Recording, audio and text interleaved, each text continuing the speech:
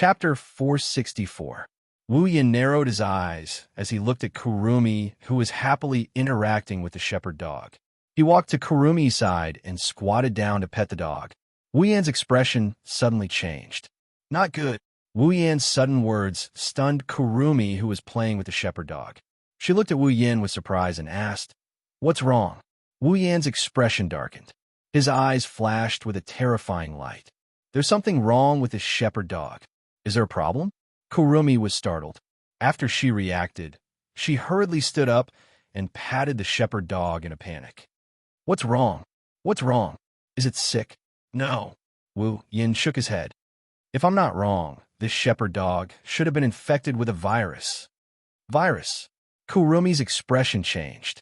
I'm afraid it's the work of AST." Wu Yin said with a gloomy face. "I've seen this virus before. Although I don't know the name, I've seen AST people use it. The effect is terrible." "Then what should we do?" Kurumi frowned and tightened her grip on the shepherd dog in her arms. She was usually crazy, but at this moment, she looked like she couldn't make up her mind. This was because Kurumi liked animals too much. "It doesn't look like there's anything wrong with it," Kurumi said worriedly. "There's nothing wrong with this shepherd dog. However, there's a big problem." Wu Yin smiled bitterly. "The organism infected with this virus won't have any abnormalities. However, it will release a kind of gas." "Gas?" Wu Yin said in a deep voice, "a kind of gas that can kill the surrounding organisms." "Kill the surrounding organisms." Kuang San was startled. She abruptly turned her head to look at the shepherd dog that was still rubbing against her chest. Her eyes were filled with disbelief. "What you mean is that even we—" "That's right, we won't be spared either," Wu Yin said in a loud voice. He then stood up and looked at the shepherd dog. A murderous look flashed in his eyes. "Looks like I have no choice but to kill it." "What did you say?" Kuang San's expression changed drastically. An ominous glint flashed across her wine-red eyes as she looked at Wu Yin. "You said you want to kill it?" Kuang San's face was filled with madness. "That's right." Wu Yin raised his hand. Lightning flashed in his hand to prove his words. "Only by killing it will the virus die, and the death gas will not be born." Following Wu Yan's words, the atmosphere became heavy. The passers-by around them disappeared without a trace. Other than the two who were staring at each other, there is only a flock of sheep and a few shepherd dogs lingering in the area. After a long time, Kuang San laughed. She stood up and looked at Wu Yin with an evil smile on her face. Sure, Dao is really something. It's rare to have a date, but you're talking about fighting and killing. It's so sad, so sad. There's nothing we can do about it." Wu Yin looked at Kuang San's eyes without fear. "If we don't do this, the death gas will continue to be released. So what?" Kuang San smiled indifferently. But I won't die anyway, right?" "Indeed, no matter how deadly the gas is, it's useless against Wu Yin, who has an immortal body, and Kuang San, who has countless lives in the timeline." Wu Yin seemed to have expected Kuang San's words. He sneered. "Yes, we won't die, but what about the sheep and shepherd dogs around us? What about the animals in this zoo?" Hearing this, Kuang San's smile froze.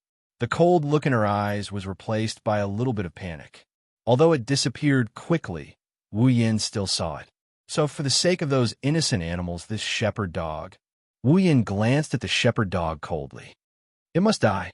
Kurumi's complexion slowly sank. Her wine-red pupils faintly flashed with a bit of madness, but more than that, there was hesitation and reluctance. She glanced at the shepherd dog beside her, who was wagging its tail at her. She gritted her teeth imperceptibly. "Do we have to do this?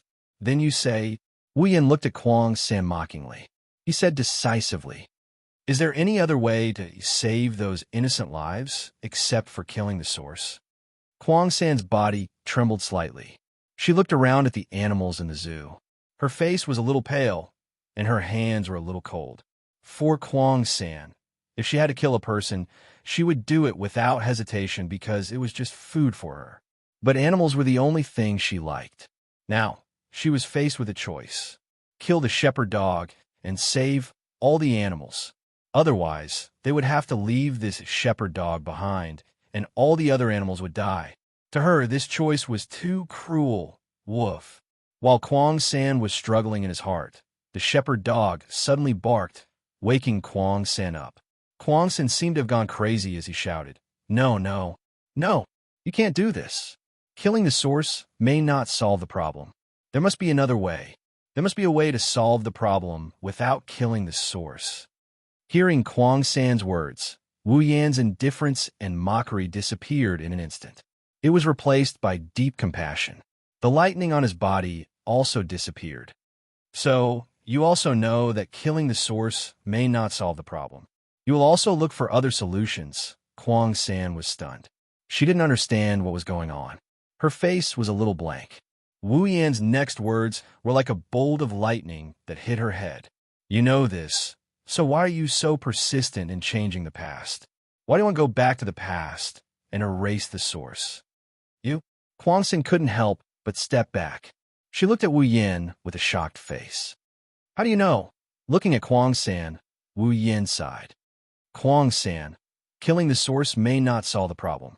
There must be a way to solve the problem without killing the source. Don't be obsessed with the wrong idea." Kwang San's body trembled.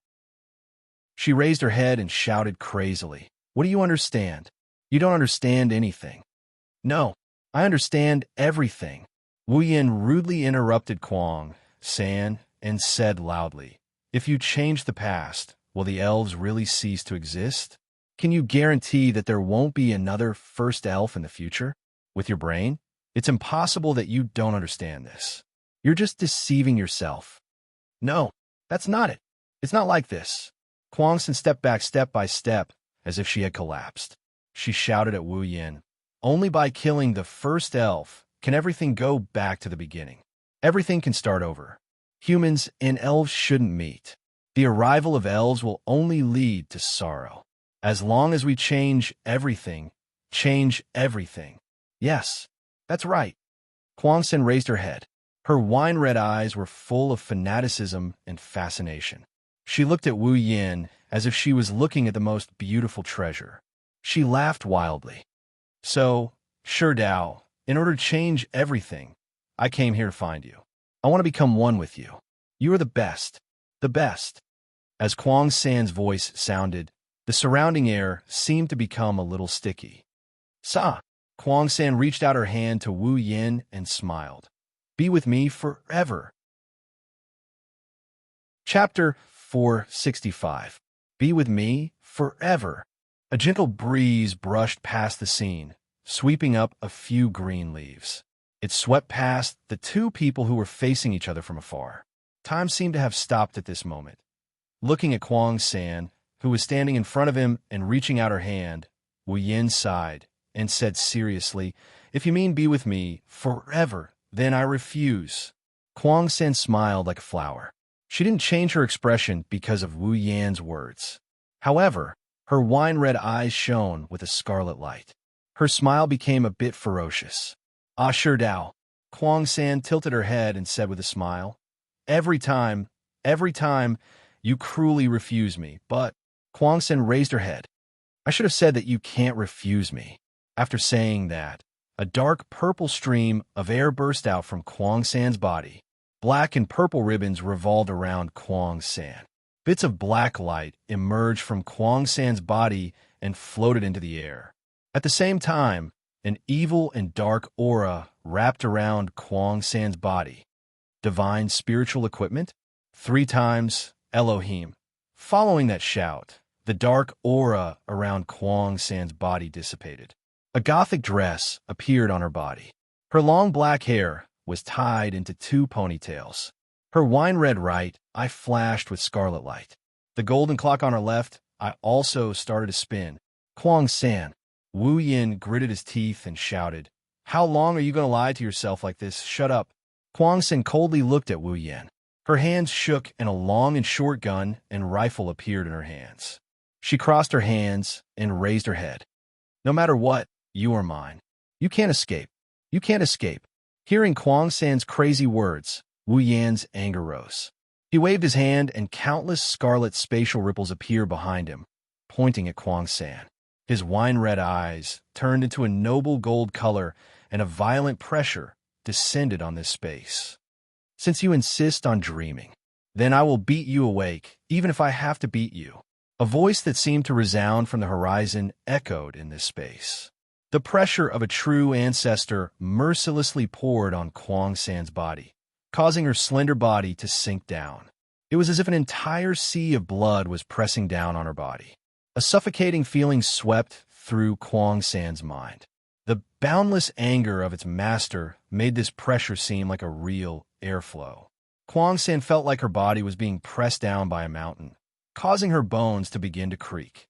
However, this kind of pressure not only didn't make Kwang San tremble, but she also couldn't help but laugh wildly. Her red and gold eyes stared straight at Wu Yan, who was like a demon god descending from the heavens. Her voice was full of infatuation and love as it came out of her mouth. Great. That's great. Sure enough, a scholar is the best. The best. I must have you. I must have you. Huh. Begin.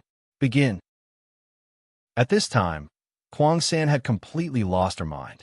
There was only one thought left in her mind, and that was to obtain Wu Yan. A moment ago, the zoo was still quiet and serene. At this time, it was shrouded in a stormy atmosphere. The surrounding animals were like dinosaurs that had encountered the end of the world. They screamed in fear and fled into the distance. Soon, the entire scene was left with only a man and a woman in a confrontation. Just as the two of them were about to collide, a series of sonic booms resounded in the distant sky.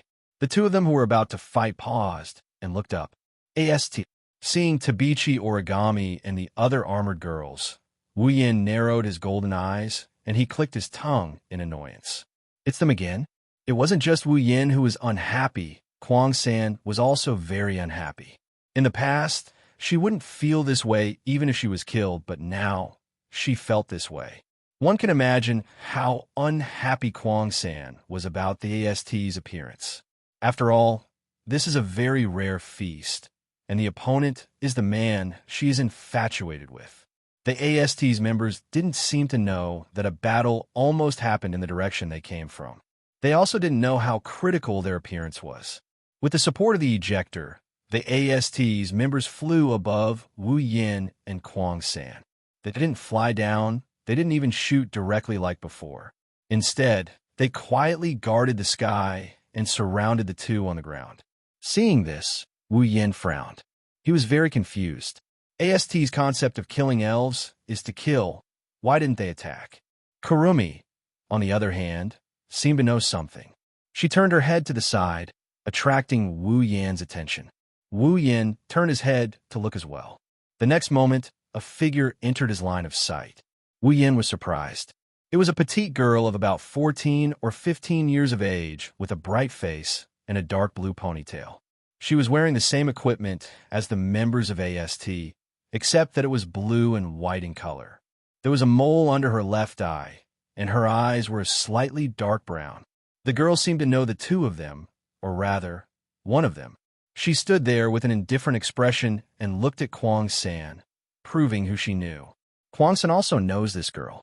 No, it should be said that even Wu Yan knows her. Chogo Shina.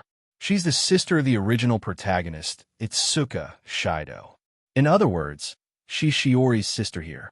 Seeing Chogo Shina, Wu Yan's confusion disappeared. He looked around at the AST that surrounded them in the sky. No wonder the AST members didn't attack. It's because of this trump card, Chogo Shina, the trump card of the army against the elves. In this world, other than Ratatoskr, Deus Ex Machine was a military enterprise that provided military equipment to the military and police forces all over the world. He was also one of the employees assigned to AST. Of course, based on her identity alone, AST wouldn't use Chogo Shina as the center to annihilate her. The real reason why AST members were willing to become a member of the encirclement was Chogo Shina's combat power.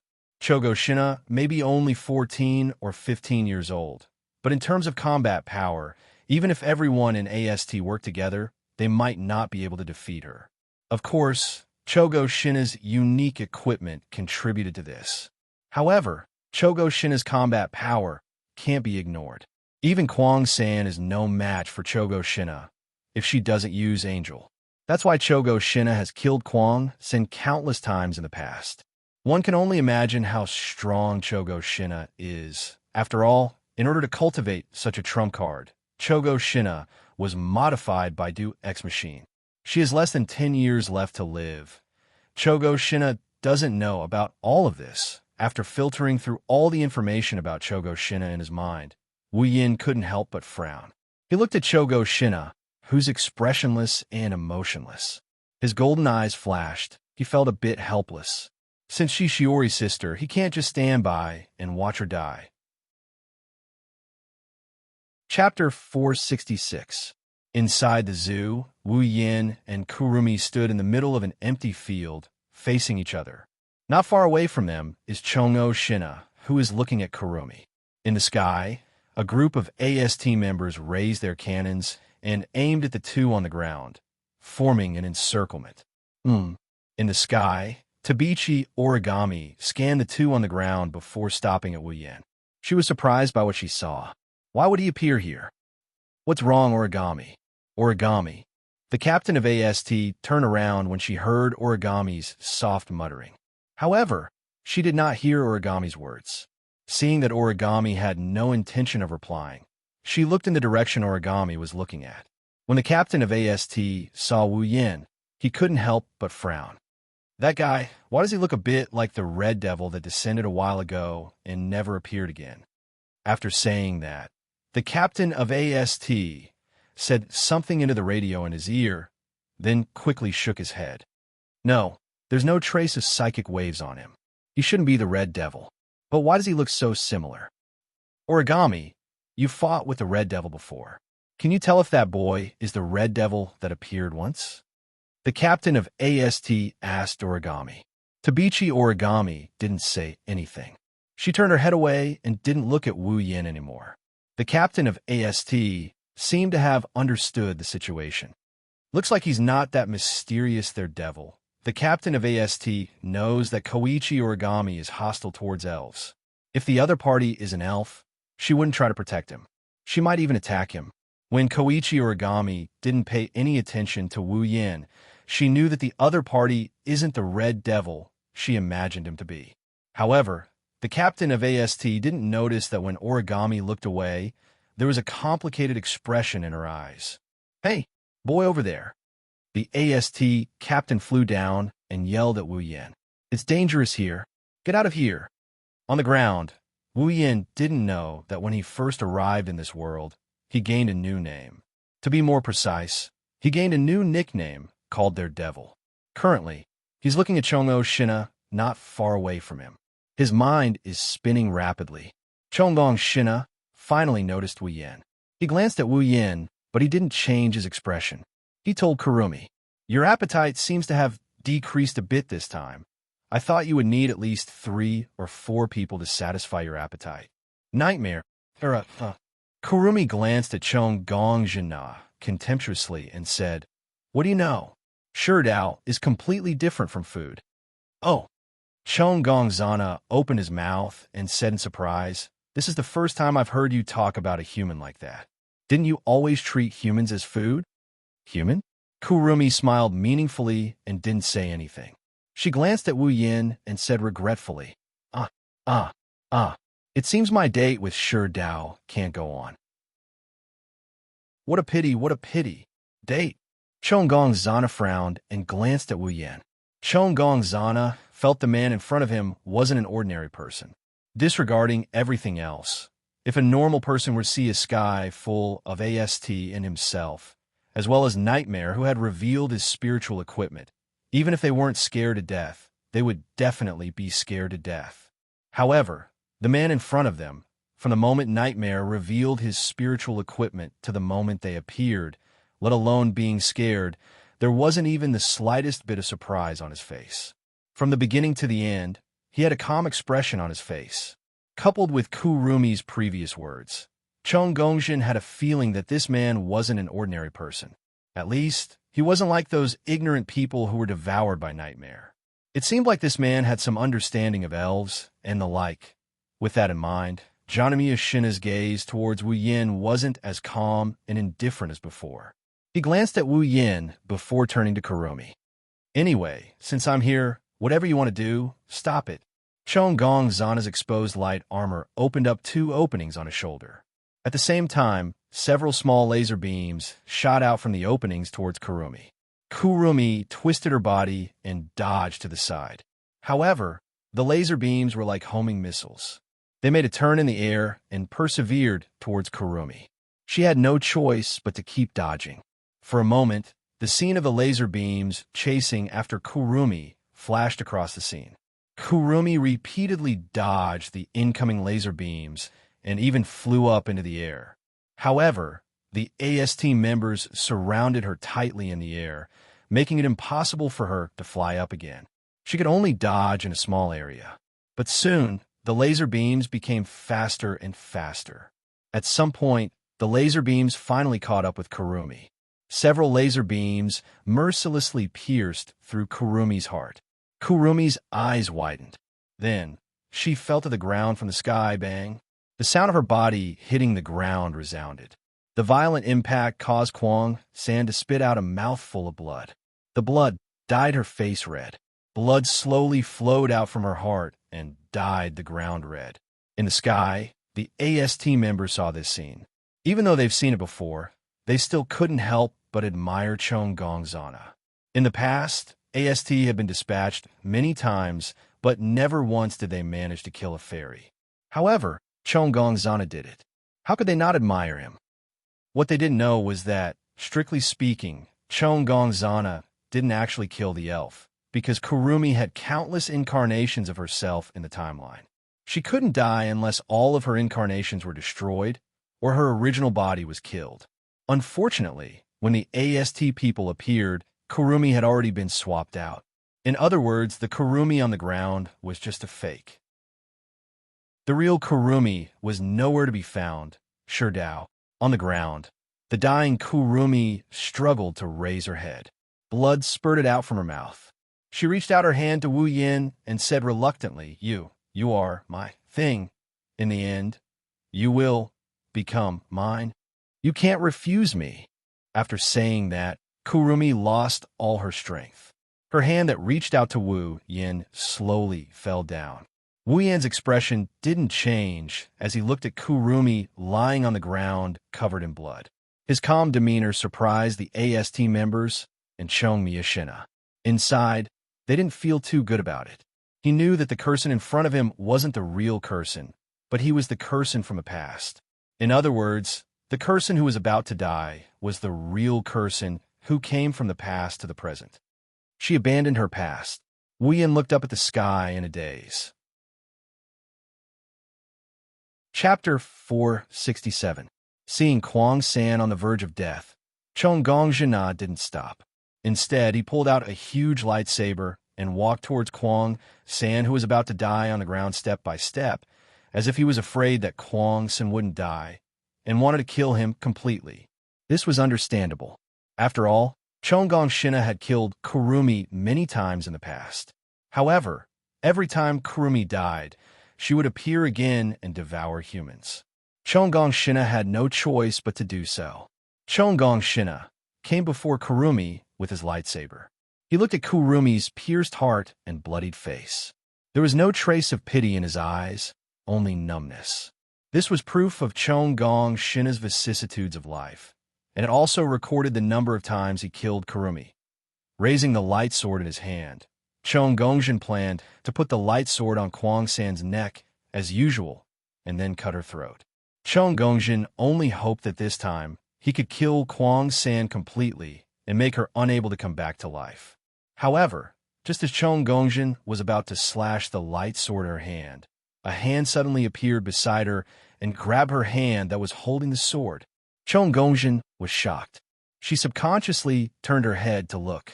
Suddenly, she saw a face that had not changed at all from the beginning to the end.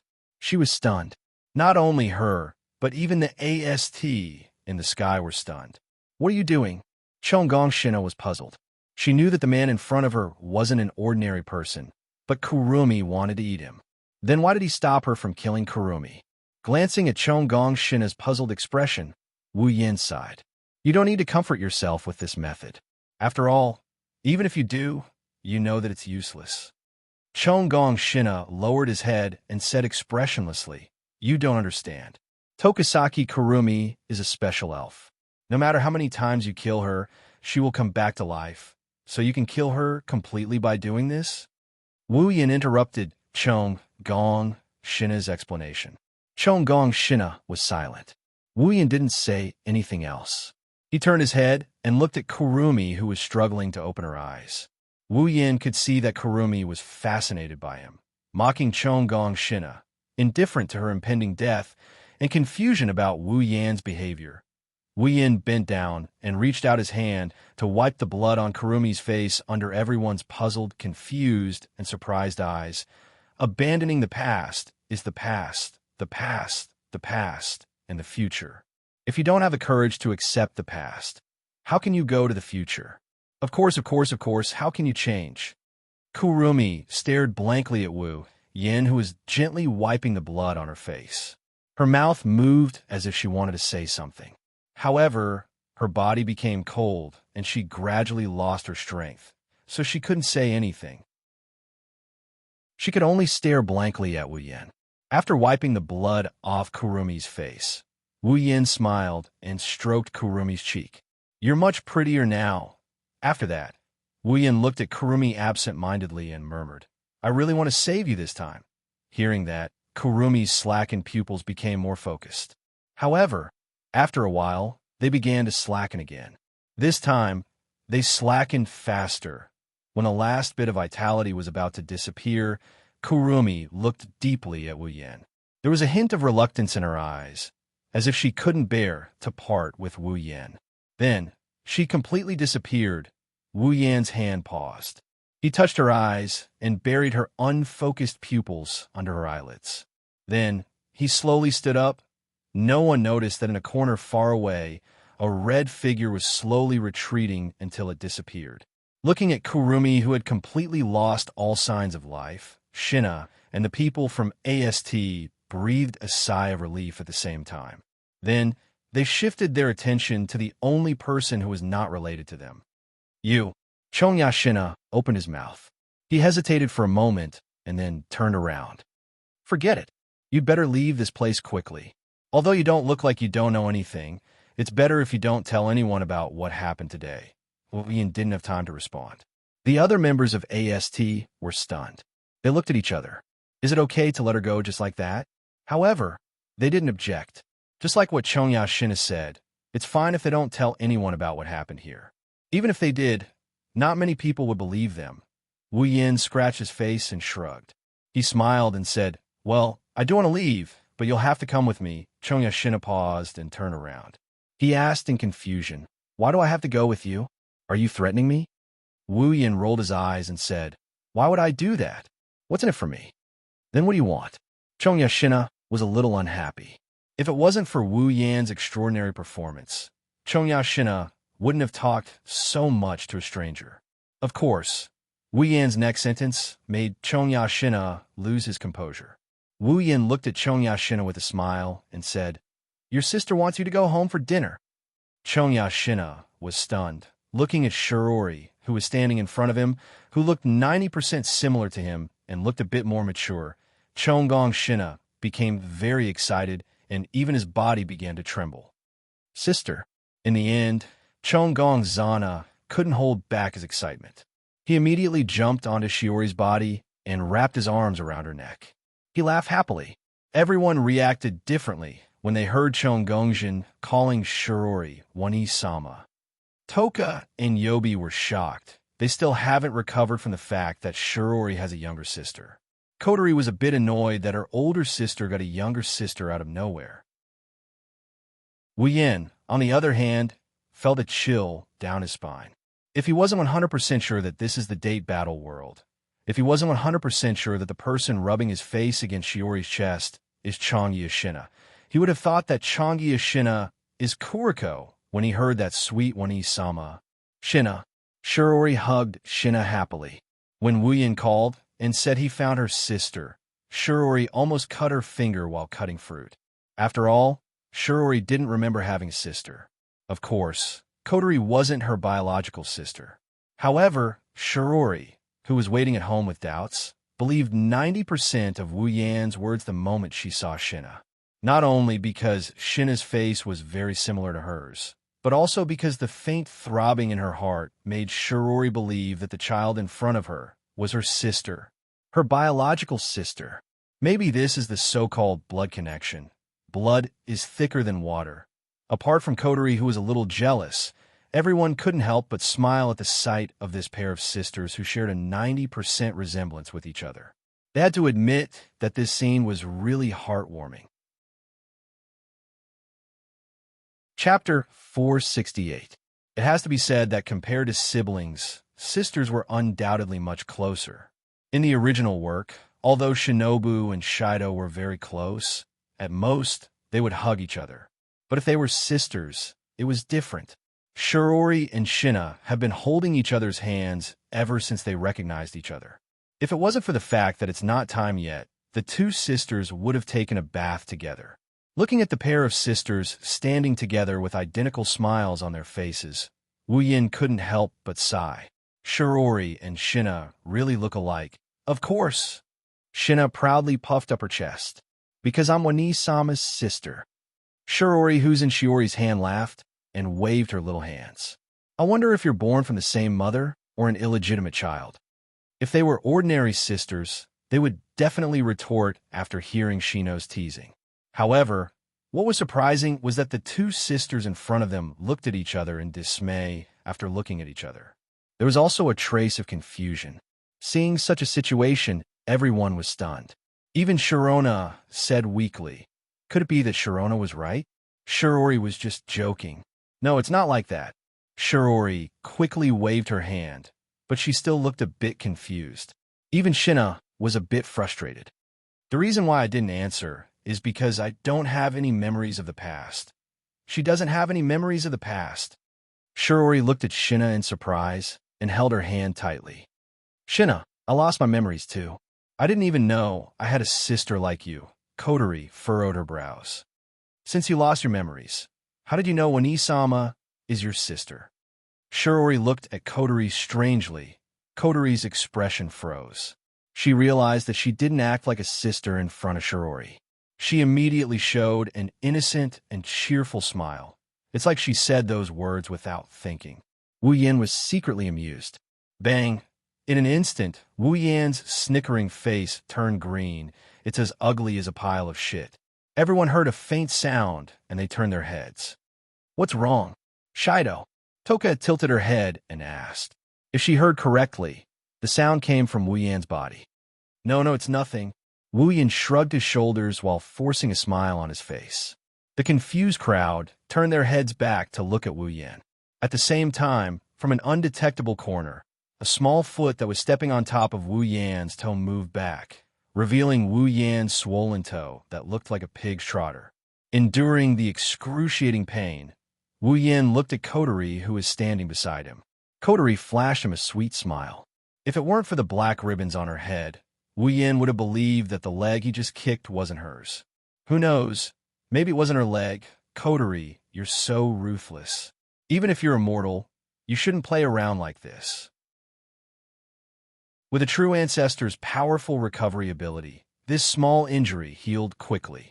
However, Wu Yan gnashed his teeth and looked at Kotori. Her bright smile made his anger rise. Bang! Kotori's expression changed. If Wu Yan's face turned green, Kotori's face turned crimson. "Why you?" Kotori angrily glared at Wu Yan. Everyone turned to look at Wu Yan and Kotori when they heard the commotion. There's another sound just now. Toka wrinkled her nose. Her crystal purple eyes scanned the two. And this time, it seems to be coming from Kotori. Under everyone's puzzled gaze, Kotori could only suppress the shame in her heart and forced an ugly smile. No.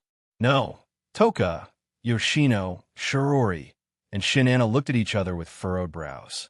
They looked at Wu Yan, who was looking up at the sky, and then at Kotori, who was trying to force a smile on her face. Their instincts told them that they missed out on something.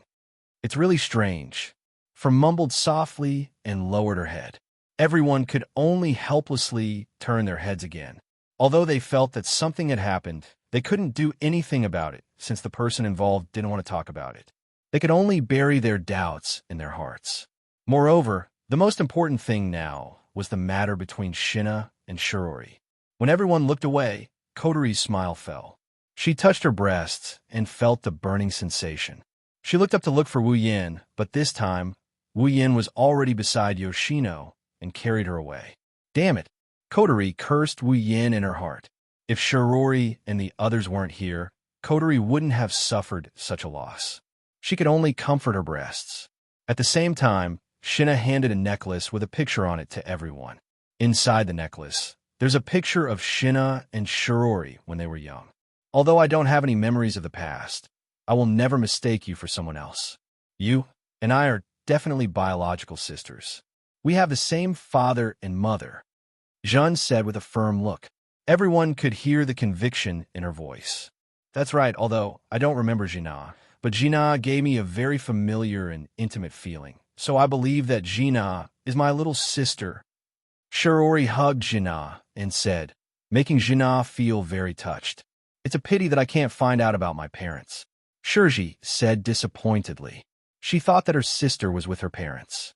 She didn't expect her sister to be the same as her. She wasn't with her parents. Speaking up to here, Shirori suddenly thought of something and smiled at Shina. Right, Shina, where do you live now? Is there someone raising you? If so, Wani-sama has to pay a visit. Shina was stunned.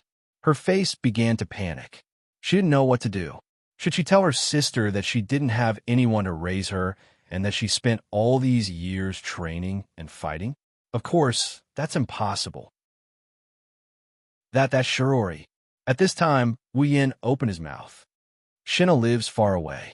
I happened to meet her today and accidentally saw her necklace. That's why I brought her back. If you want to pay a visit now, it's a bit late. Maybe another day. Yes, Wani-sama, let's talk about it another day. Shina quickly nodded. Although she didn't know what to do when another day comes, she had to deal with this first. I see. Shirori thought for a moment and then nodded unwillingly. That's good. I'll pay a visit to Shina's family another day. Shina breathed a sigh of relief. But soon, she was distressed. What should she do when Wani-sama comes to her house? She can't bring Wani-sama to the company or AST. Wu Yin saw Jin-na's frustration, but he didn't say anything about it. He had his own plans. He can't let Jin-na go back to her house. Otherwise, Jin-na might be modified into something that's neither human nor ghost. It's better to let her stay here. Of course, he can also let her stay at home. But Wu Yin has an even better place for her to go. He can give Jin-na. Chapter 469. Shinya, who is in the middle of being intimate with Shirori, doesn't know that Wu Yin has already arranged her escape route. Shiori's words put her in a difficult position. Shinya, since you live so far away, why don't you stay here tonight? Shirori tightened her grip on Shinya's hand. She doesn't have any memories of Shinya, but Shinya is still her sister. Shirori had a lot of questions to ask Shinya about her life. Jin-na was put in a difficult position. After all, she was now a member of AST and lived in the workplace. If she did not return on time, it could be a big deal. Just like the military dormitory, nothing could be accomplished without rules. Even if Jin-na wanted to spend more time with Shirori, she had no choice but to reject her. Before Shinya can say anything, Wu Yin spoke again. Shirori, don't make things difficult for Shinya. If she doesn't go back tonight, her family will be worried. She's only 14 years old after all. If that's the case, then, all right then. Shirori hesitated for a moment before she reluctantly let out a sigh. Then at least stay for dinner? Is that okay? Okay, sister. This time, Jin-na didn't refuse and immediately agreed with a smile. Jin-na could feel her elder sister's love for her from her words. She was very moved and felt guilty that she couldn't agree to her elder sister's request. Now that it was just a meal, of course, Jin-na wouldn't refuse. Shirori nodded with satisfaction. Originally, I should have let you eat Shidao's dishes, but let me cook for you today, okay, Shidao? Wu Yin nodded after hearing Shiori's words. Being lazy and not doing anything is a good thing. However, There are some people who are dissatisfied with this. Toka and Kotori sighed with reluctance. Even Shinya looked pitiful. It's obvious that they want to eat Wu Yan's cooking more than Shiori's. Shirji put her hands on her waist and pouted. What do you mean by that? Is my cooking really that bad? It's not that bad. Sister's cooking is good too, Kotori said shyly. Toka sucked on her finger. Her eyes watered. But Shido's cooking is better. Shirji rolled her eyes at the girls, turned her head away angrily, and walked to the kitchen. Then, I'll only cook for Shinya and Shido tonight. You guys don't have to eat. No. Toka, Kotori, and Shinya were shocked and begged for mercy. Shiori rolled her eyes when she saw their teary eyes. She didn't know what to do with them. Shiori entered the kitchen, and he sat down on the sofa. Wu Yin tapped the back of his hand, and he looked at Shinya. Shinya, I have something I want to say to you. The moment he said that, all four pairs of eyes landed on him at the same time. Their gazes seemed to have materialized, and they pierced his face until his expression froze. What are you trying to do? Kotori narrowed her eyes. She stared at Wu Yin with a wary look. Wu Yin felt a little restless. Hey, what's with that look? Wu Yan's mouth twitched. I just want to talk to Shinya about something serious.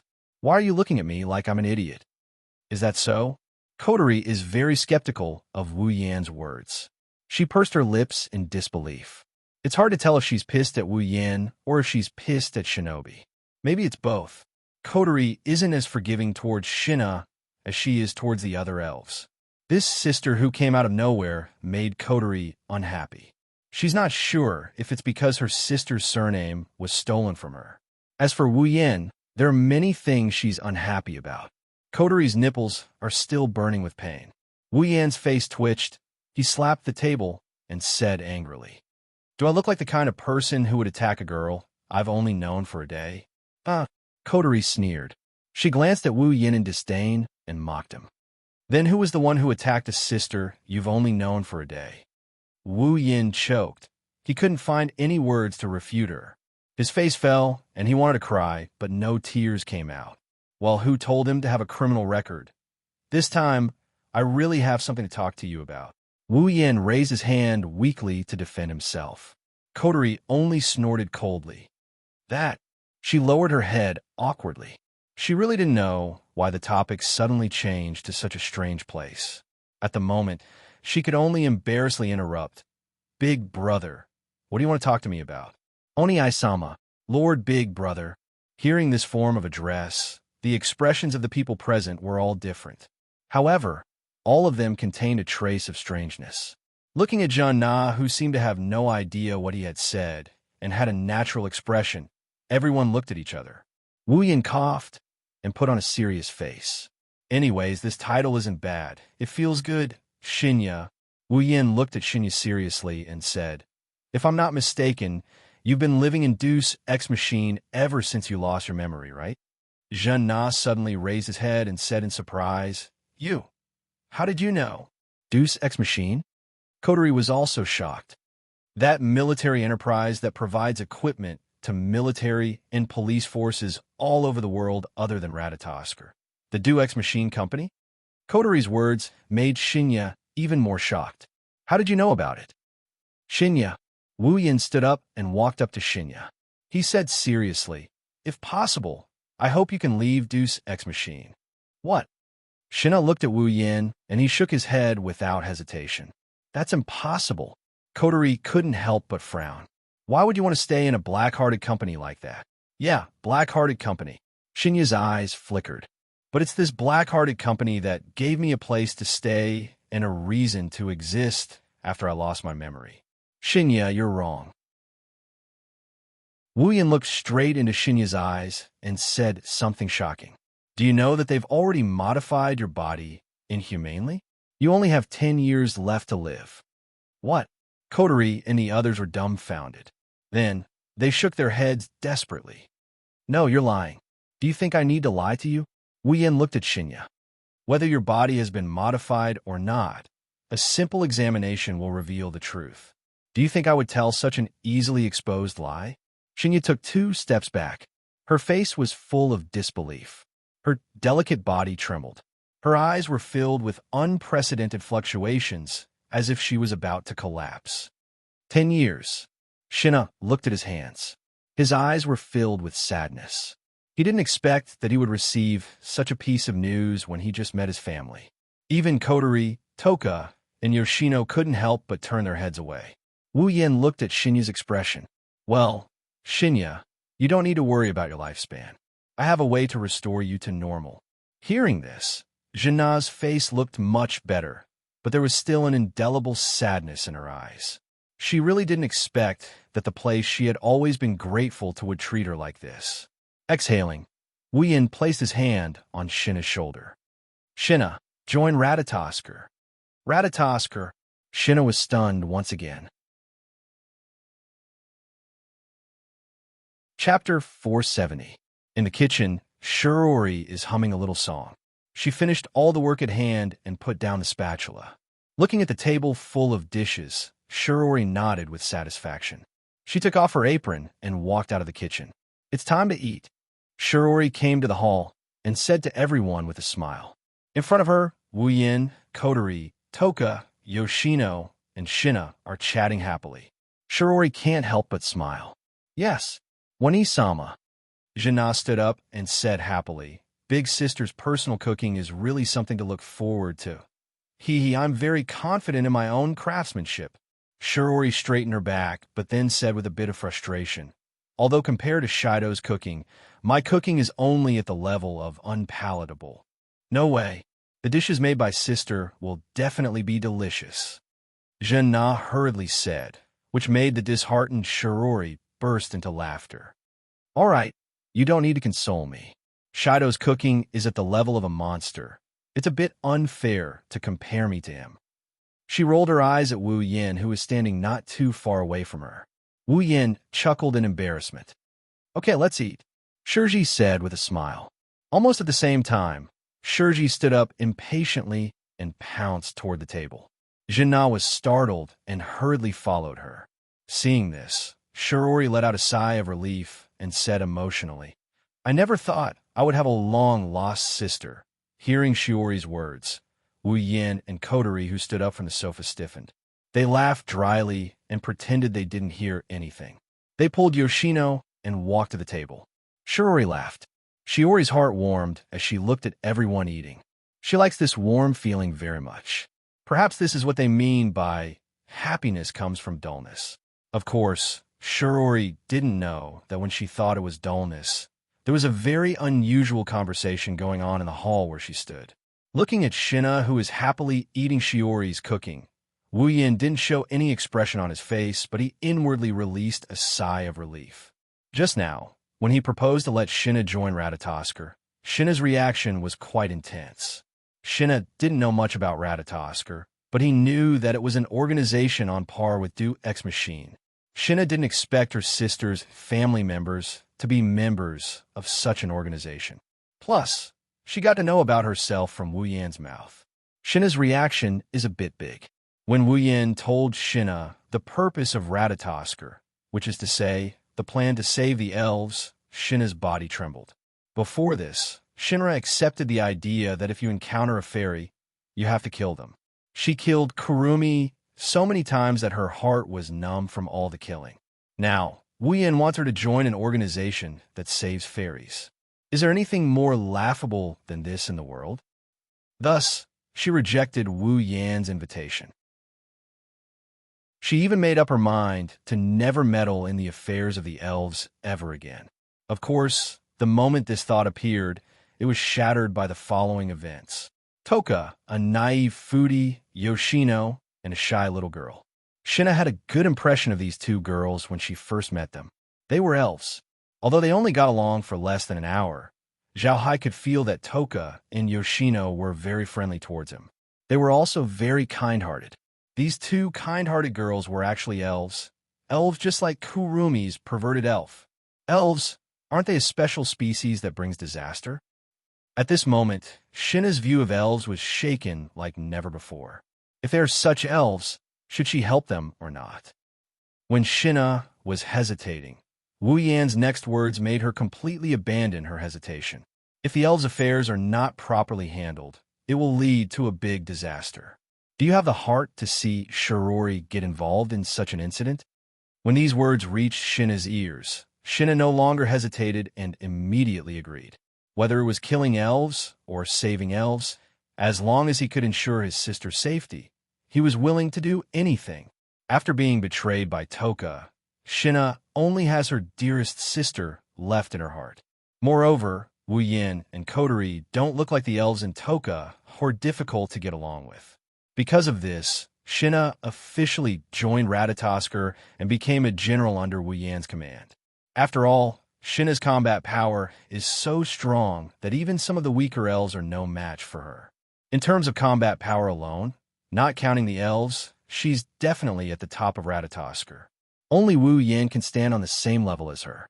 If she doesn't use her combat power, she'll be struck by lightning. As for the advanced equipment that belonged to the Do Color X machine, there was no reason for him to return it. After dealing with Shinna's matter, Wu Yin can finally breathe a sigh of relief. As for Shinna's body, this is the easiest thing to deal with. There's still a large bottle of gene recovery fluid left in his Gate of Babylon. With the addition of Shinna, the Itsuka family became a lot livelier.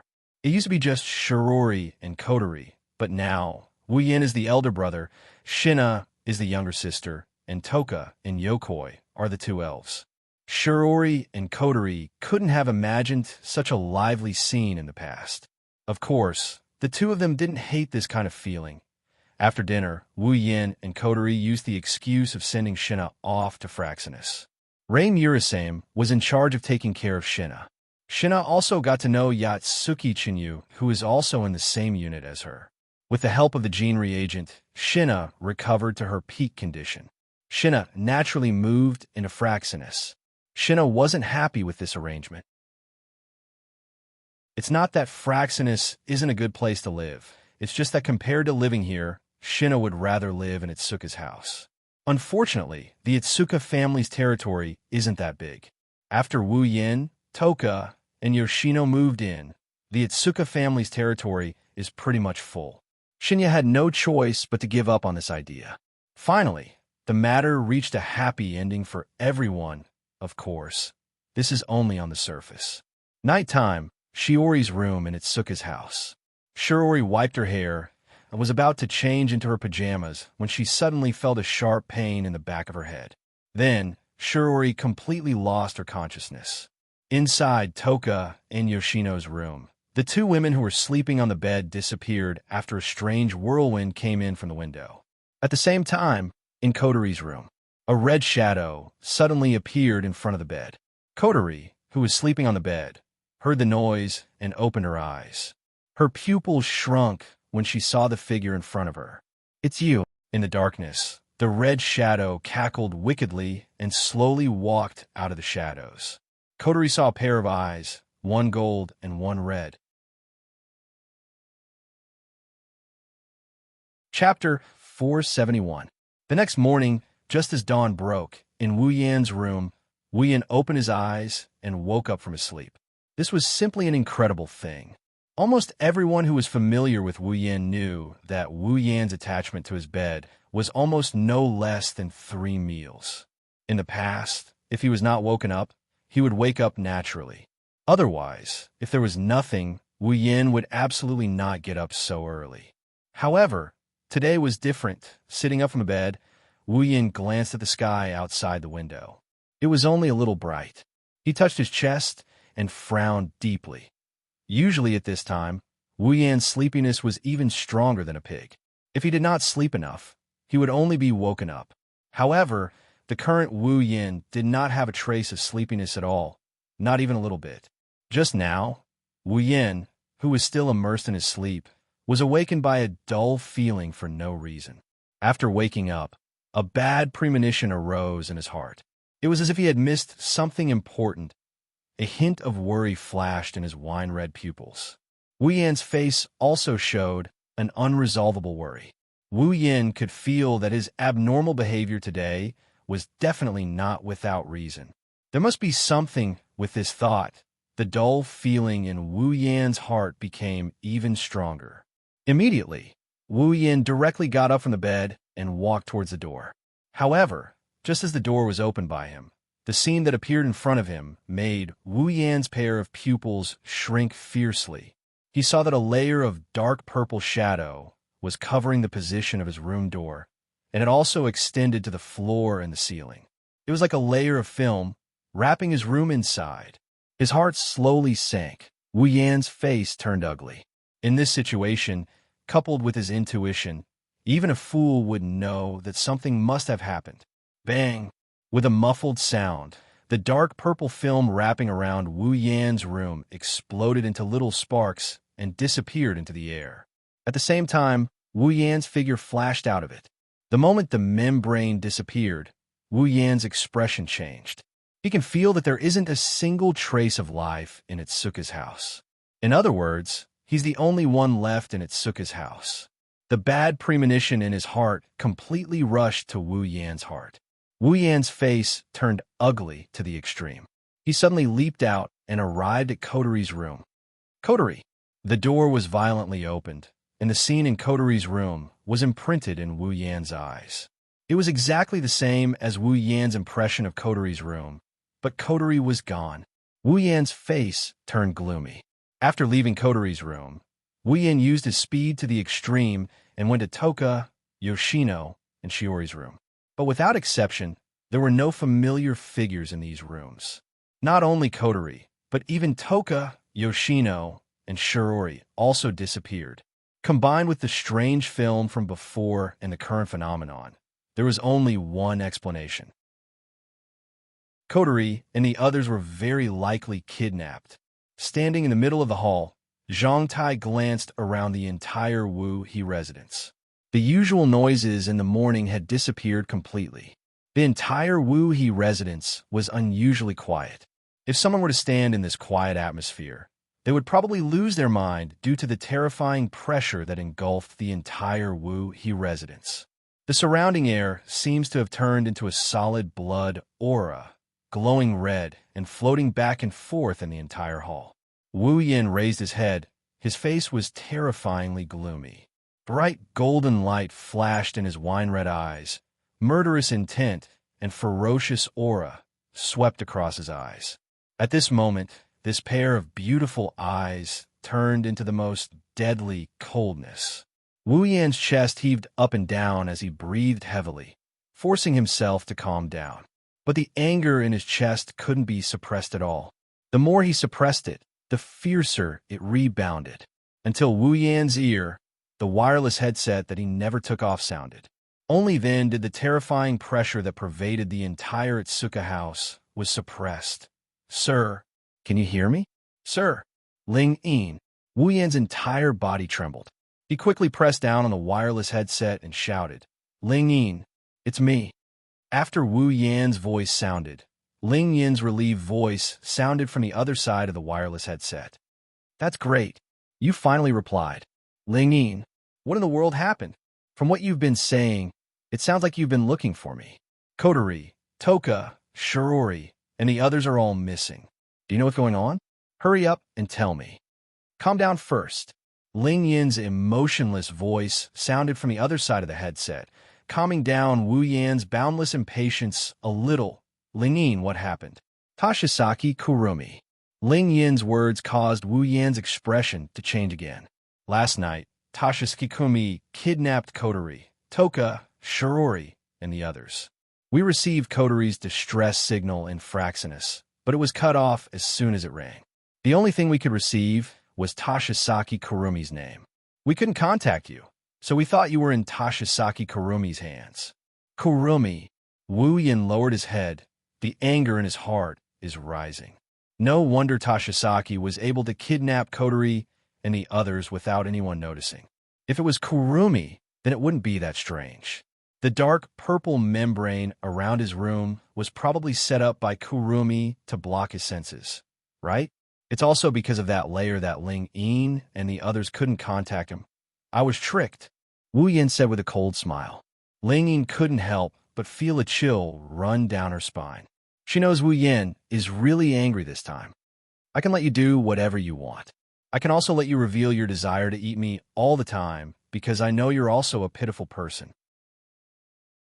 However, Kwang-san, this time, you've really pissed me off. A pitiful person must have a hateful side. You shouldn't have done anything to the people around me. Looking at the ceiling, Wu Yin finished his speech without any fluctuation in his tone. Ling Yin, who is far above Tiangong City, could feel the anger hidden beneath that calm tone. It's like the calm before the storm, the pressure before the eruption of a volcano. It's enough to send chills down one's spine. Ling Yin, did you find Kurumi's location? Suppressing his anger, Wu Yin calmed himself down before he told Ling Yin. Since Kurumi went to great lengths to cut off the connection between his room and the outside world, and didn't do anything to him, but kidnap Kotori and the others, there was no doubt that her true goal was him. Just like in the original work, Kurumi threatened Itsuka Shido with the lives of all the students of Dakurai Zen High School. Perhaps, in her eyes, this was just a game. But, for Wu Yin, this is a reverse scale that cannot be touched. In the command room of Fraxinus, Ling Yin looked up at the coordinates displayed on the big screen and said, "Ah, we found it not long ago. We couldn't contact you, so Zhen Na and Yi Yu went there first." What? Wu Yin is shocked. No one knows Kurumi's true power better than he does. Shina and Yatsuki Chinyu couldn't possibly win against Kurumi. Forget about saving Kotori and the others. They might even get themselves killed. Kurumi isn't the type to show mercy. Ling Yin, where is Kurumi? She's in the zoo where you were dating yesterday. Chapter 472. Heavenly Palace City. In a zoo. Today, for some reason, the people in the zoo had all disappeared. Even the animals had disappeared. The entire zoo was deathly silent. Kurumi is standing in an open space in the zoo. She's wearing a black princess dress. She's looking at the ground with an evil smile. Kotori, Toka, Shirori, and Toka are being grabbed by a pale red arm. They can't move at all. You've really put in a lot of effort, Tokisaki Kurumi. Kotori raised her head and looked at Kurumi. Her expression didn't change at all, as if she wasn't the one being held hostage. She didn't seem to care about her own safety. Her tone was filled with mockery. Despicable. Kurumi. Toka is struggling. She's trying to get rid of the arm that's grabbing her. But the arm that's supposed to be weak is like a vice. It's holding her down. She can't get away. Next to the two, Yoshino shrunk his body in fear and hid behind Toka and Kotori. As for Shirori, she's still unconscious. Kurumi's smile is evil as she watched Toka struggle. It's useless. You've lost your power. You can't get rid of me no matter what. It's better for you to lie down and save your energy. What's your goal? Kotori coldly looked at Kurumi and said, "If I'm not mistaken, it's Shido, right?" Shido. Toka is shocked. She turned around and yelled at Kurumi, "Kurumi, I won't allow you to hurt Shido." Era. Toka-san, you're wrong. Kurumi took 2 steps forward and looked at Toka like a shy little girl. She said, "Why would I hurt Shido?" "You won't hurt Shido." Kotori curled her lips and sneered. She didn't say anything, but the disbelief on her face is obvious. "You won't understand my feelings for Shirdao." Kurumi touched Toka's cheek and ignored her resistance. She smiled and said, "Shirdao is different. For me, Shirdao is the best existence. How can I hurt him? After all, Shirdao is destined to be with me forever. Together forever." Kotori abruptly raised her head. "Your so-called forever together is to use the City of Time eclipse to devour Shido, right?" "No." Kurumi closed her eyes and said, "City of Time eclipse is used to deal with food. Shido is so great. How can we treat him like food?" After saying that, Kwang-san's face turned ferocious as he laughed wildly. "I brought you here because I want to eat Shirdao. After all, Shirdao is very disobedient." "Eat." Toka clenched her teeth and shouted, "You really want to hurt Shido? Well, you guys just stay here and watch." Kwang-san tapped her lips and smiled. "My date with Shirdao will continue. I want you to witness the moment Shirdao and I become one." "Kurumi." Toka roared. Kotori bit her lips. She looked anxious. Yono, who was hiding behind them, started struggling. She's a coward, but she didn't want to let someone hurt Wu Yin. She didn't want to let fear get the better of her. At this time, an illusory flash of light flashed in front of the open space, attracting the attention of everyone present. In that flash of light, two figures gradually appeared. It's Shina and Yatsuki-chinyu. One-sama. Looking at Shirori lying on the ground without any signs of movement, she anxiously shouted and rushed over. Yatsuki-chinyu also saw Kotori. Just as he wanted to go over, both of them were blocked by a figure at the same time. You're still as annoying as before. Kurumi looked at Shina and said indifferently. A murderous aura leaked out from her wine-red pupils. For Kurumi, if Shina still wanted to destroy the banquet like before, then she wouldn't die obediently again. It's you again. Zhena looked at Kwang-san with hatred. He pulled out a mechanical sword from behind his back. With a slight sound, a blue and white light sword flew out from the sword. Era. So scary. Kurumi laughed, but the madness in her voice sent a chill down Yue-Chinyu's spine. Yue-Chinyu could clearly feel that every time he wanted to move towards Kotori and the others, a sense of dread would appear in his heart. Yatsuki-Chinyu knew that Kurumi didn't ignore him at all. If he went to save the commander, he would suffer the most fatal blow. Therefore, Yatsuki-Chinyu could only take 2 steps back, raised his sniper rifle, and aimed at Kurumi. If he doesn't defeat Kurumi first, he won't be able to save the others. At this point, not only Yatsuki-Chinyu, but also Shina. Seeing the two's actions, Kwang-san laughed. She laughed so hard that her delicate body trembled. Don't tell me you still think you can kill me like before. Shina didn't say anything. She tightened her grip on her sword. It's different now. When she was still a member of AST, she would never show mercy to Kurumi. But now, she's a member of Ratatosker. She's not going to kill the elves like before. She's going to save them. However, Shina didn't want to be passive. If Kurumi wants to hurt Shirori, then she'll chop off her head like before. Anyway, with Kurumi's previous performance, she won't die. Let them go now, Shina shouted. Let them go. Kurumi looked at Kotori and the others, licked her lips, and nodded. Sure, I just need Shido, even though they looked delicious. Hearing this, Shina didn't relax her vigilance. Instead, she became even more cautious. Sure enough, Kurumi quickly smiled and said, however, they're the most important guests of this banquet. How can they leave their seats before the banquet is over? Shina and Yatsuki-Chinyu's face sank. That's not up to you. Kurumi's shoulders drooped as she once again laughed wildly. Really, every time you come to disturb me. It's really rude, really rude. But that's good too. Kwang-san smiled. Then, a scarlet blood light flashed in her wine-red eyes, causing her beautiful face to become extremely lustful. Before the real feast begins, let me have a prelude to the feast with you. After saying that, Kwang-san took a step back. Her body slightly swayed as she made a circle on the spot. Along with her movement, a weird purple-black chi flow suddenly rose from under her feet and wrapped around her body, causing her noble princess dress to flutter. At the same time, Kurumi closed her eyes. Dots of black light emerged from her body and quickly formed a black cocoon, wrapping Kurumi's body. A gloomy aura drifted out from the cocoon and reverberated in the open space, causing Kotori and the others' faces to turn slightly pale. Shina was fine.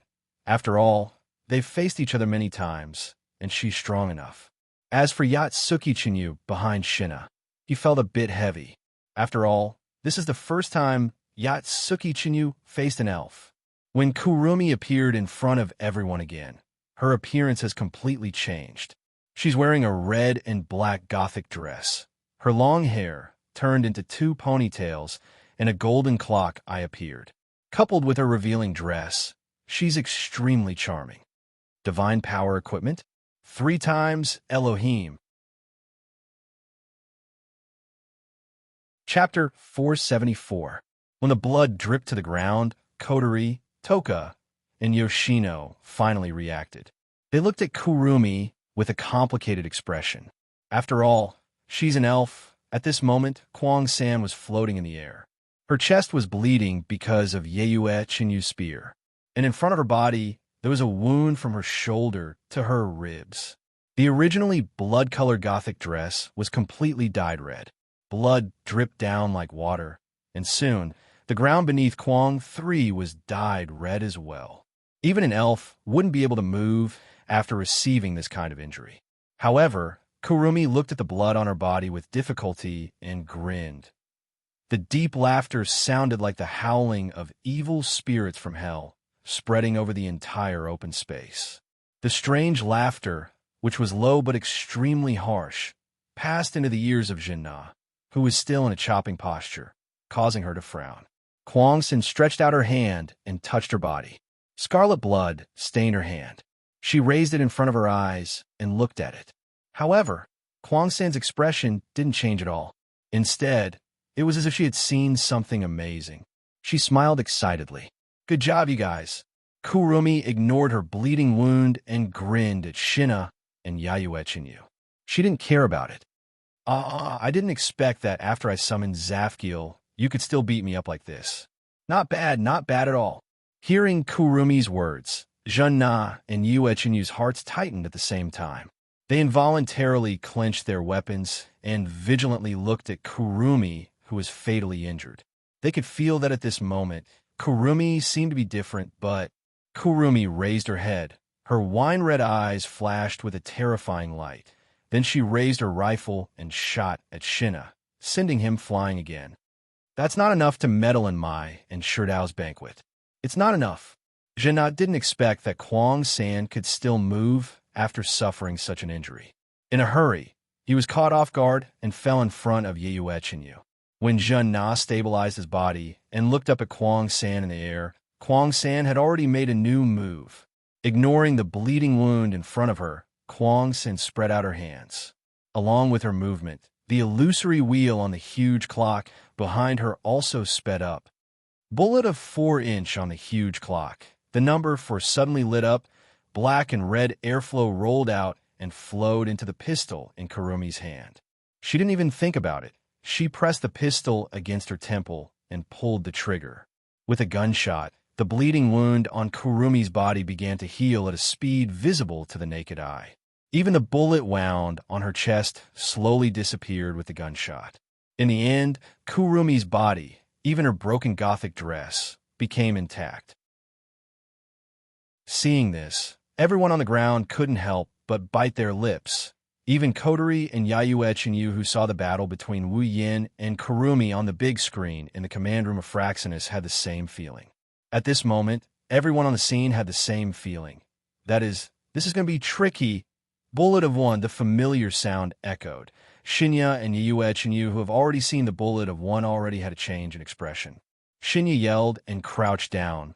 The armor on his body emitted a green light, and then a green crystal barrier like a hornet's nest covered Shinya's body. Almost at the same time, a black bullet hit the green barrier, causing a ripple.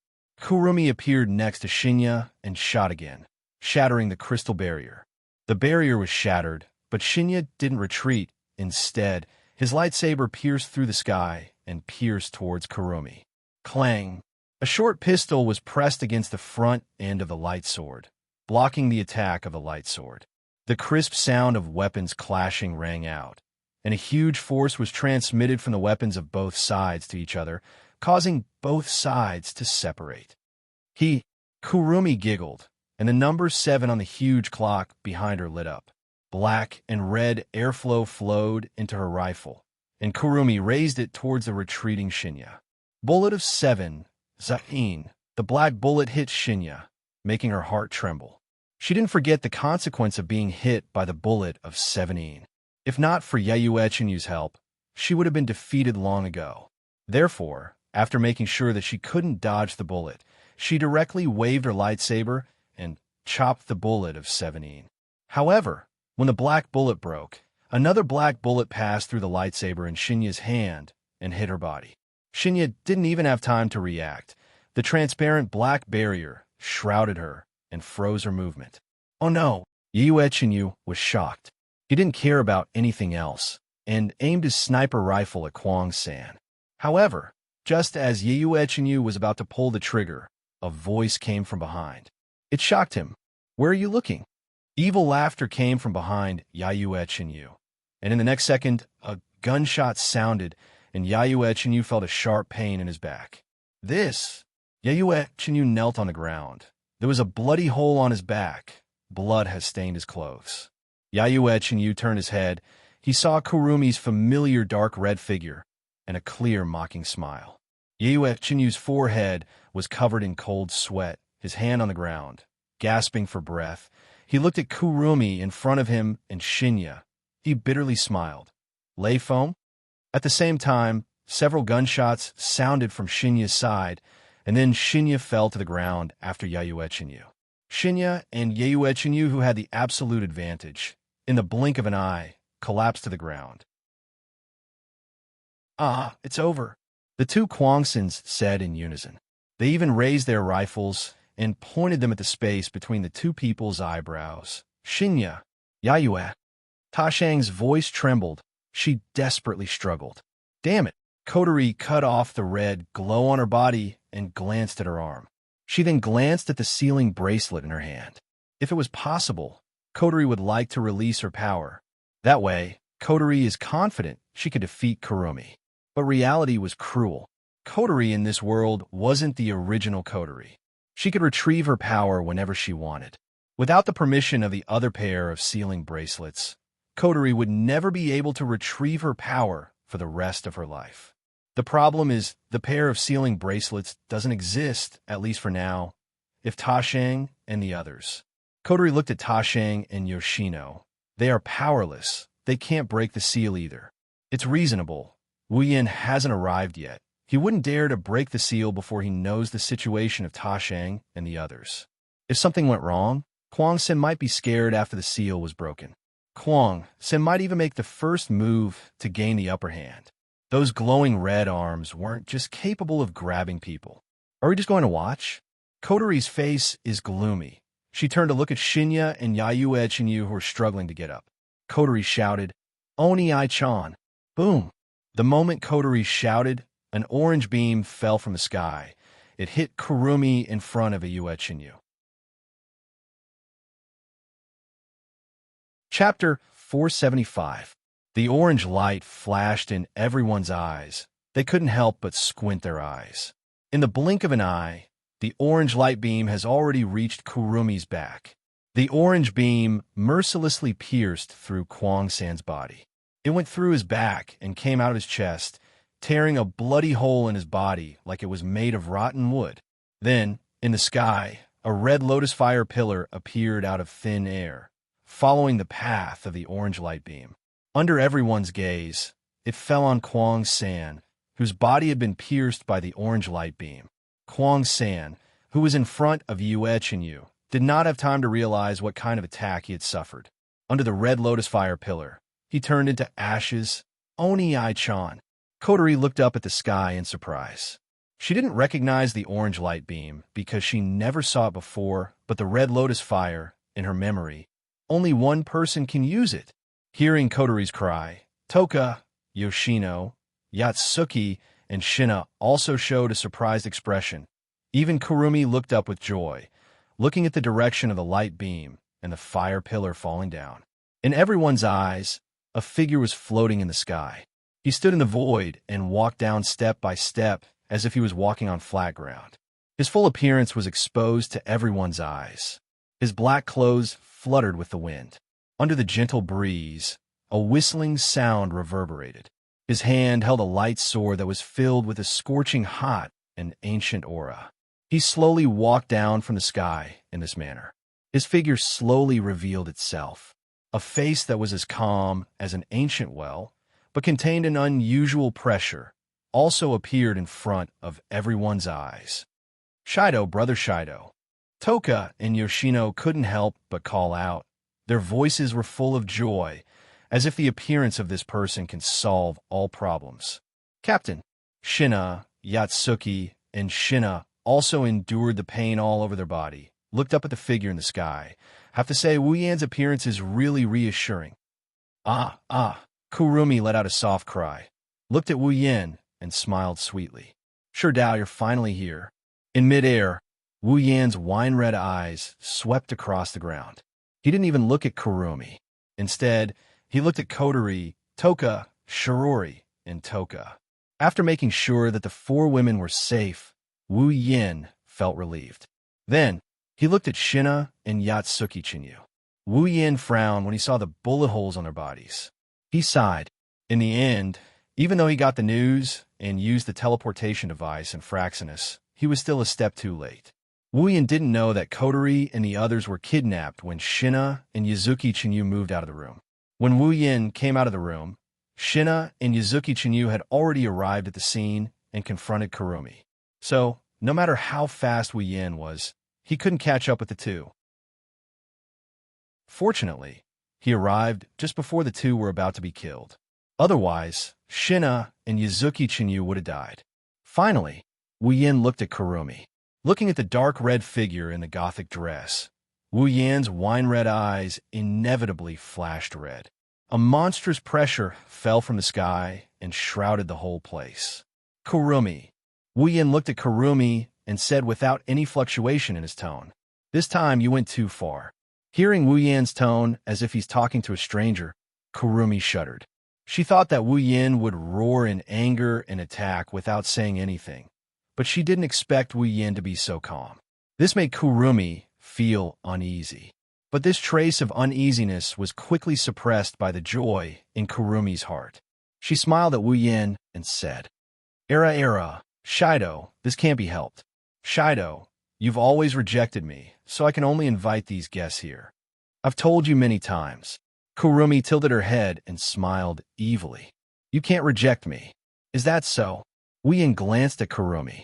Then he looked at Shina, Kotori, and the others who were not far away from him. Let them go. Kurumi frowned. Wu Yan's indifferent tone made her very uncomfortable. The smile on her face disappeared, and she glanced at Shina on the ground. Well, since Shido is here, the prelude to the feast is over. They're useless now. After saying that, a few pale red arms suddenly appeared on the ground, grabbed Shina's body, tied him up, and pulled him towards Kotori, and laid him down on the ground with them. Your next task is to witness me and Shido fusing as one. Kurumi couldn't help but laugh. Perhaps she thought of the moment when she fused with Wu Yin. Wu Yan's expression turned cold. He shot Kurumi an electric glare. What? You want to use them to threaten me? Arrow. Kurumi tapped her chin with the pistol in her hand and said with a smile, This is a feast for me and Shido. How can we let other people interfere in it? Then why don't you let them go? Wu Yin said coldly. Of course, it's to prevent you from rejecting me again. Kurumi closed her eyes and opened her hands. Only if there are a few witnesses, Shido won't reject me. Otherwise, if you want to leave, I can't do anything about it. Wu Yin looked at Kurumi coldly. Then he looked at Toka and Yoshino. His eyes flickered and he moved his right hand. Era. Shido, you're really ruthless. We agreed that this feast can only have us. Kurumi giggled. When she said that, the arms that bound Toka and Yoshino tightened. Toka and Yoshino screamed in pain, which made Wu Yin stop. I know about Shido's matter, Toka's matter. Kurumi's evil laughter rang out. It's very easy for those arms to penetrate the bodies of elves who aren't wearing spiritual equipment. Once the seal on student Toka and that little elf is broken, the spiritual waves will spread out. Those arms won't show any mercy. They won't show any mercy. Wu Yan's face darkened. He gave up on the idea of releasing Toka and Yoshino. He looked at Kurumi. You've gone too far. Wu Yan said the same thing again, but this time, Wu Yan wasn't as calm as before. His tone was calm, but everyone can hear the anger in it. Ling Yin, teleport Yeyue back. Following Wu Yan's words, Yatsuki Chinyu disappeared from where he stood and teleported back to Fraxinus. He's the only one who isn't being held hostage and can safely teleport back to Fraxinus. Kurumi. Wu Yan walked towards Kurumi. Originally, I've always been thinking about what I should do in order for you to be saved and happy like Shixiang and see Yun Nai. Kurumi's face darkened. She stared at Wu Yan with her red and gold eyes. She wanted to say something, but she was interrupted by Wu Yan. But now, I completely understand it. Wu Yan's deep voice reverberated in the air, and it soared into the sky. To you, words have completely lost their effect. Actions can't move your heart that is riddled with holes. Only pain can wake you up. So, Kurumi, this time, I must wake you up. He. Ha ha, Kurumi chuckled. Her voice got louder and louder until she started laughing. Above her left eye, the eye of the clock started spinning. The battle was about to start. Chapter 476. Sure Dao. 10 Fragrances looked at the two people who were standing opposite each other, not far away. Her voice was full of worry. One person, no problem? No problem. No problem. The one who answered Toka was actually the most timid and shy Yoshino. At this moment, there was no fear on Yoshino's face. There was only determination and trust. Brother Shido, you will win. Hearing Yoshino's trust in Wu Yin, Kotori couldn't help but smile. Toka paused for a moment, then smiled. Ah, yes, if it's sure Dao, there will be no problem. Kotori looked up at Wu Yin and whispered, Oni-I-chan, you're my cute Oni-I-chan, you can't lose. His wine-red eyes stared straight at Kwang-san. After a slight squint, his eyes began to spin. The wine-red color in his eyes faded away and was replaced by a noble golden color. When Wu Yan's eyes turned golden, his frail body emitted an oppressive aura that enveloped Kurumi. This is the aura of a true ancestor. Even Kurumi couldn't help but feel the pressure weighing down on her. However, this trace of heaviness didn't make Kwang-san timid. Instead, a fanatical expression appeared on her face. Her red and gold eyes were filled with intoxication, telling everyone that Kwang-san's heart was fluctuating at this moment. It's as fascinating as always. This power is like blood being brewed from a wine jar. Kwang-san waved his hands like a madman. The two spears in his hands danced in the air and pointed at the huge clock behind him. It's so exciting. It's so exciting. Zafkiel, as soon as he finished speaking, the illusory wheel on the edge of the huge clock rotated. The golden clock in Kwang-san's left eye also rotated. The word 7 on the Zafkiel lit up. Black and red airflow flowed out and rolled into the short pistol's muzzle. As soon as the stream of air flowed into the pistol, Wu Yan's golden eyes flashed coldly. The sword in his hand trembled, and with a bang, a red lotus flame danced on the blade and wrapped around Wu Yan's body. Flame! Not far away. Shina, who was lying beside Shirori, gasped when she saw the flames on Wu Yan's body. I've never heard of a weapon that can use flames. Captain's ability to control flames. Is he an Efreet? But an Efreet is a female. Kotori curled her lips and looked at Wu Yan, who was wrapped in flames. Her eyes were a bit blurred.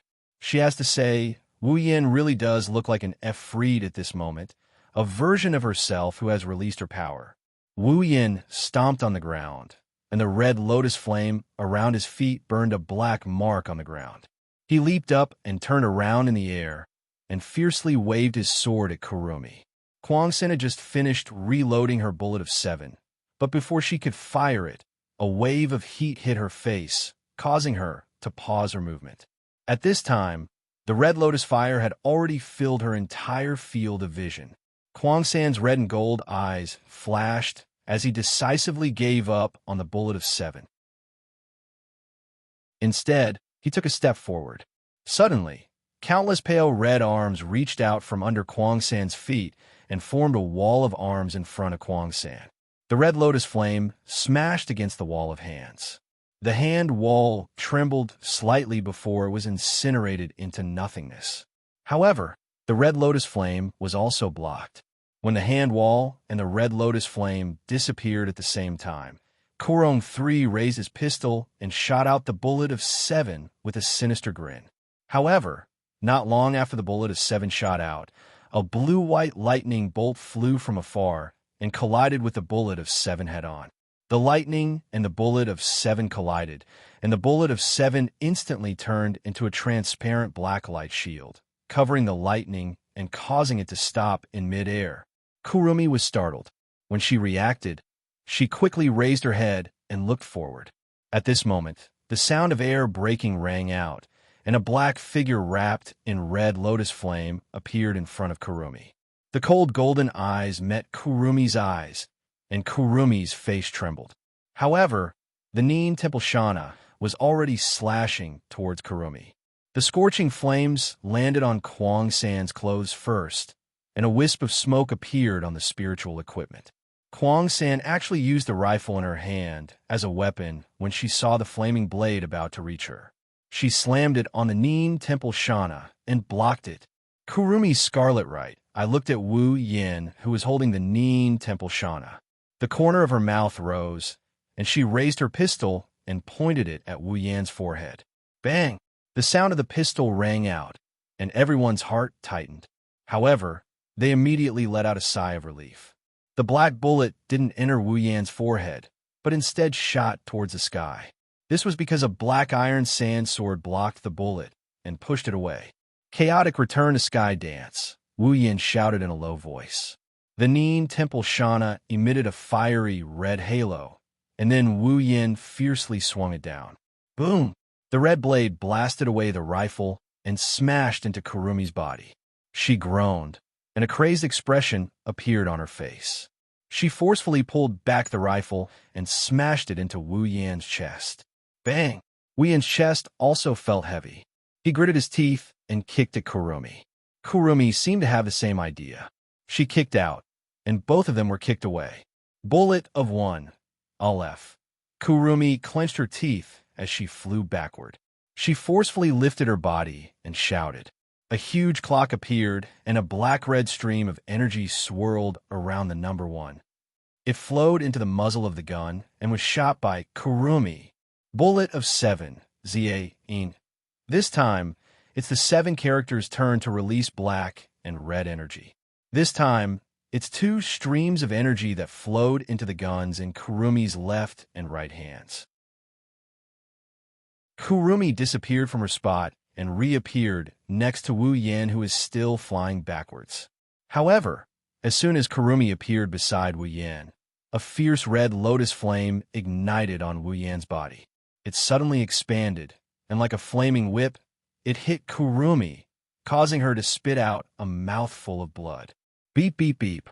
At the center of the red lotus flame, a crazy sound reverberated. A blue and white light flashed from the red lotus flame, attracting Kurumi's attention. She raised her head, and an orange light beam was already in front of her. Bang! Just as the orange light beam was about to hit Kurumi, she fired the bullet of 7 Za-in from her handgun. The orange light beam stopped in midair. Then, Kurumi swept her gaze towards the center of the red lotus flame and fired the bullet of 7 Za-in from a rifle. The red lotus flame was covered by a transparent black shield. The flames that were originally burning slowly inside were all frozen like a painting. At the edge of the transparent black shield, Wu Yan brushed past the shield and flashed out of the flames, dodging the attack of the bullet of 7 Za-in. Suddenly, a pale red arm shot out from the ground in front of Wu Yan. The long arm swung towards Wu Yan from the side and sent Wu Yan flying. At this time, only 10 seconds had passed since the start of the battle. In 10 seconds, the battle between the two sides was fierce. Chapter 477. In the open space, the bullet of 7 that stopped the super railgun and the red lotus flame gradually lost its effect. The transparent black shield slowly dispersed, releasing the super railgun and the red lotus flame. As the bullet of 7 lost its effect, the super railgun no longer stopped and shot into the distance. Of course, this round of super railgun was no longer effective. The red lotus flame seemed to have lost its support. Layers of fire rippled on the ground, and then slowly weakened until it completely disappeared. Only 1 red and 1 black figure were left standing in the middle, awkwardly looking at each other. Kotori, Toka, and Yoshino couldn't help but breathe a sigh of relief. Then they looked at Kurumi, who was also in a sorry state but unharmed state, and frowned. She's really hard to deal with, that Tokisaki Kurumi. Kotori moved her body and felt that the restraints didn't loosen at all. She sighed. She thought that after such a fierce battle, Kurumi would be injured and the restraints would weaken a bit. In fact, although Kurumi was injured, the arms that bound Kotori and the others were equivalent to Kurumi's clones. As long as the golden clock in Kurumi's left eye didn't run out of time, these arms would exist forever. Bullet of 4 Dalit. Kwang San's voice resounded once more. From the huge clock behind her, black and red airflow rolled out, flowing into the pistol in Kwang San's hand. Then, Kwang San aimed at her temple and fired a shot. The wound she had just received was completely healed. On the other side, although Wu Yin doesn't have the ability to control time like Kurumi's angel, his recovery ability as a true ancestor isn't any weaker than Kurumi. Before Kurumi's injuries were healed, Wu Yan's injuries were also healed. The two returned to their peak state. If it weren't for the cracks and charred marks on the ground caused by the battle, and the golden clock in Kwang San's left, I hadn't rotated a lot. The fierce battle just now might have been regarded as an illusion. Kurumi sighed softly and looked at Wu Yan. Her gaze swept over Wu Yan's body. After confirming that Wu Yan has returned to his peak state like her, Kurumi secretly curled her lips. Shido, is this what you meant when you said you wanted to wake me up? Kurumi's evil laughter was ear-piercing. If this is all you've got, it's still not enough. Just shut your mouth and watch. Wu Yan said indifferently. In his golden eye, Kurumi's thin figure was imprinted in his eyes, causing ripples to appear. With the ability of Zafkiel, Kurumi could recover from her injuries and increase her speed. She also had the ability to freeze her opponent's time and create countless time clones. There was no way she could be defeated. Unless all the time stored in Kurumi's left eye was used up, she would still be immortal. There was no way this battle would end. There are only 2 ways to defeat Kurumi. The first is to have the absolute strength to suppress Kurumi. Even if he can't defeat her, he can still capture her alive. The second method is to use a powerful ultimate move to destroy Zafkiel, just like how Kotori fought Kurumi in the original work. There's no doubt that the first way won't work. With Wu Yan's current strength, it's already his limit to fight Kurumi to this extent. After all, Kurumi is stronger than Wu Yan in terms of pure strength. Therefore, to defeat Kurumi, there's only one way: using a powerful ultimate move to destroy the Zafkiel. Thinking about this, Wu Yin started struggling. He has a lot of tricks up his sleeves, but the only one strong enough to take down Zafkiel is Lightning Fall. However, Lightning Fall is too slow to cast.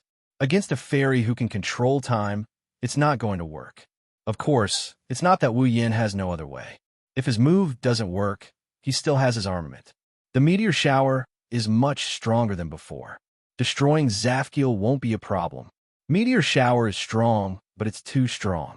Wu Yin is afraid that when Zafkiel is destroyed, Kurumi will get caught up in the shockwaves and die without leaving a trace behind.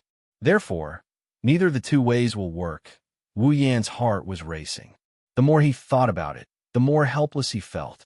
Kurumi's strength isn't the strongest among the fairies, but she's definitely the strongest when it comes to toughness and survivability. Therefore, Wu Yan didn't know what to do. Wu Yan's golden eyes narrowed slightly. He exhaled lightly, and his expression became serious. The only thing he can do now is to use all of his abilities and the infinite martial arts to come up with a strange move. Wu Yin slowly separated his feet and looked at Kurumi from afar. He reached out a hand and snapped his fingers. The next moment, countless crimson spatial ripples reverberated. However, they didn't reverberate behind Wu Yan. Instead, they reverberated around Kurumi. The crimson spatial ripples directly surrounded Kurumi. Her pupils shrank. At the same time, iron sandsword shot out from the spatial ripples and pierced through the sky towards Kurumi. Aleph, the iron sandsword shot towards Kurumi from all directions. She quickly used the Aleph and escaped with an unparalleled speed.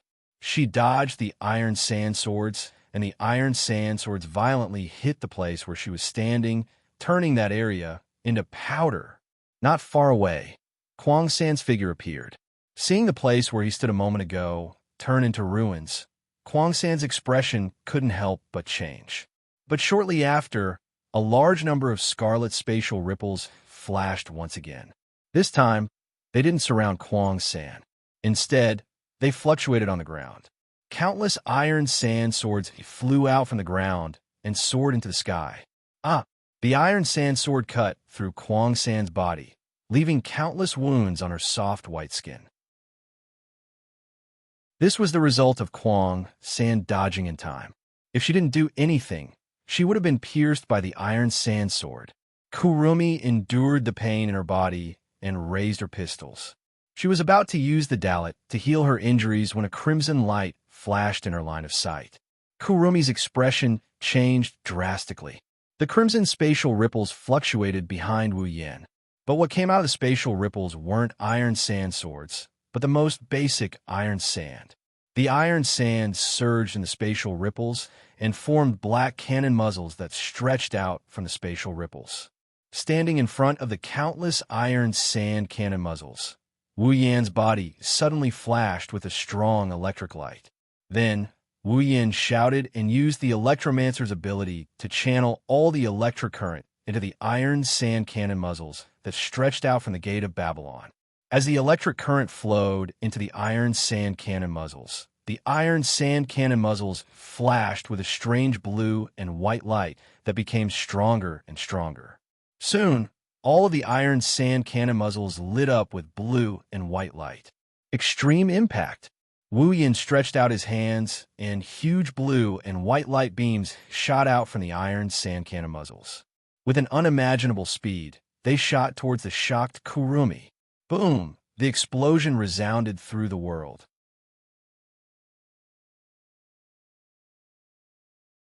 Chapter 478. Under the bombardment of the gigantic beam of light that blotted out the sky and earth, the entire open space was reduced to dust. The surrounding rocky ground was also reduced to rubble, carried away by the huge impact flying into the distance.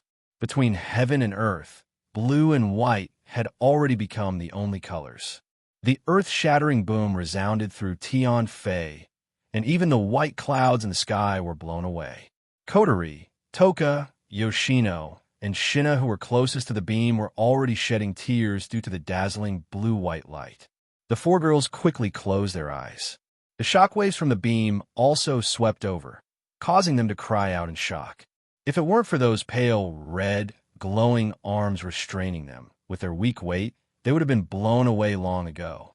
However, the light was too dazzling, and they could close their eyes. Their weight was lighter, and their pale arms could be fixed. However, when the earth-shattering sound rang out, the four girls had no hands to cover their ears.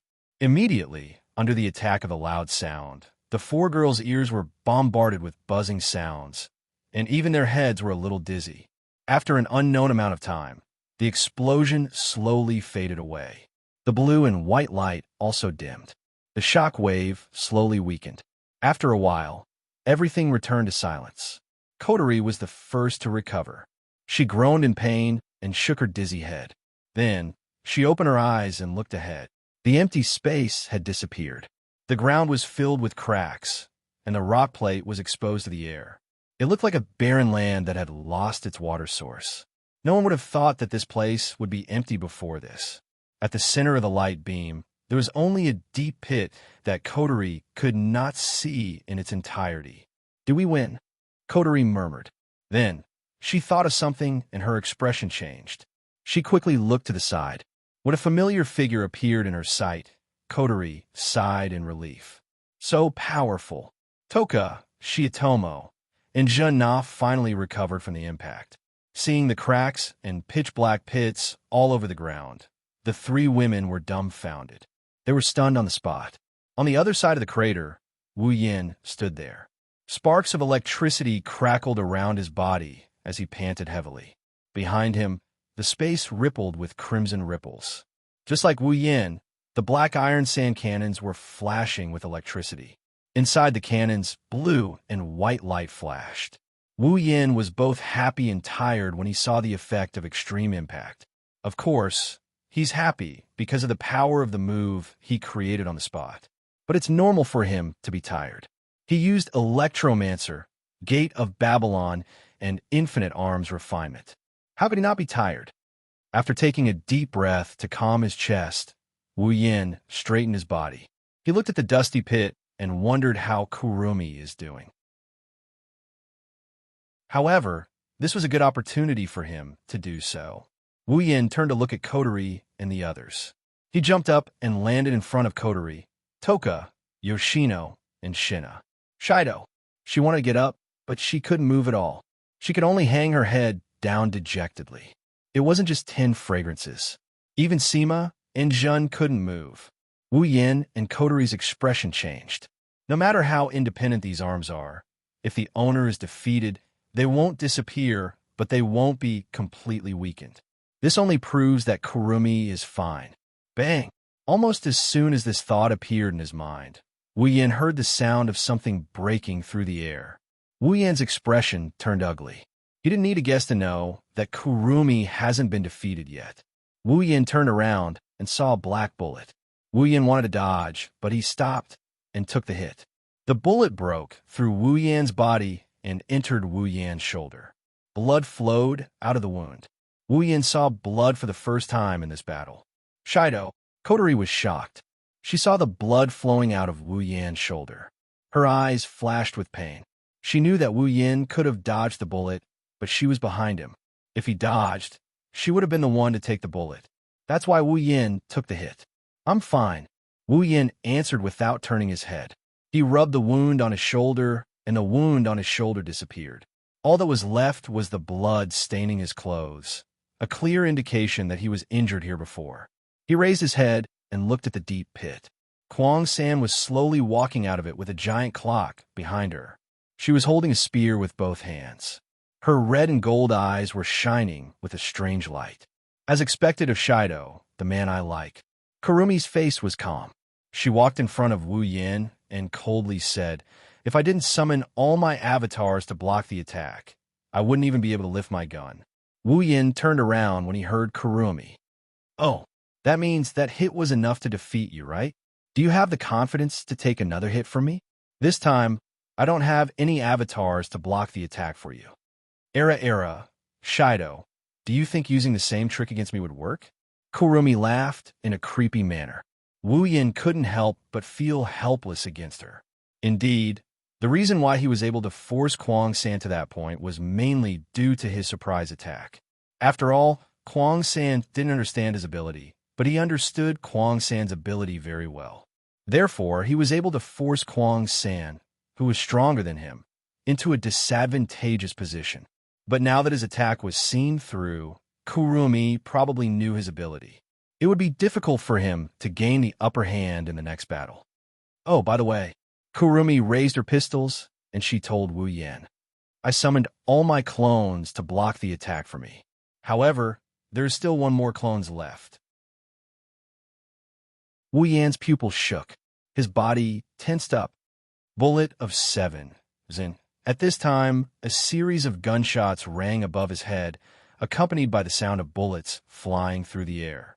These were all bullet of 7, Zayin. A large number of black bullets fell from the sky towards Wu Yin. Wu Yin waved his hand, and a crimson spatial ripple reverberated above his head. Faintly, some black light could be seen surging inside. When Wu Yin wanted to use the iron sand to form a shield, the bullet of 7, Zayin, arrived first. Before the iron sand could form, the black bullets directly hit the crimson spatial ripple and disappeared. Seeing this, Kurumi and Wu Yin were stunned at the same time. Then, Wu Yin became excited.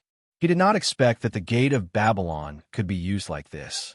Suddenly, in the crimson spatial ripple shot by the bullet of 7, Zayin, a strange light began to flicker, attracting Wu Yan's attention. "What's going on?" Wu Yin looked at the crimson spatial ripple with a strange luster. For a moment, he did not know what to do. Up until now, he had never seen the Gate of Babylon react like this. Under Wu Yan's gaze, the strange luster fluctuated above the crimson spatial ripple. Along with the crimson spatial ripple, the luster directly passed through the crimson spatial ripple and swayed in the void. A dazzling light suddenly flashed. Chapter 479. The crimson spatial ripples of the Gate of Babylon flashed with a dazzling light. The Gate of Babylon in the void was like a glowing lake with ripples, illuminating the entire space as if it was daytime. Everyone involuntarily closed their eyes. Wu Yin, who was closest to the Gate of Babylon, raised his arm in front of himself. The sudden change made him forget how to react for a moment. When he realized that there might be danger and wanted to turn back to protect Coterie and the others, a roar sounded in his mind, making his mind go blank. The world suddenly became quiet. The crimson spatial ripples of the Gate of Babylon shook violently. A strange aura shrouded the entire space. White light shone in every corner, completely covering the space in a single color. The real situation could no longer be seen clearly. Wu Yin felt like he stepped into a spacequake when he first arrived in this world. His body was spinning back and forth in the void, like a green willow blown by a gust of wind. He couldn't control his body at all, swaying in the dizziness. After a long time, the dizziness slowly subsided, and his body was no longer swaying. Wu Yin regained control of himself and opened his eyes. However, as soon as he opened his eyes, the scene in front of him shocked Wu Yin. What's going on? At this time, Wu Yin was floating in the air, his body slightly tilted, looking down at the ground below. On the ground, there was a familiar small city, Heavenly Palace City. However, on the ground, the tranquil and serene scenery of Heavenly Palace City had long disappeared. Instead, it was replaced by a sea of fiery red. All the buildings were burning and burning in this sea of fire. Heavenly Palace City is on fire? Wu Yin stared blankly at the sea of fire below. Everything in his field of vision was fiery red. People kept running out of the buildings and then fled to the side of the street. For a time, the sky above Heavenly Palace City was full of screams and cries. Could it be caused by the Gate of Babylon? Wu Yan's face was slightly pale. If the fire in Heavenly Palace City was caused by the Gate of Babylon, then his sin was really big. Where's Kurumi? Coterie? Where did everyone go? At this moment, Wu Yin is like a lost child. His face is filled with confusion and panic. This sudden turn of events really left Wu Yin at a loss of what to do. Whoa! Suddenly, a familiar yet strange voice came into Wu Yan's ears. It woke up the absent-minded Wu Yin, who was in midair and didn't know what to do. Although the voice was very low, Wu Yin could hear it very clearly. The crying voice made Wu Yin quickly come back to his senses. This voice is... Wu Yin looked at the direction of the crying voice. He seemed to have heard this voice before, but there were some differences. Wu Yin frowned. Let's go and see. His golden pupils flashed. Wu Yin moved and quickly flew in the direction of the crying voice. As the crying voice became clearer and clearer, the fire below also became bigger and bigger. Looking at the buildings struggling in the sea of fire, Wu Yin, who saw the scene below from the sky, flashed a light in his mind. Tiangong City in the sea of fire. He felt that he had seen it somewhere before. His figure was like an arrow leaving the bow, cutting through the sky and rushing in the direction of the sound. The sound was getting closer and closer. At a certain moment, Wu Yan's figure suddenly stopped. Looking down, his golden pupils shrank to the size of a needle tip. A look of disbelief appeared on his face. On the ground, inside a building, the flames burned fiercely on all sides of the building, turning everything into ashes. Some fixed objects couldn't withstand the burning of the fire and collapsed to the ground. In the center of the flames, a small figure sat in it, covering her face and crying. The figure was wearing a feather-like kimono. It was mostly white with red and light pink silk was gently embellished on the feather-like kimono. It was like a phoenix spreading its wings. A white ribbon passed through both sides of the feather-like kimono. It seemed to have lost its weight and was suspended there, looking very light and ethereal. Her fiery red hair cascaded down her back. She had a pair of ivory and bullhorns ornaments hanging on her head. Tied to the ornaments were two white ribbons that Wu Yin is very familiar with. Coterie. Wu Yin looked at the figure below in a daze. In an instant, he recognized the other party's identity. It's definitely Coterie, and it's Coterie who has turned into an elf. However, the Coterie who is crying in the sea of fire. Not only has she turned into an elf, her figure has also shrunk a lot. How? His brain seemed to have crashed. Wei Yin couldn't react at all. He really didn't expect that after a burst of light and a rotation of the sky and earth, everything would change so much. Tiangong City became a sea of fire. Coterie entered the elf state, and her figure shrunk a lot. It's like she's rejuvenated. She's rejuvenated. When this term flashed through his mind, the idea that flashed through his mind once more. Wu Yin, who was at a loss for what to do, his expression gradually turned serious. In the sea of fire in Tiangong City, the elf coterie is crying in the center of the fire. Isn't this the scene in the original work 5 years ago, when Coterie turned into an elf and her power went out of control, causing the fire in Tiangong City? Did I travel back in time to 5 years ago, when Coterie became an elf? Recalling the strange phenomenon that appeared in the Gate of Babylon, the strange experience he had before, and the fact that he had seen it before in the original work, Wu Yin became more and more certain of his guess. Is it because of the collision between my Gate of Babylon and Kurumi's Bullet of 7? That's the truth. As we all know, Kurumi's angel has the ability to control time, while the Gate of Babylon is a space-type item. Not long ago, Kurumi used Bullet of 7 in an attempt to freeze Wu Yin's time and defeat him. At that time, Wu Yin couldn't evade the attack because Coterie and the others were behind him. He had no choice but to use Gate of Babylon to defend himself with the Iron Sand. However, Kwang 3's attack was a surprise attack. The Gate of Babylon was activated in a hurry, and before the Iron Sand could form, it was attacked by the Bullet of 7. When the Bullet of 7 collided with the Space-type Gate of Babylon, the Space-type Gate of Babylon collided with the Space-type Gate of Babylon. The friction between the Space-type Gate of Babylon and the Space-type Gate of Babylon caused the strange phenomenon that appeared. Originally, the collision between the Bullet of 7 and the Gate of Babylon would only cause a small phenomenon due to the nature of the Space-type Gate of Babylon. However, Wu Yin's Gate of Babylon also had the Space-type Gate of Babylon. When the Space-type Gate of Babylon collided with the Space-type Gate of Babylon, the strange ripple swept across the Gate of Babylon and touched the Space-type Gate of Babylon. The Space-type Gate of Babylon fluctuated, causing the strange phenomenon to materialize. Time and space power materialized, and the space-time force rushed out of the Gate of Babylon and hit Wu Yin, sending him back to 5 years ago.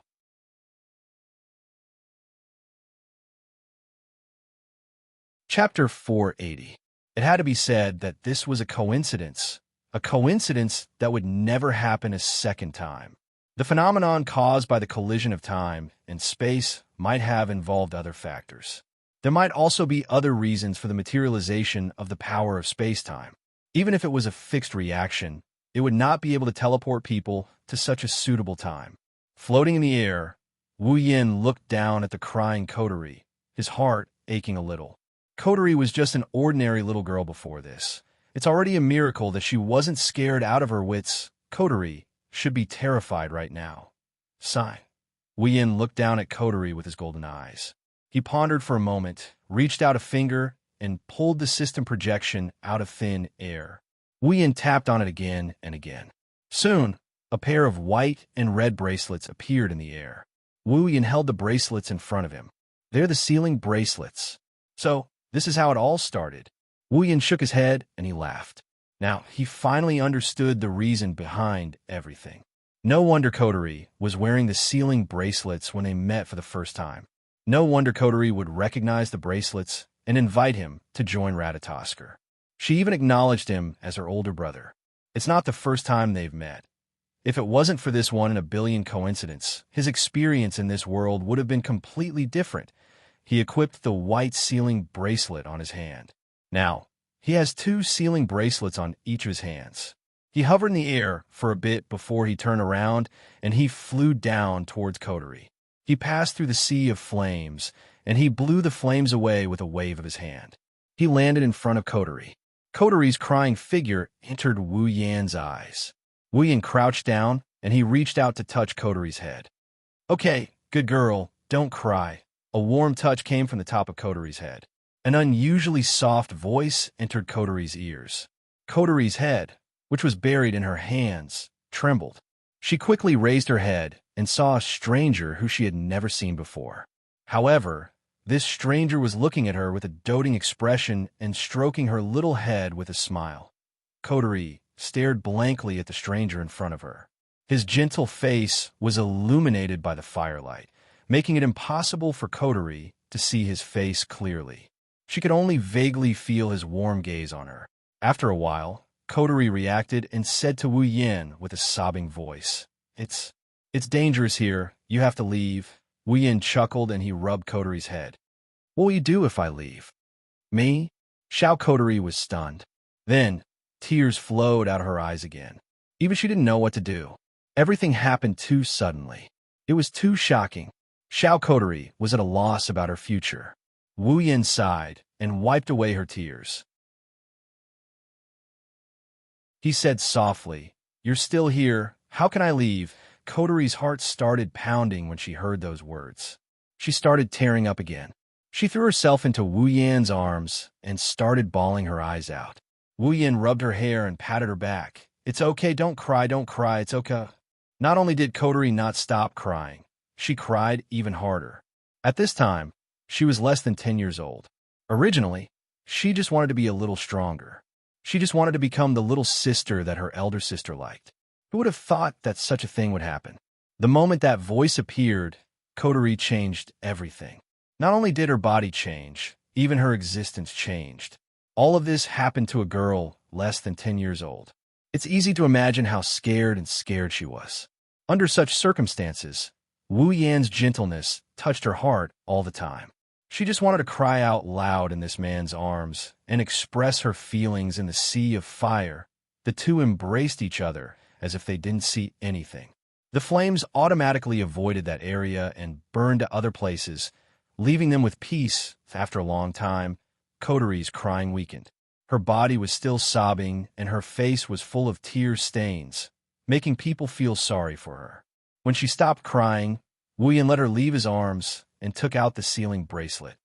"Kotori, put it on." Kotori blinked her red and swollen eyes and took the sealing bracelet. She looked confused as if she didn't know what it was used for. Seeing this, Wu Yan told her about the effects and restrictions of the sealing bracelet.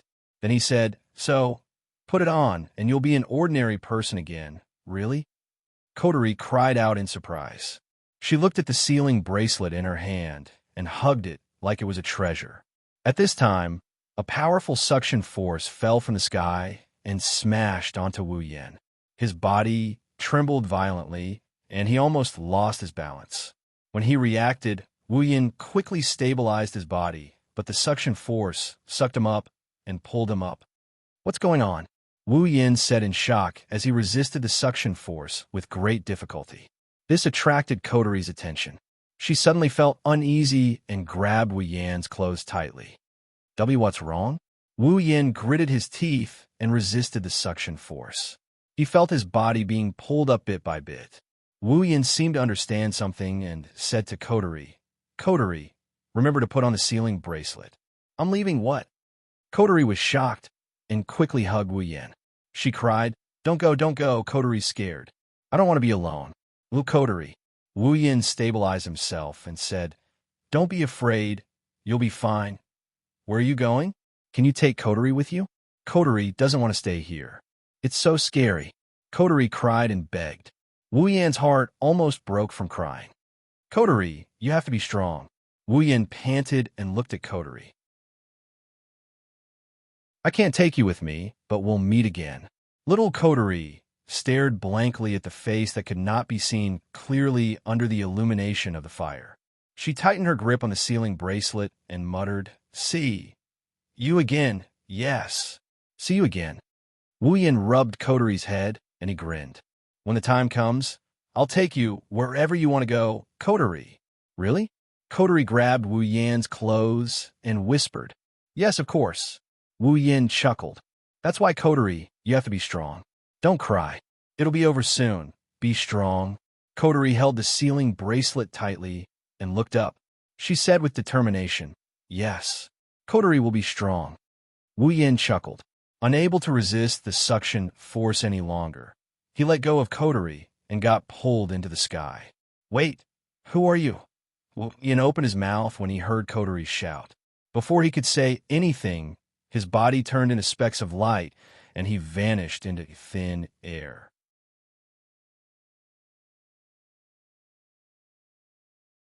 Chapter 481. In the open space, the white light that illuminated the entire area seemed to have completed a certain task. It slowly dimmed down and released the area that it had covered. It flowed away like a tide. It wasn't until the white light completely disappeared that the situation in the open space was exposed to the sunlight again. Inside, Coterie, Toka, Shirori, and Shirori were still lying on the ground, being grabbed by the pale red hand. Kurumi was holding her spear in front of her. Her eyes were tightly closed. Everything was exactly the same as before the white light covered the open space. Only Wu Yin is half kneeling on the ground, gasping for breath. His golden eyes are a bit absent-minded. His face is a bit pale. It seems like he experienced something. "I'm back." Taking a deep breath, Wu Yin calmed his heaving chest and looked around. The familiar scenery appeared again. The familiar figures appeared again. Everything is the same as before, as if nothing happened. Wu Yin touched his wrist. He felt a sealing bracelet on it. Wu Yin sighed in relief. He confirmed that what he experienced wasn't an illusion. Shido, why didn't you attack just now?" Kurumi put down her hand and smiled at Wu Yin. "Don't tell me Shido was blinded by his own technique? It's not like you. It's not like you at all." Wu Yin looked at Kurumi. He didn't know whether to laugh or cry. Kurumi thought that the white light was his own technique. Standing up from the ground, Wu Yin looked at Kurumi with his golden eyes. "Well, you can say that." Kurumi paused. She looked at Wu Yin's smiling face and frowned. This is the first time Wu Yin smiled since he appeared. "It seems like Shido is in a good mood. He was angry because I invited those people to the feast, right?" Kurumi's mouth curved into an evil smile. "Is Shurdao no longer angry at me?" "Well, you can say that." The same words and the same expression made the smile on Kurumi's face slowly disappear. She frowned, but then she relaxed again. Her intuition told her that something was wrong. Wu Yin glanced at Kurumi with a smile. Then he looked back at Coterie, who was lying on the ground, and the sealing bracelet in her hand. His eyes were full of joy and tenderness. "See, we meet again, Coterie." No one heard Wu Yin's whisper, but Coterie, who was closest to Wu Yin, heard it clearly. Her body shook. She looked up at Wu Yin. Coterie looked at Wu Yin's smiling face. Her mind drifted back to 5 years ago. The person who comforted her, accepted her, and saved her in the fire. The person who floated in the air, and the person who wore the sealing bracelet in her eye sockets. The blurry face that held her in his arms slowly overlapped with the familiar face in front of her eyes. Tears appeared in Coterie's eyes, but they quickly disappeared. She showed a sweet smile and said with a trembling voice, "Yes, we finally meet again." Since the first time she saw Wu Yin and recognized the sealing bracelet in his hand, Coterie has wanted to say this to Wu Yin countless times, but he doesn't seem to recognize her at all. He doesn't look like he's faking it. So Coterie dispelled the thought again and again. Her intuition told her that the person who brought her light in the fire of despair must have a reason for not recognizing her. That's how she comforted herself. Now, even though he didn't know what had happened, the words that he had hidden for 5 years had finally reached the ears of its rightful owner. And he had also received the words that he had been waiting for 5 years. Coterie felt it was all worth it. Wu Yin saw Coterie's reaction. He shook his head with a smile. He glanced at the black ribbon on Coterie's head and chuckled. "You become very strong." Coterie nodded indifferently. She didn't seem to care about Wu Yin's praise. Of course, from her red eyes flashing with joy, she didn't really care. Everyone looked at Wu Yin and Coterie, who were having a weird conversation with each other. Kurumi and the others were confused by what they were doing. Wu Yin didn't intend to explain. He turned to Kurumi. "Kwang-san, this farce should end now." Kurumi flinched. She looked at Wu Yin in surprise. She smiled. Shido, are you trying to run away? Don't forget, the guests haven't left yet. Kurumi didn't think Wu Yin was making a declaration of victory. Everyone knows it's not that easy to defeat her. She thought Wu Yin wanted to leave the battlefield. But the truth is the opposite. Wu Yin is making a declaration of victory. It's time to end this. Raising one of his hands, Wu Yin's voice spread to every corner of the field. Everyone's eyes fell on him. Kotori! Wu Yin put his hand in front of his chest, and he shouted at Kotori. Kotori flinched for a moment before she thought of something else. She grinned in delight. Seal. Release. Wu Yin raised his hand, and the white sealing bracelet on his wrist shone brightly. The red runes around the white sealing bracelet slowly faded away until they disappeared. At the same time, Kotori, who was lying on the ground behind Wu Yin, shuddered violently. The red sealing bracelet on her wrist glowed with a bright light. An indescribable power emerged from the deepest part of Kotori's body. As if freed, it circled around Kotori's body before flowing into the sealing ring. As the power left Kotori's body, a familiar ripple emerged from Kotori's body. Psychic waves. Kurumi looked at Kotori in shock. She didn't expect the little girl she thought was just a normal human to be an elf. What's more important is that Wu Yin undid the seal on the opponent's fairy power. Shido, you... Kurumi looked at Wu Yin in shock. You allowed her to regain her elf power? Wu Yin ignored Kurumi and looked at Kotori behind him. Kotori lowered her head. Her red ponytails fluttered. She released a scorching aura. Finally, I can get rid of these annoying hands, Kotori said softly. She raised her head. A red light flashed in her red eyes. Oomph. Kwang Sin suppressed the shock in his heart and snorted coldly. Shido, I didn't expect you to break the rules of the banquet. Since that's the case, I'll make her pay. As soon as Kurumi finished her sentence, the pale red arms wrapped around Kotori seemed to have realized that Kotori was gradually regaining her strength. Then, under everyone's gaze, all the arms stabbed down viciously into Kotori, who was about to regain her spirit power. Several clear, tearing sounds were heard. The glowing red arms pierced into Kotori's body in the blink of an eye, causing a wave of blood. Kotori! Toka, Yoshino, and Shina screamed. Chapter 482. Many thanks to Dancing with the Maples, Yetsuki Chinyu, and Ice Fire X for their tips. Kotori's body was covered in glowing red arms. Drops of blood flowed down the edges of the arms. There were bloody holes all over Kotori's body. Without a doubt, Kotori was already riddled with holes. On the side, Toka, Yoshino, and Shina stared blankly at Kotori, who was covered in arms. Their faces were slightly pale, and their delicate bodies were trembling. Yoshino's eyes were filled with tears, and she closed them. Ha! Kwang Sin licked her lips and laughed crazily. She laughed until her shoulders shook.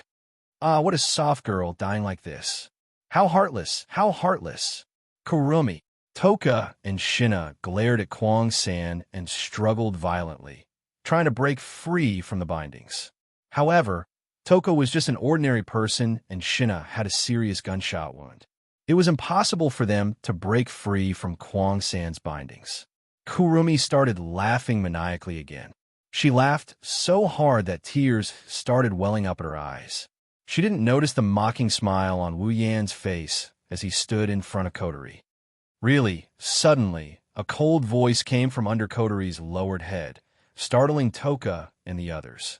It also made Kurumi, who was laughing wildly, freeze on the spot. Although I was mentally prepared, it still hurts to be stabbed by these disgusting arms. Kotori looked up from the glowing red arms and smiled at Kurumi. In the next moment, some blue flames that looked like will-o'-the-wisps suddenly ignited on Kotori's wounds. At the same time, the pale arms that were stabbed into Kotori's body burned into ashes. Meanwhile, the wounds on Kotori's body completely disappeared under the blue flames. What? Kurumi took 2 steps back, and looked at the unscathed coterie in shock. Her red and gold eyes were filled with disbelief. She didn't expect that the other party was also in existence with an immortal body. Coterie, Toka, and the others breathed a sigh of relief and looked at the recovered coterie with joy. Just a moment ago, they thought coterie would die just like that. Coterie smiled. Her red eyes looked at the arms on Toka and the others. A cold light flashed in her eyes. She raised her hand and waved it at the arms. Flames spread towards the pale arms of 10 Fragrance and the others, igniting all of them. At this time, Kwang-san regained her senses. She wanted to stop it, but it was too late. She could only watch as the bindings on 10 Fragrance and the others turned into ashes. That's great. 10 Fragrances and the others looked at the disappearing pale arm with joy and stood up from the ground. Wani-sama, supporting his seriously injured body, Shina came to the side of the fainted Shirori and held her in his arms. Feeling that Shirori didn't suffer any injuries, he was relieved. Kurumi. Toka clenched her fists and stared at Kurumi with her amethyst eyes. How dare you keep pressing me down on the ground? How despicable. You all. Kurumi gritted her teeth and looked at the girls who were all out of danger. She became angry. Not only was she angry that the captives were freed, but she was also angry at her own carelessness. If she wasn't distracted, how could they be free from the shackles? Kurumi knew that this feast is coming to an end. No matter if Wu Yin and the others leave or continue fighting, she won't be the final winner. The situation is reversed. Kurumi.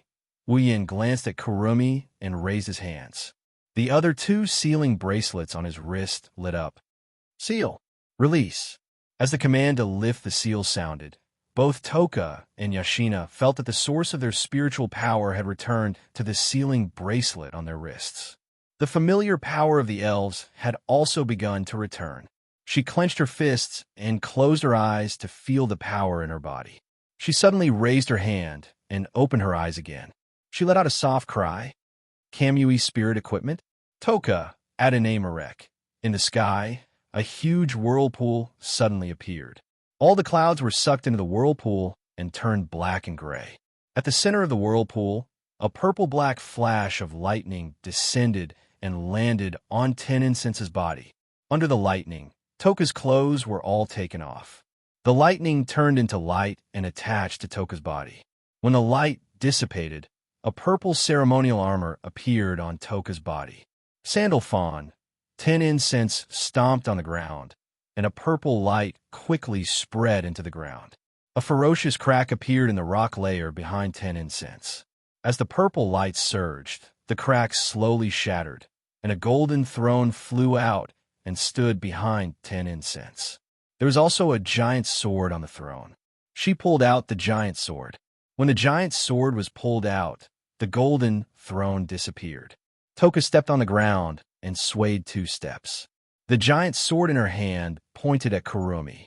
Kamui spirit equipment? Toka, Elohim Sambin. A soft call came out of Bono's mouth. Bono closed its eyes and leaned back a little. A burst of cold air was emitted from Bono's body. It wantonly reverberated around Bono's body. A thin layer of ice formed on the ground.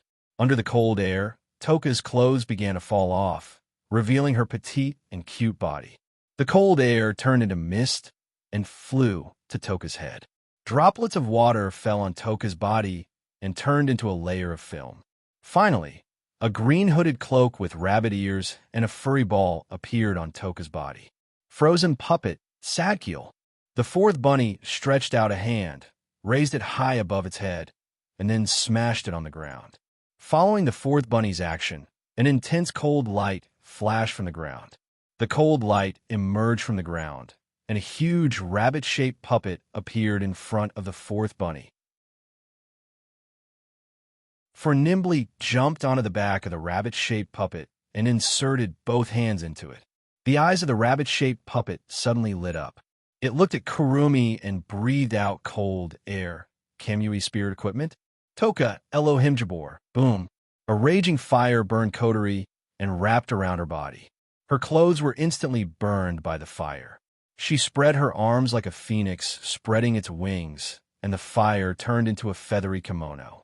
A silk ribbon floated on top of the kimono with sparks burning on the edges.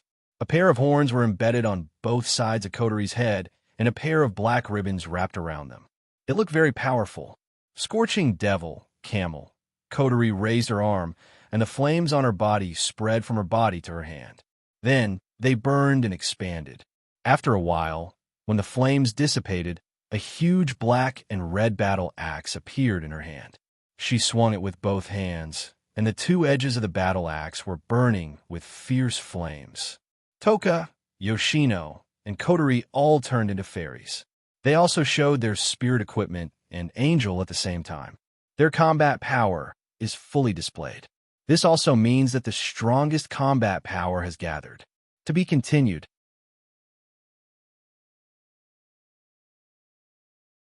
Chapter 483. Purple light, blue light, and red light shone from Toka, Yoshino, and Kotori, illuminating the entire battlefield. At this moment, even the air seemed to be dyed with colors. Under the effect of Kotori and the others' spiritual force, the air swept in all directions. The air roared and blew away all the dust on the ground. For a moment, the earth trembled slightly. Princess, hermit, fire devil. Jeanna was completely dumbfounded. He stared at the three girls with their spirit outfits. Even though he already knew that they were elves, he still couldn't react after seeing them in spirit form. After all, the three elves were summoning their spiritual equipment and angels at the same time. Furthermore, they were standing on the same side. Who would be able to witness such a scene? Plus, their opponent is another elf. A battle between four elves and a powerhouse who isn't any weaker than an elf. Such a scene could be said to be unprecedented. In front of everyone, Kurumi's face turned ugly as she looked at the three elven girls. She couldn't help but take a step back. In her heart, she was already thinking of retreating. No matter how crazy Kurumi is, she didn't think she could take on three elves at full power. Plus, Wu Yin just destroyed all of her avatars. Kurumi is starting to get scared of the fight. Even a main body had such a reaction, let alone the last remaining berserker.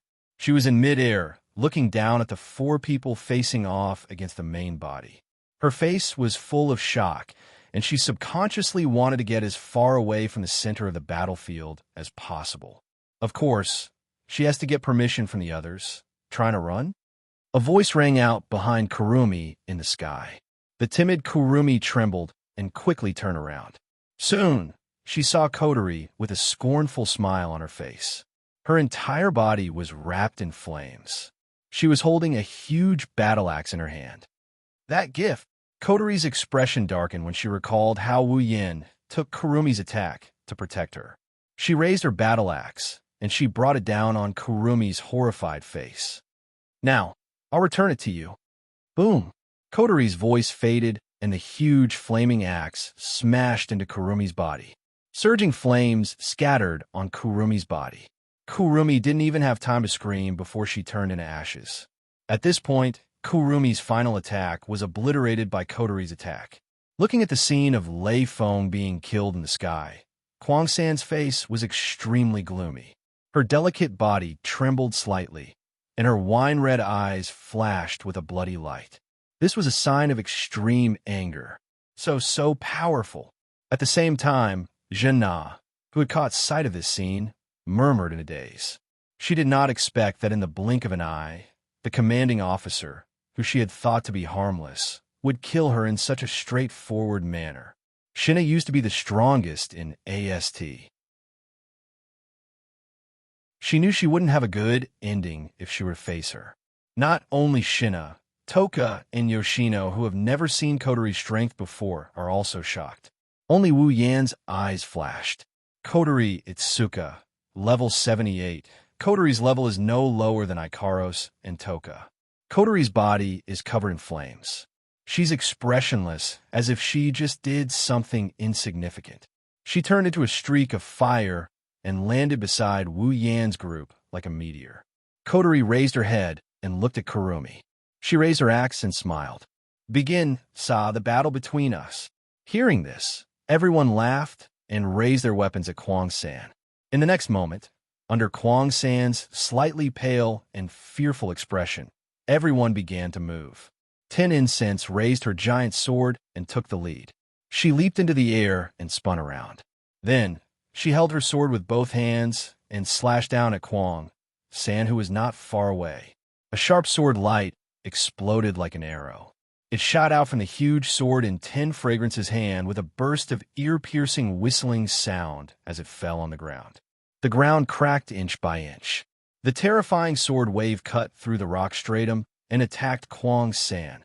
Before the sword wave reached her, the remaining power blew on Kwang San's body.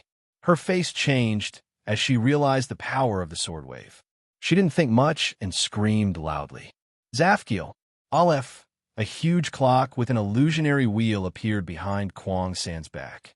Almost instantly, the golden clock in Kwang San's left eye started to spin crazily. A black-red chi flow rolled out, turning into a black light bullet in the handgun, shooting into Kwang San's body and accelerating his own time. Within a blink of an eye, he disappeared from where he was, dodging the incoming sword wave and reappearing not far away. However, the moment Kwang San appeared, his expression changed once more. A blue-white stream of air shot over like a ray of light. The stream of air was even larger than Kwang San's height. It brought a chill that made Kwang San's hair stand on end. In an instant, it arrived in front of Kwang San. Kwang San clenched his teeth and used all of his strength to dodge to the side. The blue and white airflow flashed past Kwang San and hit the ground behind him. The ground immediately turned into ice, releasing cold air. Kwang San didn't doubt that if this cold air hit him, he would be sealed in ice. This horrifying cold current was naturally the handiwork of the fourth Bono. Kurumi turned her head to look at Yoshino. At this time, Yoshino was controlling the rabbit puppet. He opened his mouth and spat out a cold airflow towards Kurumi. Damn! Kurumi angrily raised her head. She pointed her handguns at the huge clock behind her and the long rifle at the number 7. She absorbed the black and red airflow and shot out. The black bullet collided with the airflow. It didn't cause any sound. The airflow was covered by a black transparent shield and stopped in midair. It couldn't move forward anymore. Seeing this scene, Yoshino slightly showed a trace of panic, which made Kurumi sneer again and again. Even if he is an elf, he is still a child in the end. Please leave here first. The long rifle pointed at the number 7. Black and red airflow flowed into the muzzle. Kurumi directly aimed at Yoshino and pulled the trigger without hesitation. Don't even think about it. When the black bullet was about to hit Yoshino, Toka's body flashed and flashed in front of Yoshino. She raised her greatsword high above her head and slashed down. The black bullet was shattered. What a hindrance! Kwang San angrily glared at 10 Incense. Just as she was about to raise her spears again, a scorching aura flashed through every corner of the battlefield. The anger on Kwang San's face froze. She jerked her head up to look. Then, a horrified expression crawled onto her face. Wu Yin and Kotori stood side by side in the sky. Their bodies were covered in flames as they stomped on the flames. Kotori raised her axe, and the blade of the axe retracted into itself, turning it into a heavy cannon. At the same time, crimson spatial ripples appeared behind Wu Yin. A large amount of iron sand swarmed out and wrapped around the blazing red lotus. Soon, an iron sand cannon was formed. In the next second, the two who were wrapped in flames raised their heavy cannons at the same time and pointed them at Kurumi.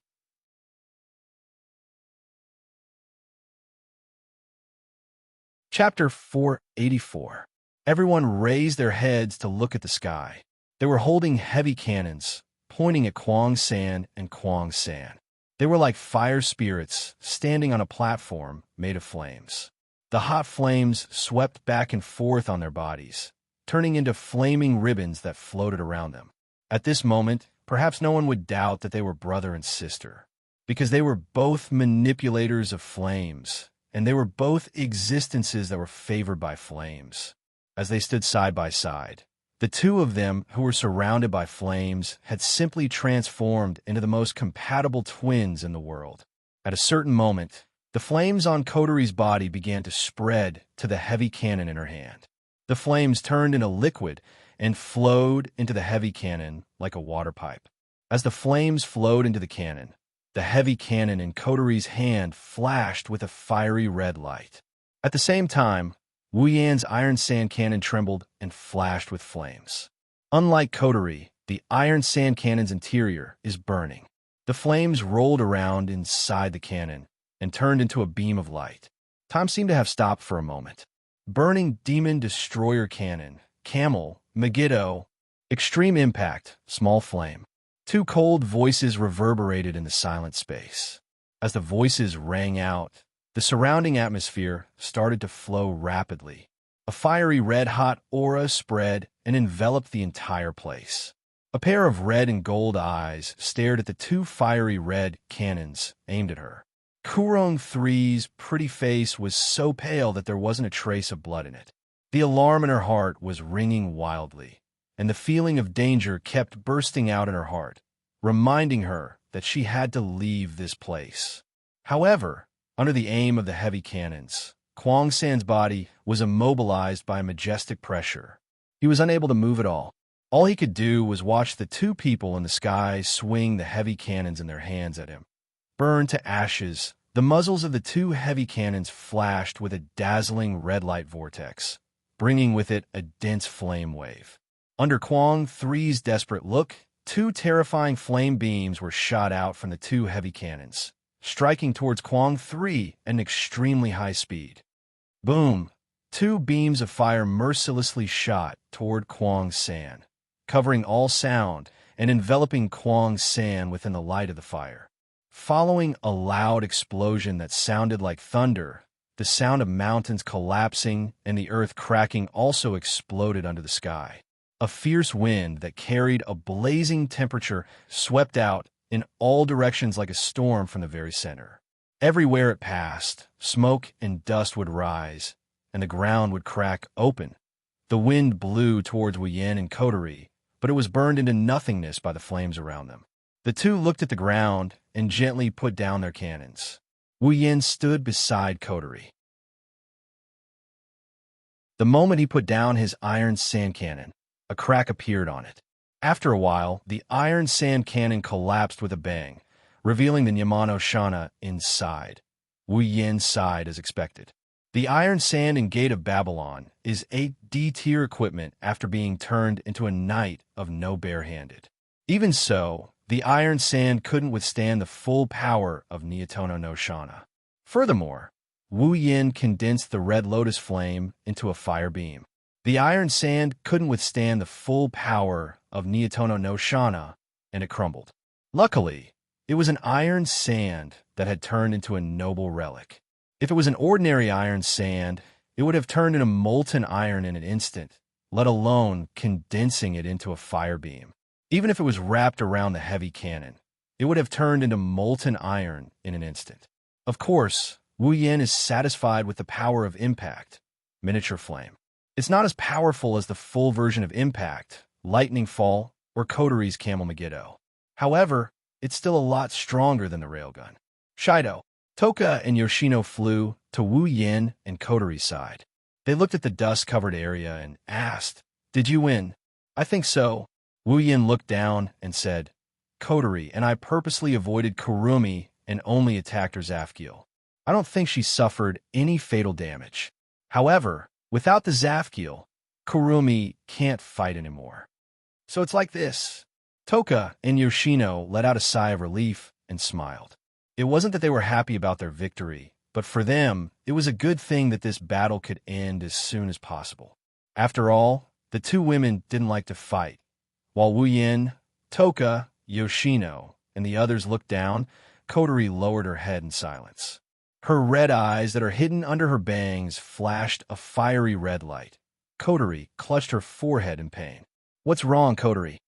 Coterie's strange behavior caught Wu Yan's attention.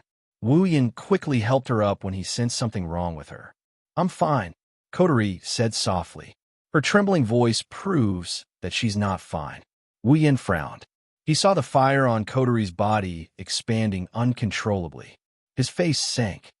Kotori, is your spiritual force going out of control? Spiritual force going out of control? Toka and Shiyu turned pale with fright. As elves, no one knew better than them what the consequences of losing control of spiritual power would be. Yoshino, in particular, knows the consequences of spiritual force going out of control. She's the kind of person who will lose control of her spiritual force if she's afraid. So you found out, huh? Kotori flashed him an ugly grin. Her red eyes glowed red. Wu Yin furrowed his brows when he saw this. Let's go down first. Wu Yin flew down after helping Kotori up. Toka and Yoshino quickly followed. The four landed in front of Shina. Looks like it's a success. Shina smiled. The wounds on her body made her unable to move too much. She could only hold Shirori and sit on the ground, unable to get up. At this time, Shina also noticed Kotori's abnormality. What's wrong? Nothing. I just overused my power. It's just a small problem, Wu Yin said with a smile. Indeed, for Wu Yin who can seal Kotori's power at any time, this is just a small problem. Wu Yin let go of Kotori, and Toka supported her. He turned towards Kurumi's direction. The dust settled down, and Wu Yin could see the scene inside the building. Under the attack of the two fire beams, the ground was filled with cracks. Broken rocks were everywhere. The battered and exhausted rock plate was exposed to the air. In the center, there was a black hole. Kwang-san was covered with wounds. She was lying in the hole. Her red and black gothic dress had been char-black. Wu Yin sighed and walked towards Kurumi. He looked down at her in silence. Kwang-san's body moved slightly, but sharp pain immediately climbed into her head, causing her to stop her meaningless movements. A sense of powerlessness from the bottom of her heart spread throughout her body. It was as if all her strength had been sucked out, causing her to lie motionlessly in the empty space. A pair of red and a pair of golden eyes were filled with confusion. She was looking at the sky with a deathly stillness. A sad aura was emitted from her body. At this moment, Kwang-sen looked pitiful.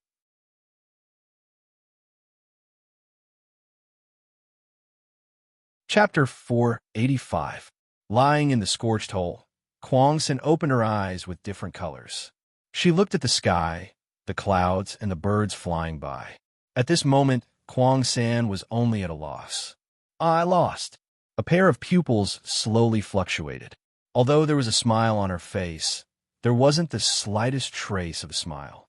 Instead, it revealed a deathly stillness, proving Kwang-san's current state of mind. Looking at the distant sky, Kwang-sen wanted to reach out her hand to grab something. However, she had already lost all her strength.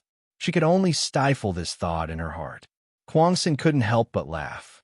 Although her laughter was light, it wasn't hard to hear the sadness in it. It's over, Kwang-sen murmured softly. Although her heart was filled with unwillingness and sadness, she also felt relieved, as if a heavy burden had been lifted off her shoulders. Kwang-sen didn't know what she was thinking at this time.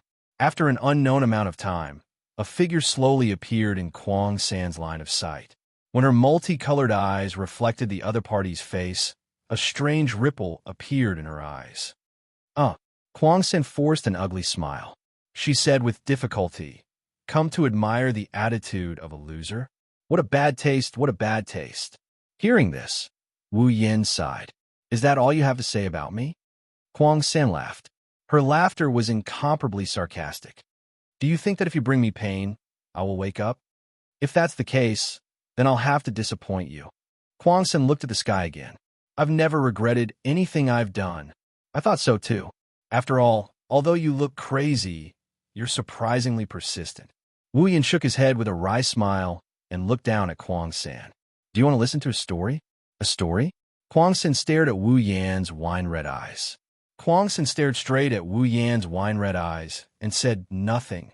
Wu Yin smiled and raised his head. He looked at the sky and softly told Kwang-sen the story in a slightly absent-minded tone. "A long time ago, I don't know how many years ago, there was a girl. Her name was Artoria. Artoria was born in a time of war. Although she was a girl, she had a righteous heart.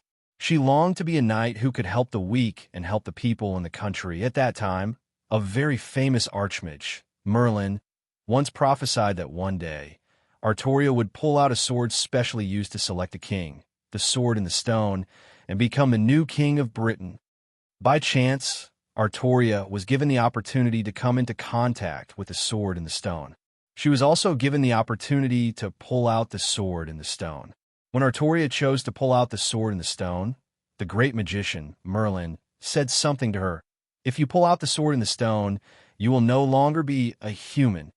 When Artoria heard it, she did not hesitate to pull out the sword in the stone.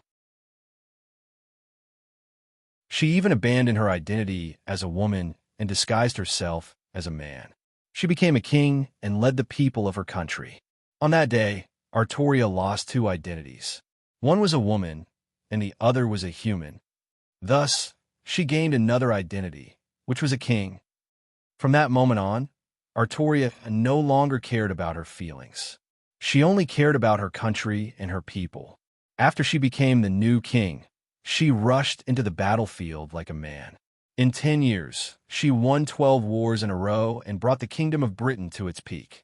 Even if she shed her blood on the battlefield, she did it for her country. Artoria protected her people and took responsibility for everything. However, after she picked up the sword in the stone, the magic of the sword in the stone stopped Artoria's body from growing. She maintained the appearance of a young girl. This caused the people to worry and distrust her. They even said that King Arthur didn't understand people's hearts. Finally, one day, many factors led to one cause. A battle began. In this battle, the people who stood in front of Artoria were her former subjects. In the end, the king died, and so did the subjects. Kurumi couldn't help but frown. She glanced at Wu Yin coldly. So this is your story? The story of the protagonist's death? Wu Yin glanced at Kurumi and ignored her. He continued. Before Artoria died, she made a contract with the world and became a heroic spirit. She was going to participate in a war where she could get the Holy Grail as long as she won. After Artoria got the Holy Grail, she wanted to go back to the moment when she pulled out the sword in the stone. She wanted to stop herself from becoming a king so that she could choose a new king to protect her country. Kurumi's body trembled violently. Her eyes, which were filled with confusion and death, suddenly turned to Wu Yin. There was an unconcealable fluctuation in her eyes. Seeing the indescribable fluctuation in Kurumi's eyes, Wu Yin smiled bitterly and said, in order to fulfill her duty as a king, she gave up a lot of things. She fought for her country. Since she had such a will, even if she was destroyed in the end, why should she start over again? The king protected the country, but the country didn't protect the king. That's all. The end result was tragic, but there was no regret in the process. So, why should she strive for perfection? There is no such thing as perfection in the world. In order to get one thing, she gave up a lot of things. Is it really necessary? Wu Yan's gaze pierced through Kurumi's face like lightning. It pierced through her heart. Kurumi, Artoria gave up so much to get a perfect result. What did she get in the end? Stop. Kurumi closed her eyes and murmured in a trembling voice.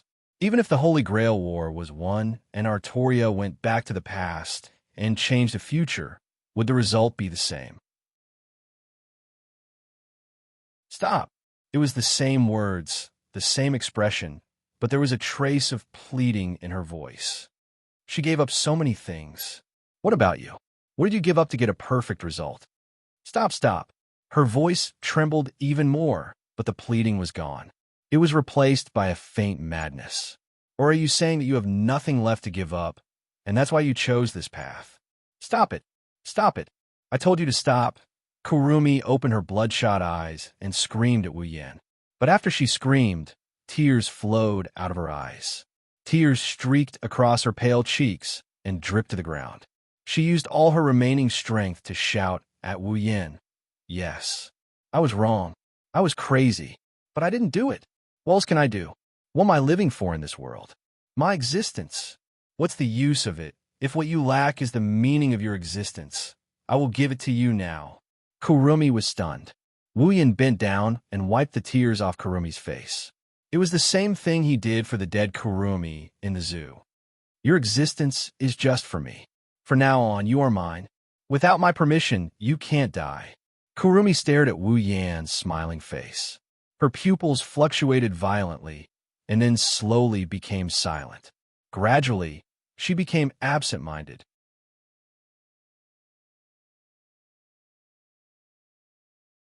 Chapter 486. The same place, different situation, but the same result, the same action, different words, and the same heart. Last time, when Kurumi and Wu Yan had a date, they chose this zoo as the location. At that time, Wu Yan used a lie to convince Kurumi of some facts.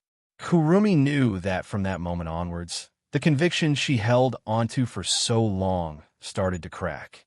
However, Kurumi didn't want to admit it. Yes, she didn't want to. Even if this was the truth, she couldn't admit it. Because admitting it was the same as admitting that everything she did in the past was meaningless. Ever since coming to this world, Kurumi was the same as Toka in Yoshino. She was ambushed by humans and slowly survived. However, she wasn't as lucky as the other two. No one lent her a helping hand. In the end, Kurumi had to kill a human. Since then, killing had become Kwang-san's instinct. Kwang-san used killing to numb her nerves. She used killing to gain pleasure and the meaning of survival. In the end, in the endless slaughter, Kwang-san's heart became more and more damaged. In the end, he was riddled with holes and couldn't turn back. At this time, Kwang-san began to think. What was the meaning of his existence? In the end, Kurumi came to a conclusion. Her existence was meaningless because she didn't have a future. Since there was no future, she could only deny the past. Thus, Kurumi began to pursue the path of the past. However, the most ironic thing was that this path of pursuing the past was still achieved by killing people. Kurumi wanted to laugh. She did laugh, but it was enough to make people sad. Now, the path of pursuing the past was completely denied by Wu Yan. Kurumi couldn't help but go crazy. Since she had no future and no past, what was the meaning of her existence? Your existence is only for me. For now on, you are mine. Without my permission, you can't die. My existence is only for you. Kurumi absent-mindedly watched Wu Yan, who was gently wiping the tears off her cheeks. Her thoughts drifted back to that day when her doppelganger was killed by Chonglong Shina. She hid in a corner and observed what happened after that. The man in front of her was also like this, wiping away the blood on her face when she was about to die. At that time, he said, "Abandoning the past is always an escape. Only by facing the past and accepting it can you face the future. If you don't even have the courage to accept your past, then how can you walk towards the future? How could he change the past?" Kwang-san would never forget that time when the man in front of her looked at her past and whispered, "I really want to save you this time. Is it possible for me to be saved?" Kurumi subconsciously said this sentence, which made Wu Yan, who was wiping her tears, pause. Sighing, Wu Yan showed a sly smile, stroked Kurumi's cheek, and said with a smile, "You can't refuse me." Kurumi's eyes flickered intensely. After a while, she smiled. "Ah la la la, you're actually imitating other people's words. How cunning." Wu Yan shrugged and shrugged. "Who told you to be so overbearing in the past? I can't help it. If I don't act overbearing this once, I will lose my standing in front of you in the future.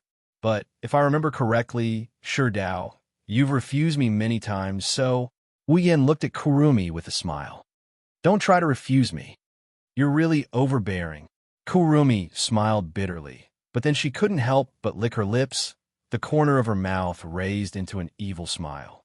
"But I don't hate it." Seeing Kurumi's signature smile, Wu Yan's body shook. He laughed dryly. He felt like he made a wrong decision. At this time, in the distant sky, a large number of stars began to flicker. With a faint sound of breaking wind, it rang in the ears of everyone present, attracting everyone's attention. That is, seeing this familiar scene, the people present looked at each other in dismay. Then, they revealed a bitter smile at the same time. "AST, they're really like the police of the 21st century. They're either disrupting or cleaning things up. Wu Yin shook his head and laughed. He picked up Kurumi from the ground and walked to Kotori's side. The people from AST are here. Let's go back to Fraxinus first. Should we bring her along? Shina stood up with Toka's help. She looked at Kurumi in Wu Yan's arms and frowned. Well, Kurumi has lost her ability to fight back. It'll be easier to deal with her if we bring her back to Fraxinus. Wu Yan didn't seem worried at all. This made Shina feel helpless. Wu Yan looked at Kotori, who seemed to be in pain. He asked with concern, Kotori, are you all right? Kotori nodded with difficulty. She didn't say anything, of course. It's possible that she can't speak. Anyone with a discerning eye can tell she can't hold on much longer. Wu Yin quickly said, Kotori, hold on a little longer. I'll seal your soul force when we get back to Fraxinus. Wu Yin didn't wait for Kotori's reply. He spoke into the radio. Rain, teleport everyone back. With that said, an illusory light enveloped everyone. When the light faded away, Wu Yin and Ko disappeared from the spot as well. Everyone's vision blurred, and when they could see clearly again, they saw the teleportation device in Fraxinus. Kanazuki Qei and Murasame Rain also ran in from an automatic door and stood in front of everyone. Everyone, are you all right? Murasame Rain looked at everyone. She then looked at Kurumi in Wu Yan's arms with dark circles under her eyes. Rain, take Kurumi, Shina, and Shirori to get treated.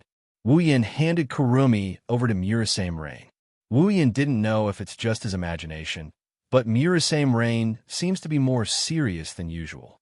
Understand? Murasame Rain took Kurumi from Wu Yan's arms. Kanazuki Qei also helped Shina up. He picked up Shirori and followed Murasame Rain out of the room. Wu Yan let out a sigh of relief after Murasame Rain and the others disappeared from behind the automatic door. He looked at Kotori and the others and raised his hand. Seal. 3 sealing bracelets lit up in his hand. Red runes appeared on the edges of each bracelet. Kotori, Toka, and Yoshino's spirit energy gradually quieted down and was sealed away. But in the next moment, Wu Yan's eyes widened a few times. He looked at Kotori and the others in shock. In front of Wu Yan, the 3 girls' soul force is being sealed again. Their soul force is slowly fading away, revealing their delicate naked bodies. Looking at the 3 different girls in front of him, Wu Yan's eyes almost popped out of their sockets. The 3 girls didn't seem to be able to react as well. They just stared blankly at each other. The whole scene fell into an eerie silence as time passed. Kotori was the first to react. She lowered her head, raised her arms, crossed her chest, and kicked Wu Yan in the stomach. Haven't you seen enough? With a bang, Wu Yan turned into a parabola and smashed into the ground. There's only one sentence left in his mind. Die without regrets, bird.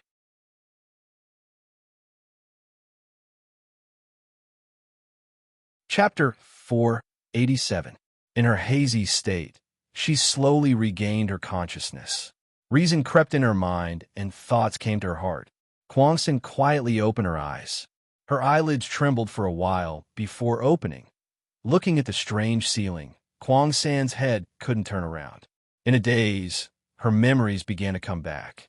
Kwangsen realized that she had been captured. Perhaps this was the so-called tit for tat. After all, she had just captured someone. Are you awake? While Kwangsan was in a daze, a familiar voice came from her bedside. Kwangsan was startled. She calmed down and turned to look at the source of the voice. Naturally, it was Wu Yan who brought her back. At this time, Wu Yan was sitting on Kwangsan's bedside with his legs crossed. He was holding an apple in his hand and peeling it with a serious face. The red skin of the apple was pulled into a long strip. Kwangsan could see that someone was trying to peel the apple into an endless strip. Kwangsan couldn't help but laugh. She looked at the serious face of a man who was brimming with childishness. She couldn't believe that before this man had almost crushed her with his aura because she had kidnapped someone close to him. How is it? Do you feel uncomfortable anywhere? Wu Yan didn't turn his head and asked. He focused on the apple in his hand. Just a little bit more, and he would be able to peel the entire apple. But this made Kwangsen feel dissatisfied. She pouted and said, It turns out that for a scholar, an apple is more important than someone else. You're so heartless, so heartless. Wu Yin turned his head around. His hand couldn't help but tremble when he turned his head. A long strip of apple skin was neatly sliced open before it fell to the ground with a clatter. Only a tiny bit of skin remained on the apple. Wu Yan's face stiffened. He angrily glared at Kuang San, peeled off the last bit of skin from the apple, and threw it on a plate at the side. How could it be said? It was very childish, so much so that the sickly girl couldn't help but laugh. Wu Yan rolled his eyes at Kuang San. He then looked at Kuang San and nodded. Looks like your wounds have healed. As expected of an elf, your recovery ability is really strong. Sure Dao. Can I take it that you're making fun of me? Kuang San narrowed her eyes and looked straight at Wu Yan's wine-red pupils. Speaking of recovery ability, Kuang San didn't think that her natural recovery ability could be compared with this guy who couldn't die. She didn't know who else could be compared with Wu Yan in terms of recovery ability. Of course, it wasn't a special ability. Wu Yan smiled embarrassedly, trying to evade the topic. Since your wounds have healed, what do you plan to do? Wu Yan's face turned serious as he looked at Kuang San. Although Kuang San had already given up on her obsession, maybe it was just a moment of hesitation. Maybe this time, Kuang San will start to be stubborn again. Hearing Wu Yan's words, Kuang San's smile slowly disappeared. She lowered her head and became silent. Wu Yan didn't say anything. He quietly waited for Kuang San's choice for a moment. The entire room fell into silence. After a long time, Wu Yan's heart began to feel a little nervous. Kuang San's voice slowly came from under her bangs. It echoed throughout the room. If I choose to continue to change the past, what will you do?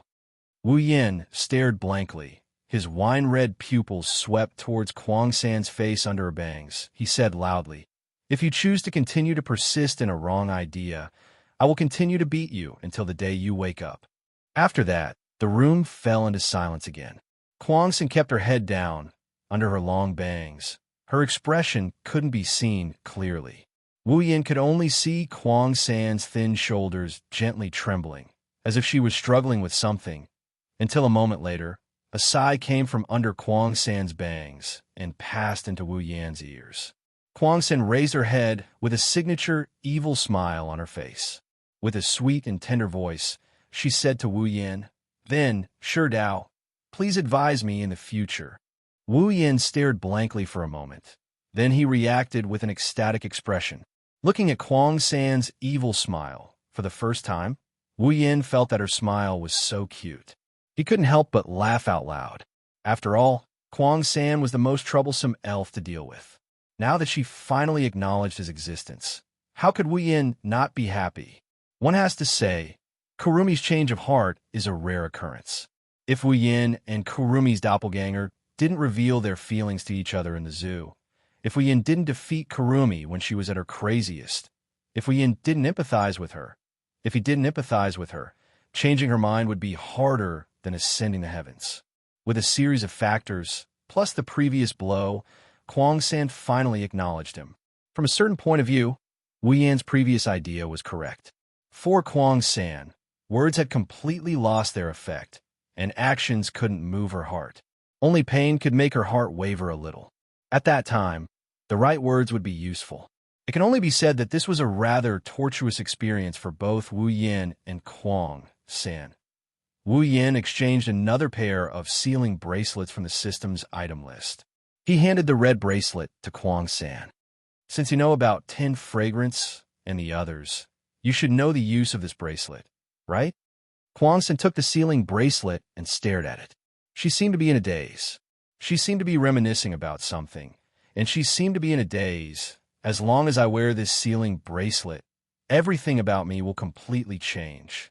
There will no longer be numbing killing, no longer have the obsession to prove my existence, no longer have the ignorance of abandoning the past, no longer have the confusion of the future path. Thinking of this, Kuang San couldn't help but feel a little tired and uncomfortable. But more than that, she felt relieved. At least, she no longer had no sense of direction. Finally, Kwang San moved and put the red sealing bracelet on her hand. The next moment, the sealing bracelet automatically adjusted to a suitable size. The red bracelet matched Kwang San's blood-colored gothic dress very well, as if it was part of Kwang San's spiritual equipment. Following Wu Yan's joyful seal, the bracelet on Kwang San's hand emitted a light. Then an inexplicable clear stream came out of the bracelet and flowed into Kwang San's body. The clear stream flowed everywhere in Kwang San's body. Wherever it passed, Kwang San's spiritual energy would follow the clear stream and rush towards the next source of spiritual energy. After an unknown amount of time, all of Kwang San's spiritual energy followed the clear stream. After bringing out all the elven energy, the clear stream stopped flowing. Then it drew an arc and surrounded all the elven energy like a cage, imprisoning all the elven energy. Kwang San could feel that after the spiritual energy was imprisoned, the clear stream shook violently and sank into the deepest part of her body with the imprisoned spiritual energy. Then, a circle of red lines appeared on Wu Yan's sealing bracelet. At the same time, the gothic dress on Kwang San's body slowly disappeared under Kwang San's astonished expression, revealing her smooth and delicate body.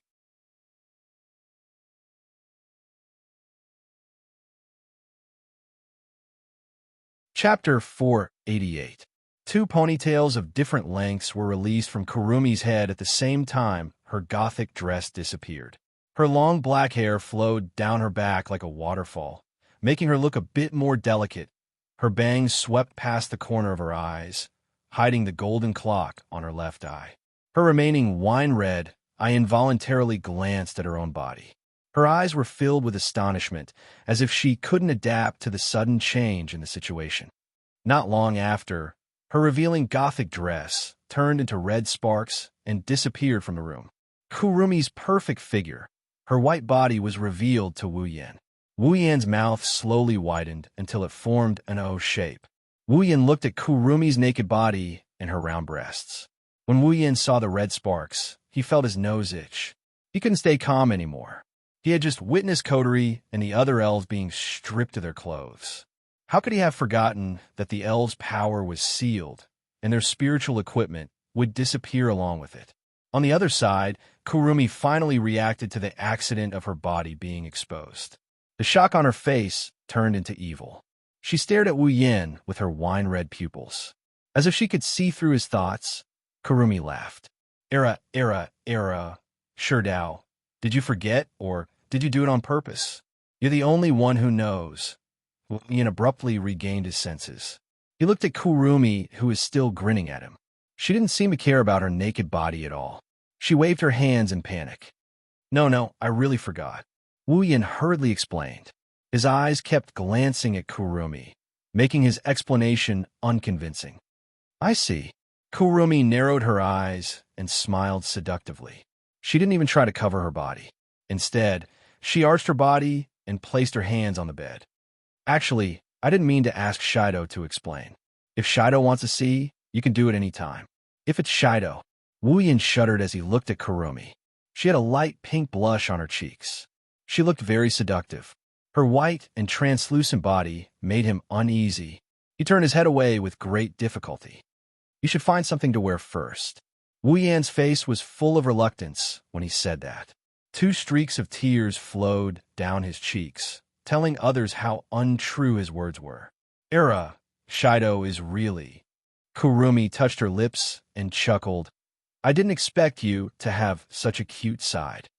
Cute. Wu Yan rolled his eyes. He didn't like how Kurumi used the word cute. He didn't know what to say, so he helplessly said, All right, stop teasing me. Hurry up and find something to wear. Kurumi looked at Wu Yan, who was sweating profusely. She revealed an evil smile and slowly crawled out of the bed toward Wu Yan. Wu Yan's body stiffened when he saw this scene. Before he could react, Kurumi had already crawled to his side. She stretched out her hands and turned Wu Yan's body to face her. Every corner of Kurumi's body was seen by Wu Yan again. Shido, didn't you say it? My existence is only for you. Therefore, My everything belongs to you, Shido. Kurumi's seductive voice made Wu Yan's heart tremble. Her seductive giggles rang in his ears. This time, Wu Yan didn't turn his head. He stared at the pair of plump breasts in front of him. Kurumi's skin was as white as a pearl. Naturally, her pair of big breasts were white and shiny. They kept attacking Wu Yan's nerves. After a while, Wu Yan's eyes were filled with evil fire. Kurumi laughed. Her laughter was very evil and charming. She gently grabbed Wu Yan's hand and straightened her body. Her pair of plump breasts swayed in an arc. Do you want to touch it? It was a simple sentence, but it made Wu Yan's heart flutter. The evil fire in his heart rose. A rumbling sound came from his throat. In the silent room, it was unusually loud. Kurumi couldn't help but laugh. Kurumi seemed to have gotten an answer. Without waiting for Wu Yan to reply, she grabbed Wu Yan's hand and pressed it on her plump breasts. In the next moment, a soft feeling filled Wu Yan's palm. Wu Yan was stunned. He looked at his hands that were pressing on Kurumi's plump breasts. Feeling this soft feeling, a weak string in his heart suddenly snapped. His hands that were holding Kurumi's plump breasts tightened. Kurumi's smiling face shook. She let out a seductive moan, and her body tensed up. Wu Yan kneaded Kurumi's plump breasts like kneading dough. He fiddled with her plump breasts without any pattern. The smooth and tender feeling was constantly transmitted to Wu Yan's heart. Wu Yan narrowed his eyes in pleasure. Kwang-san arched her body, covering her mouth with one hand and supporting herself on the bed with the other hand. Her face blushed adorably. In her wine-red pupils, misty mist began to spread.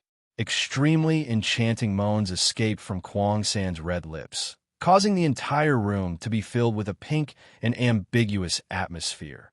And, Sherdao, Kurumi panted. Her eyes were blurred as she looked at Wu Yan, who was concentrating on kneading her breasts. Her moans were like extremely high alcohol content. When Wu Yan heard her moans, he began to feel a little drunk. While kneading, the two looked at each other. In their eyes, there was only each other's face. Their expressions gradually became lost.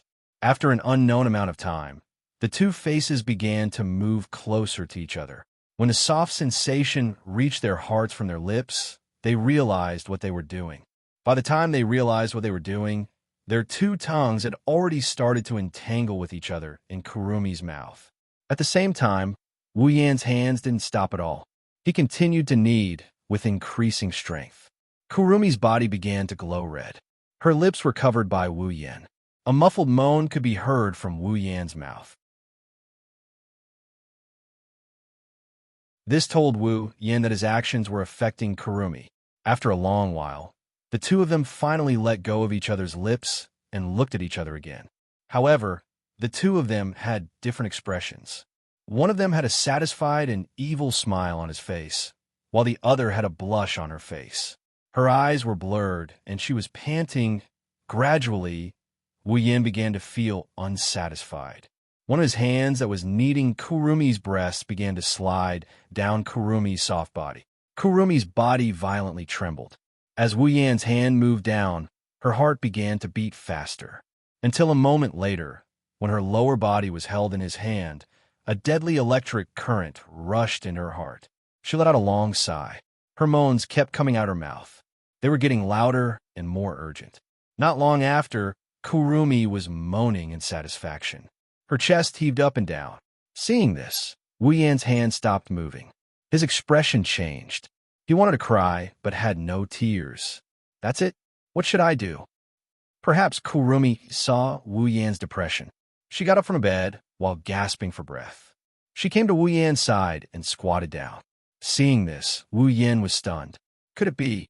In the next moment, as Kurumi lowered her head, Wu Yan sucked in a breath of cold air and closed his eyes. His face was filled with satisfaction.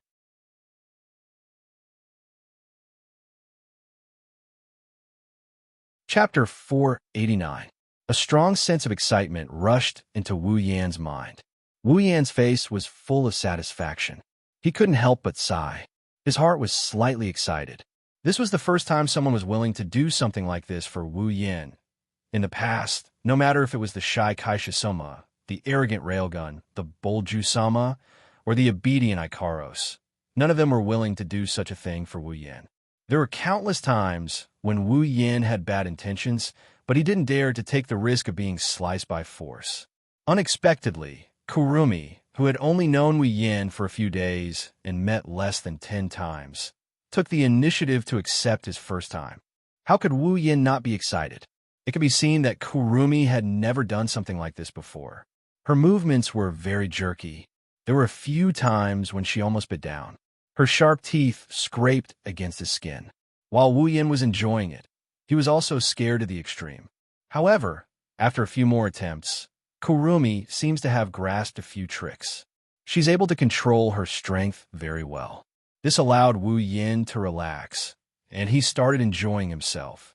After an unknown amount of time, Wu Yin exhaled. Kurumi also let out a whimper. Then, the sound of her throat rolling continuously rang. Hearing this, Wu Yin's evil fire that had just subsided suddenly surged again. He began to pant heavily. His wine-red pupils emitted a wisp of fire. He abruptly stretched out his hands and picked up Kurumi, who was squatting under him. Ignoring her slightly flickering and panicked expression, he pulled her into his arms, hugged her waist, and then fiercely pressed her down. After an almost inaudible sound, Kurumi's face paled. She raised her snow-white neck and showed a painful expression. However, in this pain, there was also a strong sense of excitement and joy. She was indeed a sickly girl. She found joy in pain. She felt pain and joy at the same time. She was simply born to be a submissive. Although in terms of personality, Kurumi was more like a top. Of course, Wu Yin didn't dare to move now. Otherwise, even if Kurumi was happy, he wouldn't be able to get through it. Anyway, he had already settled in. What happened next was just a matter of time. The two hugged each other like this, quietly overlapping each other. After a long time, perhaps the pain had passed. Kurumi raised her head and looked at Wu Yin in a daze. She gasped and said, "Sure Dao is really bad. He didn't give my consent. Didn't you say that everything is mine?" Wu Yin smiled slyly, making Kurumi a bit angry. But soon, Kurumi smiled and leaned against Wu Yin. She gently hugged Wu Yin. The soft flesh of her chest kept rubbing against Wu Yin. This made Wu Yin's lust rise a lot. She slowly straightened her body. The friction and pain made Kurumi's delicate body tremble. But she still propped herself up and then sat down again. Ugh! Kwang-sing gasped for breath. Although her movements weren't big, this was already the maximum that the current Kwang-san could do. Pleasure and pain coexisted, causing her entire body to be powerless. However, she still unwaveringly persisted in her actions. Gradually, Kurumi seemed to have found the feeling. The pain gradually disappeared, leaving only the purest pleasure. Kurumi's originally pale face began to redden. Her undulating speed also increased. Her pair of large breasts swayed up and down with her movements, making Wu Yin feel a bit dizzy. Wu Yin naturally didn't stay idle. His two large hands reached towards Kurumi's chest and began to knead the most magical part of her body. This made Kurumi feel even more excited. She let out a sound that made people's blood boil. As time passed, Kurumi began to lose herself. She fell into an inexplicable pleasure. She couldn't distinguish the scene in front of her. There was only one thought left in her mind, and that was to move. The pink halo on her body became darker and darker. Gradually, it turned red. At this moment, Kurumi seemed to be covered in a layer of red gauze. It added a bit of ambiguous atmosphere, making Wu Yin almost suffocate. Wave after wave of pleasure assaulted Kurong-san's nerves. She felt like she was flying into the clouds.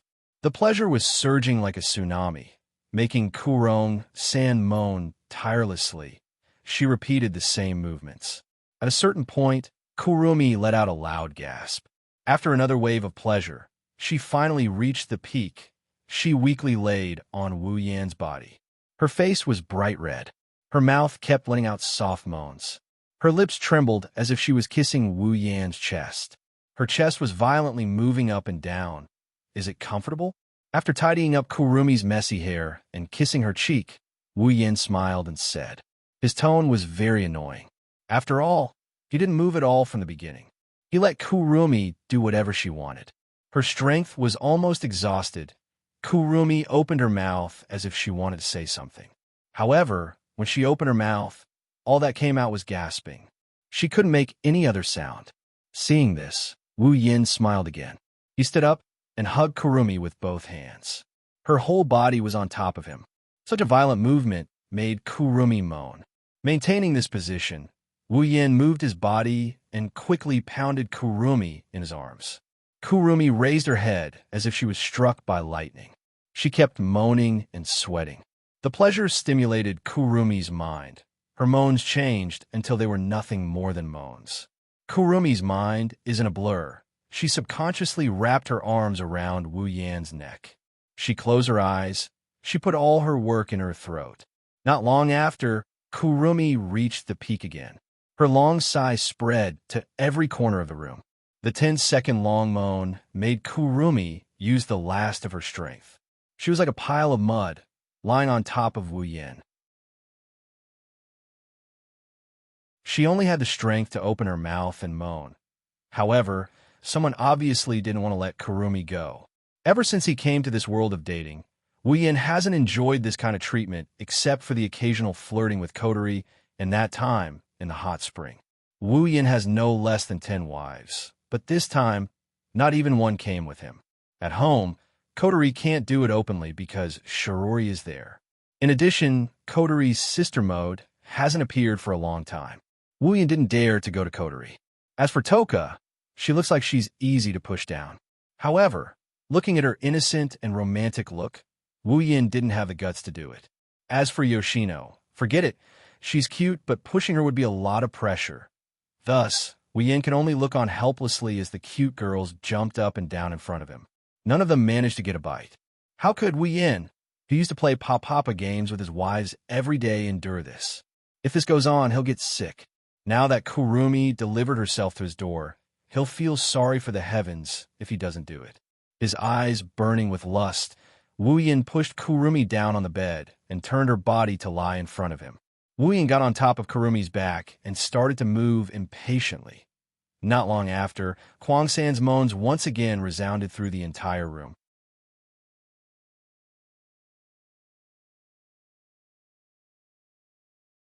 Chapter 490.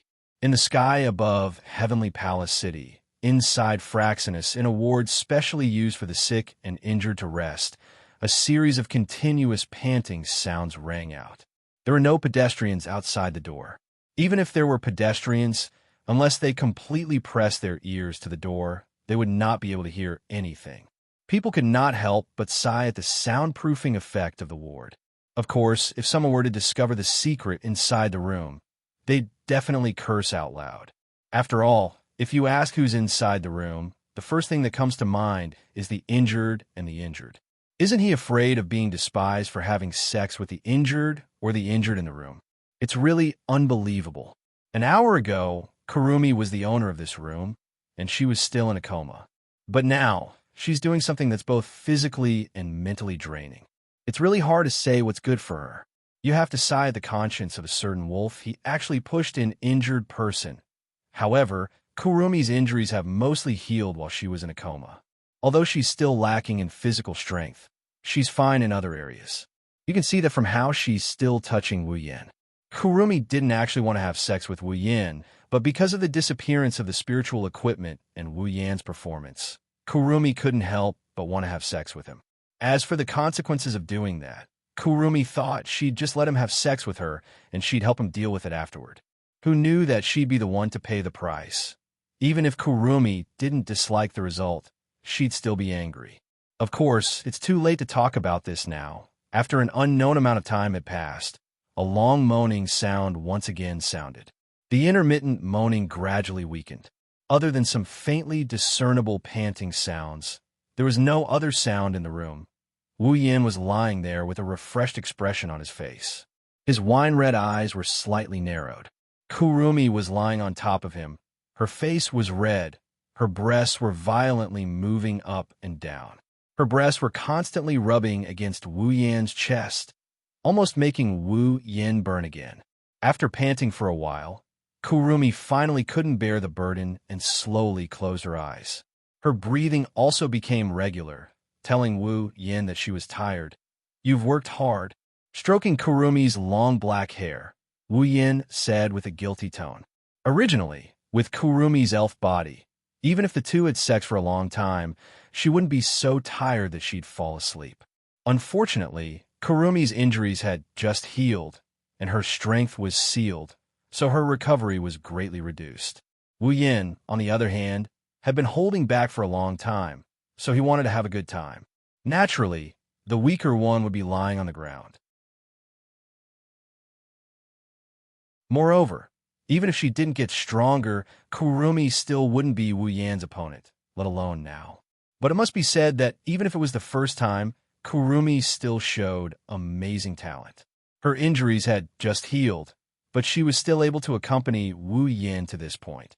She was indeed the most unrestrained elf among all the elves.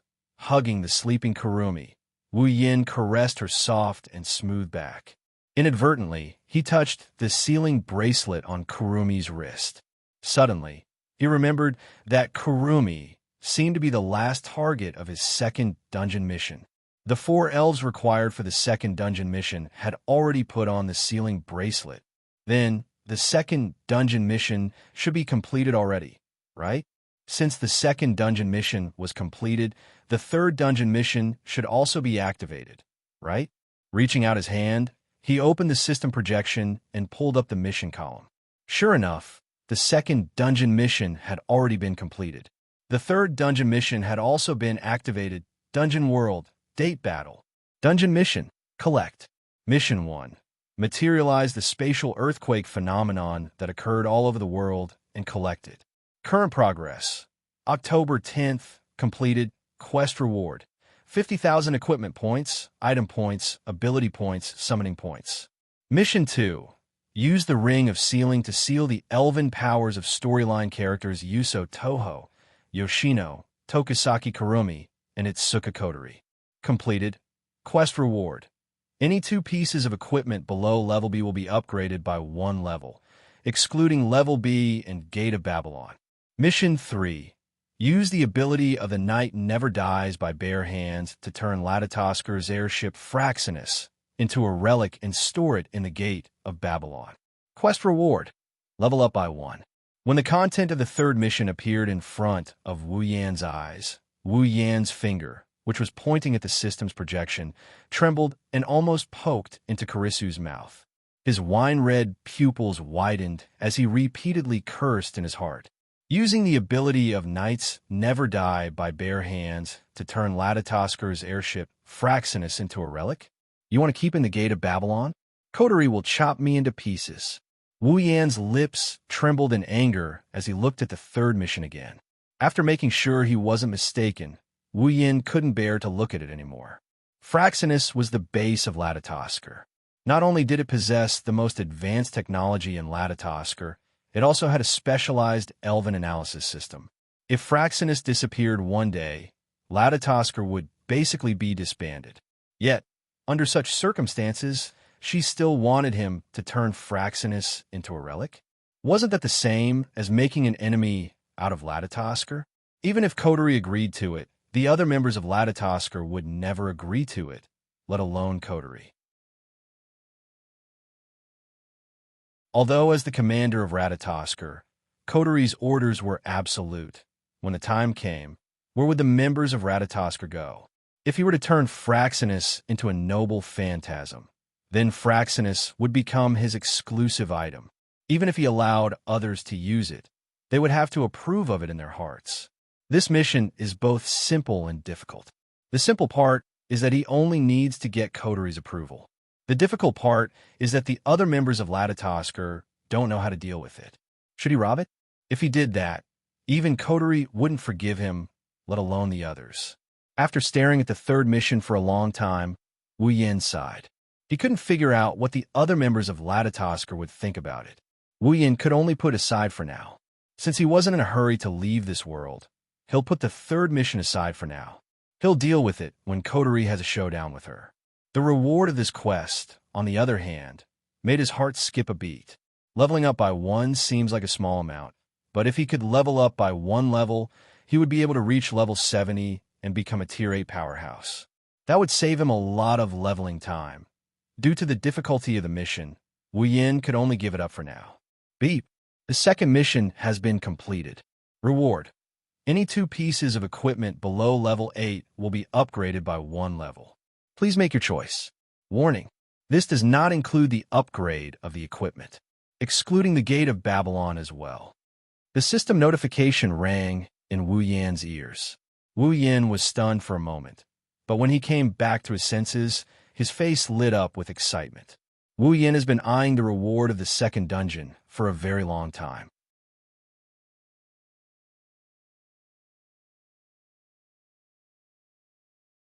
Chapter 491.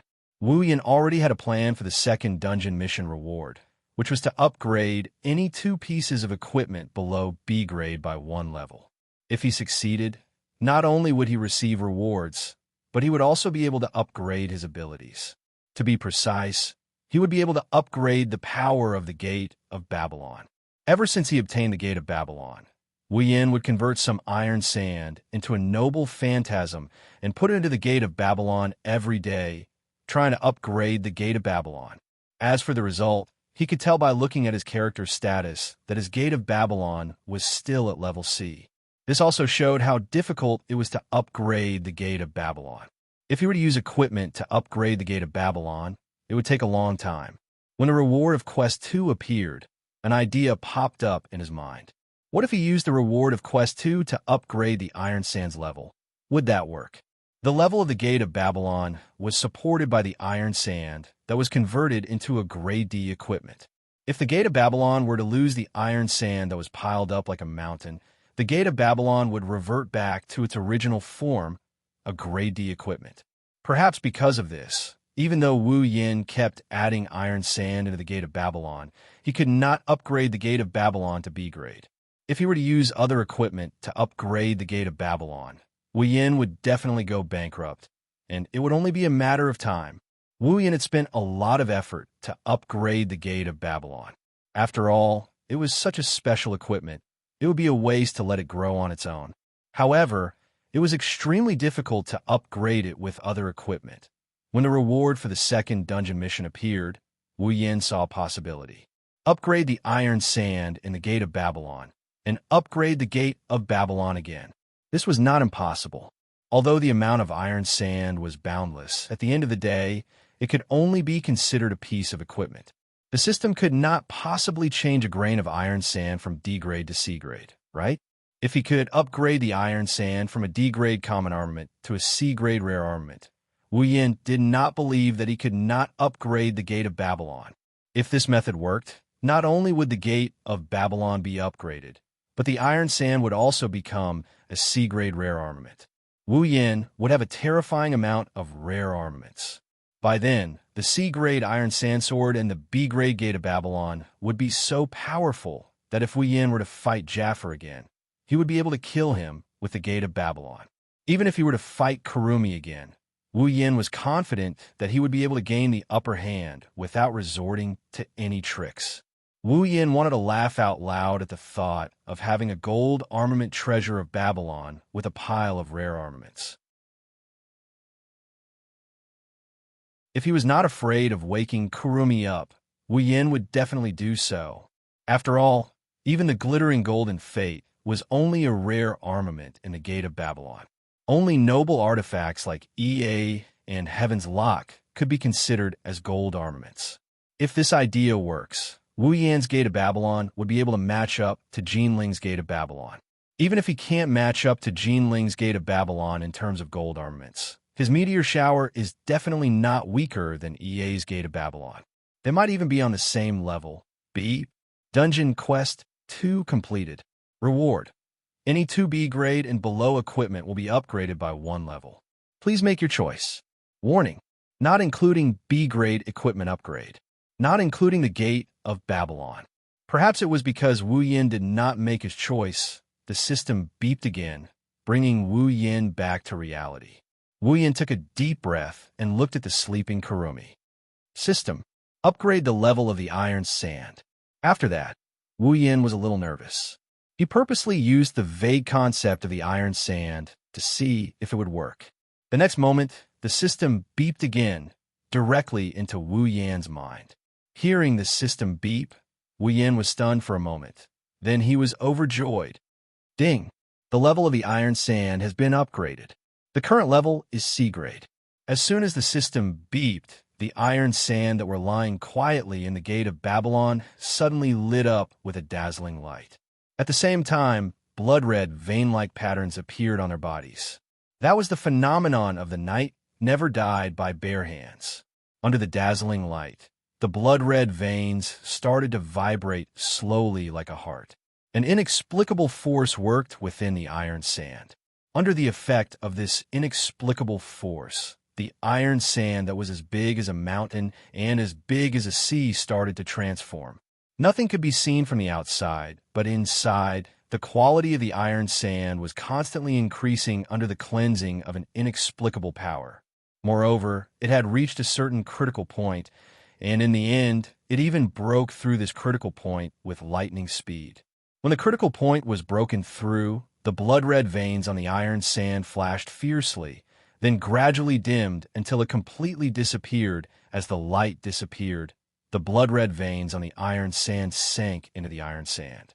If one looked closely, they would notice that the color of the veins on the iron sand had deepened a lot. When the iron sand was upgraded to C grade and became a rare armament, another system beeped. Ding! The level of the Gate of Babylon has been upgraded. The current level is B grade. Character: Wu Yin. Abilities: True Ancestor Bloodline, Endless Martial Training, Night Never Die by Bare Hands. Electromancer, LV5. Equipment: Gate of Babylon, B grade summons. Misaka Mikoto, Katsura Hinajiku, Ikaros, Astria, Flandra. Scarlet, Shokuha Misaki, Kinuhata Sai, Frenda, Takitsubu Riku, Misaka Sisters 20,000 Equipment Points, 170000 Item Points, 50,000 Ability Points, 170000 Summoning Points, 230000 Level, 69. Finally, it's Level B, Gate of Babylon. Wu Yin let out a sigh of relief when he heard the system beep. The nervousness in his heart dissipated, and a hint of joy appeared on his face. He was worried that his trick wouldn't work and the iron sand's level wouldn't be upgraded. Fortunately, the final result was undoubtedly gratifying. Not only did he obtain a pile of rare armaments, but his Gate of Babylon had also become a gold armament. With a gold armament level Gate of Babylon and the piles of rare armaments inside, Wu Yin believes that the Gate of Babylon will become a killing machine in the future. His strength has increased by a lot. Of course, that's not the only thing that got upgraded. System: Upgrade Nippon no Shana's level. Muttering in his heart, this time he's not going to be nervous. And I know Shana's level hasn't reached B yet, and unlike Tetsu, it's not a cheap trick to raise its level. It's a piece of cake. Ding! Nippon no Shana's level has been upgraded. Current level is B grade. The same thing that happened to the iron sand happened to Nippon no Shana again. However, due to the large amount of iron sand, the phenomenon caused by Nippon no Shana's level was smaller. After a while, Nippon no Shana's level was upgraded to B grade, a gold armament. With B grade Nippon no Shana, Wu Yin's strength increased again.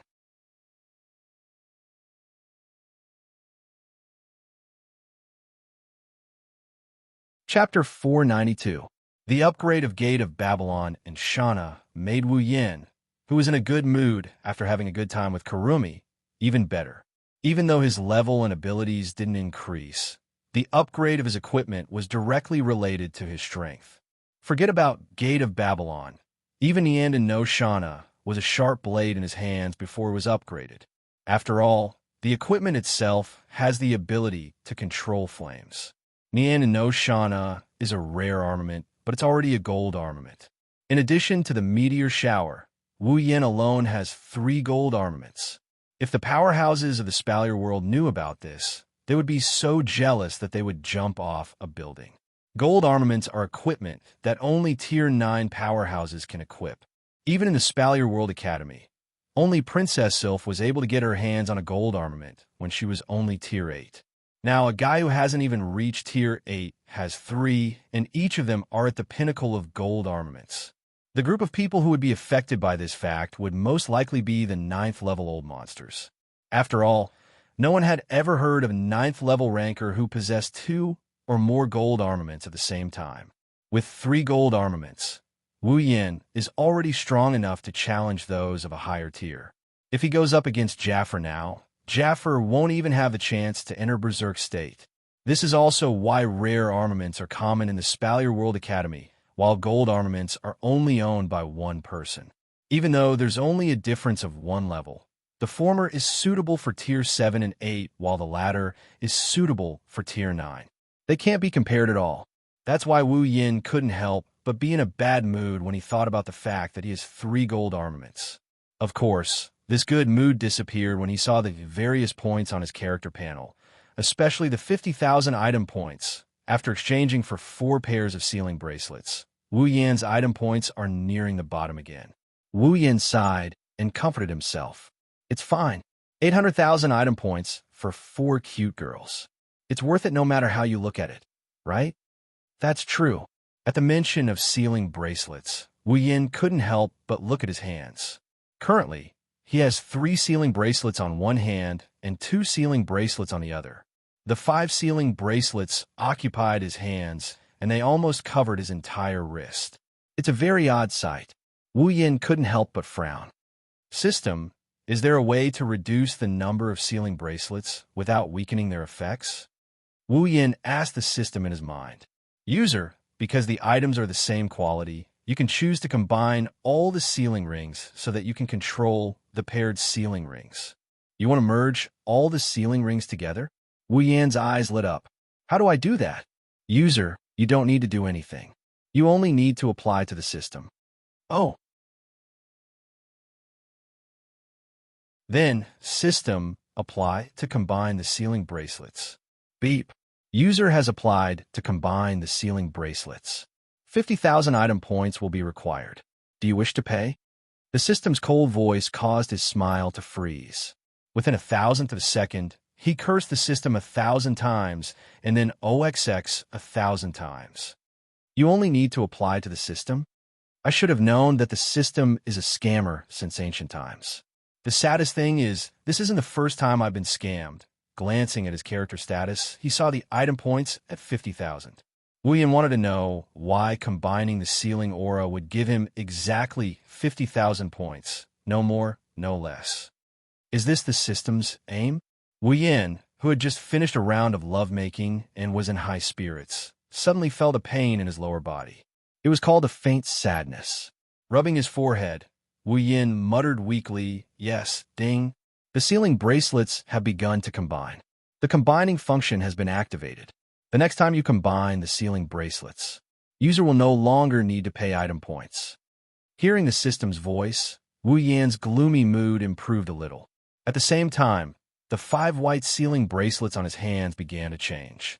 Between the 5 sealing bracelets, a thread with flowing light suddenly grew out and connected to the closest sealing bracelet. As the 5 sealing bracelets connected, the 5 sealing bracelets began to vibrate. Then, under Wu Yan's astonishment, the 5 identical sealing bracelets, except for the first one on his right hand, all shattered into pieces after a crisp sound. Before Wu Yan could react, the 4 shattered sealing bracelets paused in midair and shot towards the last remaining sealing bracelet. After hovering around it for a while, they merged into it. Under Wu Yan's gaze, the remaining sealing bracelet, which originally only had 1 red pattern on its surface, suddenly had 4 identical red patterns. The 5 red patterns were close to each other, with a negligible distance between them. They complemented each other perfectly, as if they were made by heaven. These 5 red patterns each represented a seal.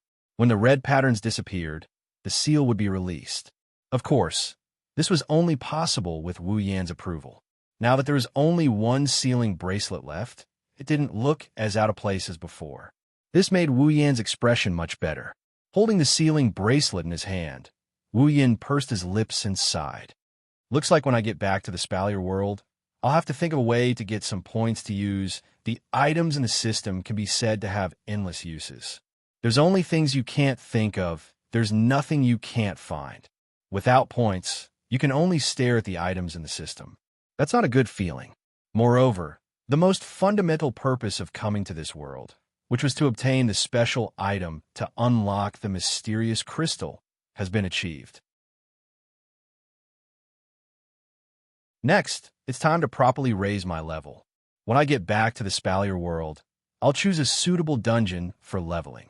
The time ratio between the Spalier world and the dungeon is 1:100. If I don't die in such a good dungeon, I'll be struck to death by lightning. After making up his mind, Wu Yin glanced at the last quest in this world. He sighed and smiled bitterly. I wonder if Coterie and the others will agree to let me take Fraxinus away. It shouldn't be a big problem. Wu Yin muttered uncertainly. He couldn't make up his mind. This is a big problem. Logically speaking, if he tells Coterie about his background, it shouldn't be a big problem. After all, the main purpose of Fraxinus was to help Ratatoskr with their strategy against the elves. If Kieran completed the last dungeon quest, even if he took Fraxinus with him, the world would still be frozen in time. If time is frozen, Fraxinus' role will be negligible. As long as he doesn't return to this world, the elves won't appear and everyone will be frozen in time. What's there to worry about? That's why this problem is both simple and difficult. After pondering for a while, Wu Yin sighed. Let's put it aside for now.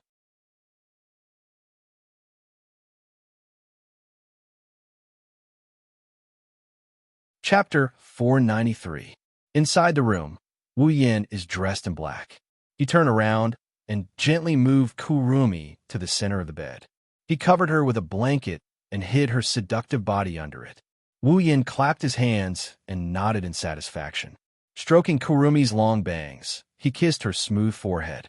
Kurumi seemed to have sensed something as she wrinkled her cute little nose. She tilted her head slightly before revealing a serene expression which amused Wu Yin. Who would have thought that the usually arrogant Tokisaki Kurumi would have such a cute side to her when she's asleep? Wu Yin shook his head and looked at Kurumi. He turned around and walked out the door. Fraxinus, command room. The members of Ratatoskr were analyzing the battle that took place in the open space of the zoo. For an organization that specializes in elves, every piece of information about elves is invaluable. For example, in the previous battle, a total of 4 elves appeared and fought each other. This is something that has never happened in the past. Therefore, this battle has become a good topic for research. Everyone only hoped that from this battle, they would be able to analyze a little bit of information that would be useful when facing the elves in the future. If that was the case, everyone's hard work would not have been in vain. Naturally, as Ratatoskr's commander, Coterie is also present.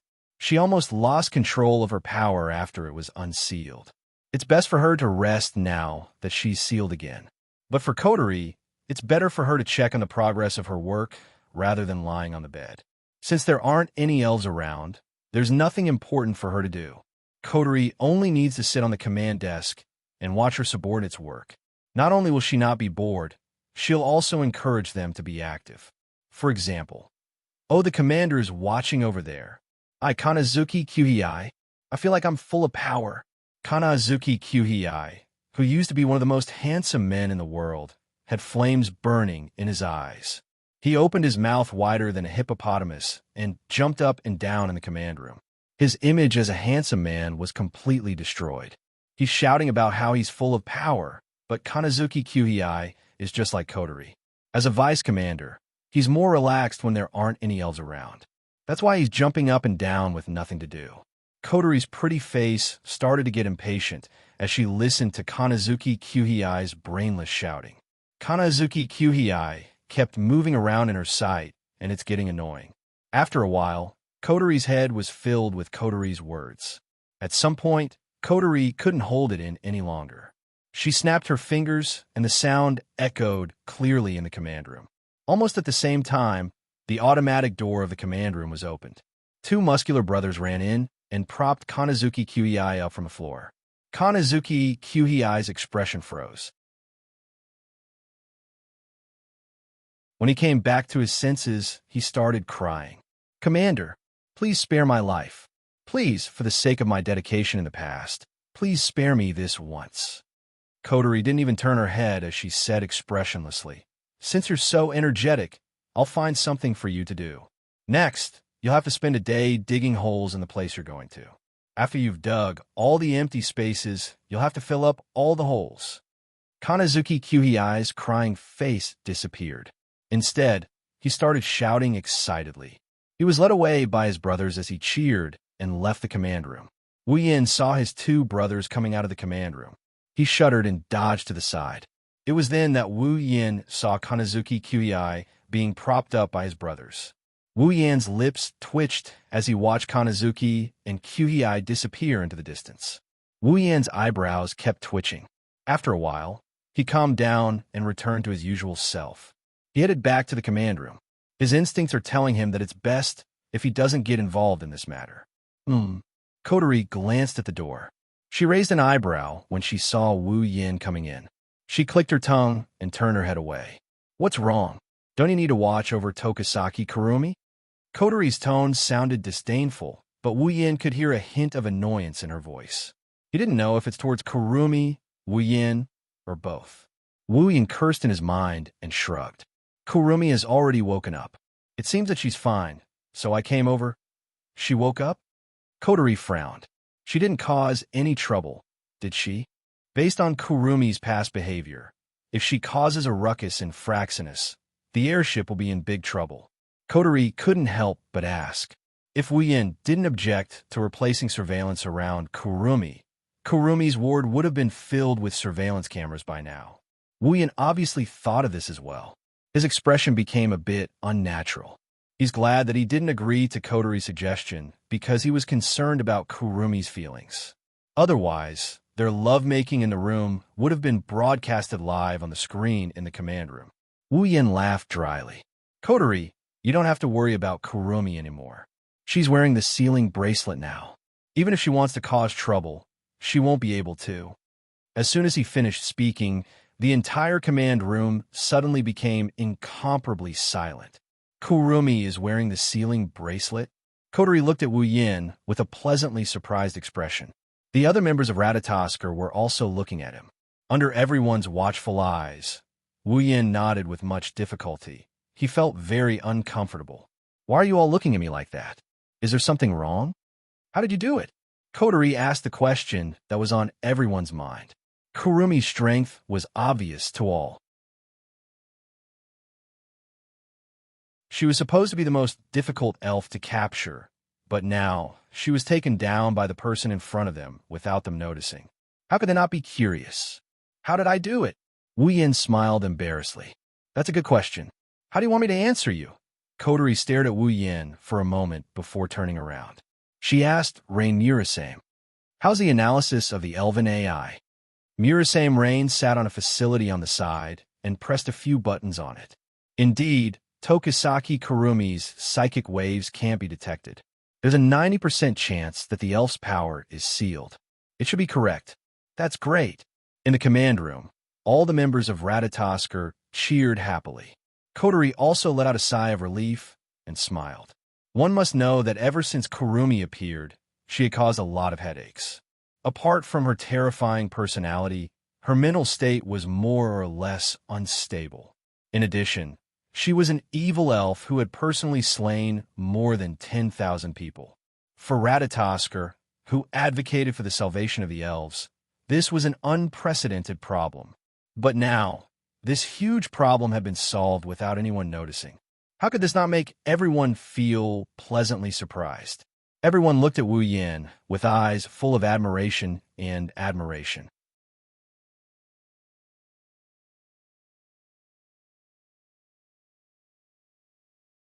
Chapter 494. It's really a miracle. Rain Murasame, who usually doesn't care about anything, was now full of emotion. She shared her analysis of Kurumi on the big screen in the command room and said, "Tokisaki Kurumi's favorability bar was only half full before, but now it's full. How'd he do it?" Ray Murasame's last sentence was naturally directed at Wu Yin. Everyone on the scene saw Kurumi's max favorability on the big screen. Immediately, one by one, they used their worship skill on Wu Yin. Not only did he raise the favorability of such a difficult elf to max out, but he also completed the most important task of sealing her. This is a real god. Of course, in this worship, there's also a lot of doubt. In addition, they were curious. They were curious about how Wu Yin got Kurumi. Chuckling dryly, he felt everyone's gaze on him. He felt his scalp tingling. At this moment, even if these people's gazes were filled with worship, it still made him feel like they're piercing his eyes. To be honest, Wu Yin was also surprised that Kurumi's favorability towards him was maxed out. He didn't know when Kurumi had such a deep impression of him. Kurumi's temperament is really hard to fathom. Wu Yin truly experienced the feeling of a woman's heart from Kurumi. If he didn't have the advantage and know the characters well, he's afraid that Kurumi wouldn't be able to wear the sealing bracelet. However, Wu Yin didn't know why Kurumi's favorability towards him was maxed out. Could it be that Kurumi has a setting where she'll be loyal to someone after being Papa? Rubbing his head in distress, Wu Yin sighed and said helplessly, "Don't ask me how I did it. I'm also confused." Confused? How can you capture a girl when you're confused? At the same time, everyone flipped the tea table in their hearts. The worship and doubt in their eyes turned into speechlessness and disdain. Perhaps in their hearts, they thought that Wu Yin was faking it, a winner in life showing off in a roundabout way. If Wu Yin knew what they were thinking, he'd definitely go berserk. Is this showing off? Then what I did in the Tokuwadai dormitory with Sis Cannon and Queen Sama, isn't that a glory? Kotori blinked. Based on her understanding of Wu Yin, if Wu Yin really wanted to show off, she would be able to tell. When she saw Wu Yin's helpless expression, Kotori knew that Wu Yin was confused himself. Putting a pearl in her mouth, she waved her hand. Well, forget it. Tokisaki Kurumi is sealed anyway. She's no longer a threat, and we've achieved our goal. The process doesn't matter. Hearing Kotori's words, everyone suppressed their curiosity and turned around to continue their work. Wu Yin couldn't help but feel relieved. If they continue to force him, even Wu Yin himself might not be able to keep his secret. Rolling in the sheets with Kurumi in the ward, looking around the command room, Wu Yin turned around and asked, "By the way, Kotori, where's you?" He hasn't recovered yet. He's still recuperating. Kotori glanced at Wu Yin and said in annoyance, "You's just a normal person. He's not you nor an elf. He took a bullet in the back. How can he recover so quickly?" "That's true," Wu Yin answered casually. He hesitated and asked, "Then, Kotori, what you plan to do with Kurumi?" Kotori stopped licking her pearl for a moment before she calmed down and said casually, "Originally, everyone wanted to treat Tokisaki Kurumi as a criminal." "Criminal?" Wu Yin turned around and looked at Kotori. Kotori narrowed her eyes and continued, "No matter what, he's someone who killed more than 10,000 people. Even if Ratatosker wants to save the elves, a crime is a crime. Just like how humans are imprisoned for murder, from a normal person's point of view, Tokisaki Kurumi has to pay the price for his past actions." Wu Yin fell silent. He was struggling in his heart. Indeed, from an ordinary person's point of view, Kurumi had killed more than 10,000 people with her own hands. She was a heinous existence. If Kurumi was an ordinary person, she would have been executed 1,000 times. That would have been more than enough. If it was in the past, Wu Yin would have thought the same. But now, the value of human life isn't as important as before in Wu Yin's eyes. Although he doesn't view human life as an ant, the dead are already dead. He can't bring them with him when he's alive, and he can't bring them with him when he's dead. Wu Yan's hands are stained with the blood of countless people. During the treasure hunt in the supply town, Wu Yin killed as many people as Kurumi. If possible, Wu Yin doesn't want Kurumi to bear the consequences. Not only did he not do it in the past, but now, Kurumi is even more so for his woman. Thus, Wu Yin couldn't help but ask, "Is there no way to salvage the situation?" Kotori turned around. Her red eyes stared at Wu Yin. She said with a bit of displeasure, You seem to care a lot. How can I not care? Wu Yin bitterly smiled. I believe elves are kind beings. Kurumi's hands are stained with blood, but she was forced to do so. If she wasn't hunted by humans, she wouldn't have ended up like this. Kotori, I don't believe you can't tell if Kurumi's heart is kind or not. Kotori snorted and turned her head away. If I didn't, she would have been in the shelter already. Wu Yin wasn't surprised. He was happy instead. So, there's still room for negotiation in dealing with Kwang-san? Kotori pursed her lips, she sighed, and said in a bad mood. Since Tokisaki Kurumi is an elf, and her situation is special, she will be exiled to be monitored. If she commits any more crimes, she will be imprisoned. Exiled to be monitored? Wu Yin tilted his head in confusion. What does that mean? That means Kotori bit her lips, she said with a bit of reluctance. Kurumi will be taken in, and she might even belong to our family. Really?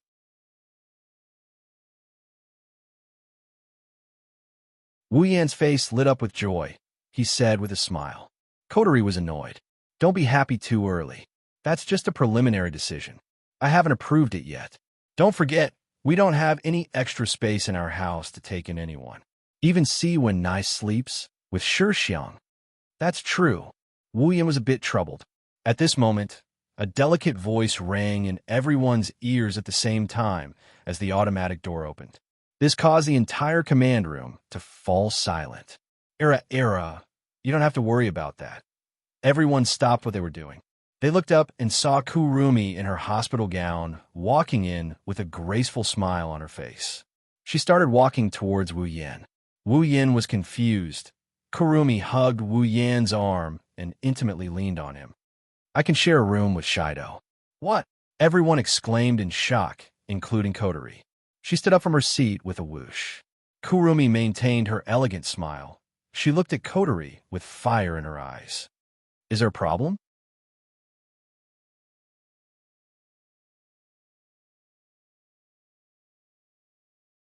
Chapter 495.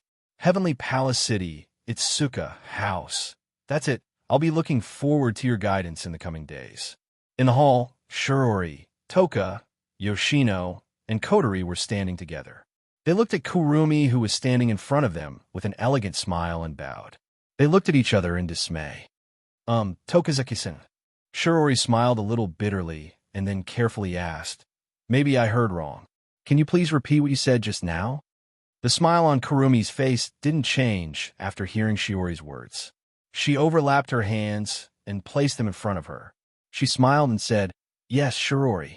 Because something happened in my family, I will have to disturb you for a while. So, please take care of me. Shirori blinked, looked at Toka, and then looked at Kurumi. So, Tokisaki-san, you'll be living in our house? Yes. Sorry for the trouble. Kurumi said with a smile. Shirori didn't know what to do. Of course, Shiori's impression of Kurumi is that she's just a classmate. She didn't want Shirori to be involved in the elf incident. So Wu Yin and the others didn't tell her that Kurumi knocked her out and kidnapped her. They only told Shirori that she fainted due to anemia.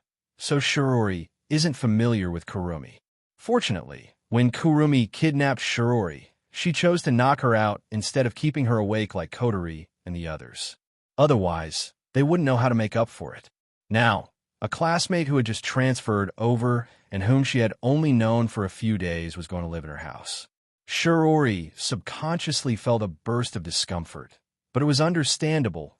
Shirji hesitated for a moment and said in distress, But we don't have any spare space in our house for people to live in. You don't have to worry about that, Shuri-san. Kurumi tilted her head and smiled, but there's something interesting in her smile. Shirori, Yoshino, and Toka were stunned while Kotori clenched her teeth in anger. Kurumi reached out her hand and pulled a certain someone who has been acting like a bystander since the beginning. She hugged his arm tightly and put her head on his shoulder. Then, she said the words that almost caused a commotion in the command room of Fraxinus. I'll live in the same room as Shido. Wu Yin covered his face with his hand. He couldn't bear to look at the other girls. It's not just because he doesn't want to accept reality, it's also because he knows the girls very well. Even if he used his knee to think, he could already guess what would happen next. What? Shirori and Toka shrieked. They looked at Kurumi, who looked like she was asking what to eat today, and Wu Yin, who was covering his face with his hands. They couldn't believe what they saw. Live in the same room as Shido Gij. Yoshino covered her mouth with her small hand. She looked at Wu Yin and Kurumi with her big blue eyes. Her face turned red. How bold! As for Kotori, she already turned her head away from the crowd. No one can see her expression, but from the way she clenched her fists, it's clear that she's not calm at all. Absolutely not, 10 Incense shouted furiously. His voice was like a thunderclap. It went straight up with the purpose of overturning the roof of Wu He's house. His voice reverberated in everyone's ears. Everyone's ears were ringing from the roar. Toka glared at Kurumi and pointed at her. Why do you have to live in the same room as Shido? It can't be helped. Kurumi's smile didn't diminish. She acted like she didn't see Toka's expression. After all, there's no room left, but you don't have to live with Shido. Toka bit her lips. You can live with me too. Era, Toka classmate. What are you talking about? Kurumi covered her mouth and smiled. If I live in your room, what will happen to Yoshino? Toka choked and shouted. But you can't live with Shido. Absolutely not. Then what should I do? Kurumi pointed at her temple and said sadly. Does Toka classmate want to kick me out? It's not like that. Seeing Kurumi's sad expression, 10 Fragrance's voice gradually weakened. 10 Fragrance understood Kurumi's situation. Someone as pure and kind as her wouldn't kick Kurumi out. Toka classmate, it's a bit inappropriate for you to live in the same room as Shido. Shirori spoke up. She mumbled to Kurumi before turning around to look at Wu Yan. She had a strange look in her eyes. It was as if she was looking at a cheater who abandoned her. Wu Yan's lips twitched. When Toka lived in Wu Yan's house, she said she's his girlfriend. But now, there's a girl who wants to live in the same room as her boyfriend in front of Toka. Shirori looked at Wu Yan like he's an unfaithful man. It's good that she didn't look at him like he's a scumbag. Era, Shirori classmate, you don't have to worry about that. Kurumi hugged Wu Yan's arm tightly and said something that even Wu Yan couldn't keep calm. I'm Shido's fiancé. It's only a matter of time before we live in the same room. Fiancé. Not only Shirori, even Yono was stunned by Kurumi's speech. Kotori, who was standing behind everyone, was trembling slightly. Toka was the only one who was confused. What's a fiancé? The air froze for 2 seconds. Kurumi's smile froze for a second, but it quickly returned to normal. Shirori laughed dryly and said to Toka, Toka, a fiancé means you and your other half will eat together, sleep together, and be together forever. Together forever. Toka's amethyst-like eyes lit up. Her face blushed. She looked at Kurumi and shouted, Then I want to be Shido's fiancé. As soon as he said that, the entire living room was filled with the sound of people falling to the ground. 10 Incense was stunned as she watched everyone fall to the ground. She was a little confused. Why are you sleeping on ground? Do fiancés have to sleep on the ground? Toka. Shirji helplessly looked at the naive Toka. She was both angry and amused. Perhaps it was because Toka was so naive that she had a so-called fiancé. Shirji thought maliciously. Kurumi covered her face with her hand. Anyways, Toka classmate, as Shido's fiancé, I'm allowed to sleep in the same room as him, so... Toka's face turned red. She shouted again. I want to be Shido's fiancé.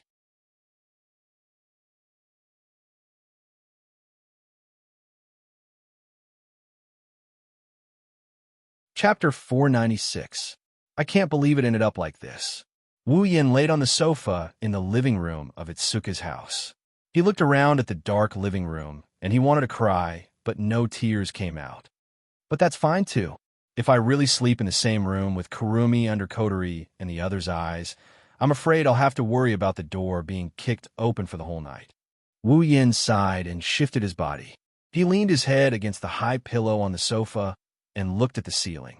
His wine-red eyes started to lose focus. I wonder how Chuju and the others are doing. It is almost a month since Wu Yin came to the date battle world.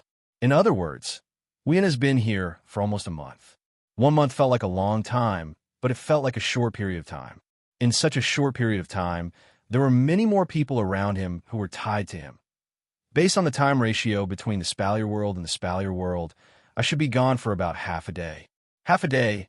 I wonder if Inajiku and the rest will miss me. He mumbled to himself in a half-joking, half-serious manner.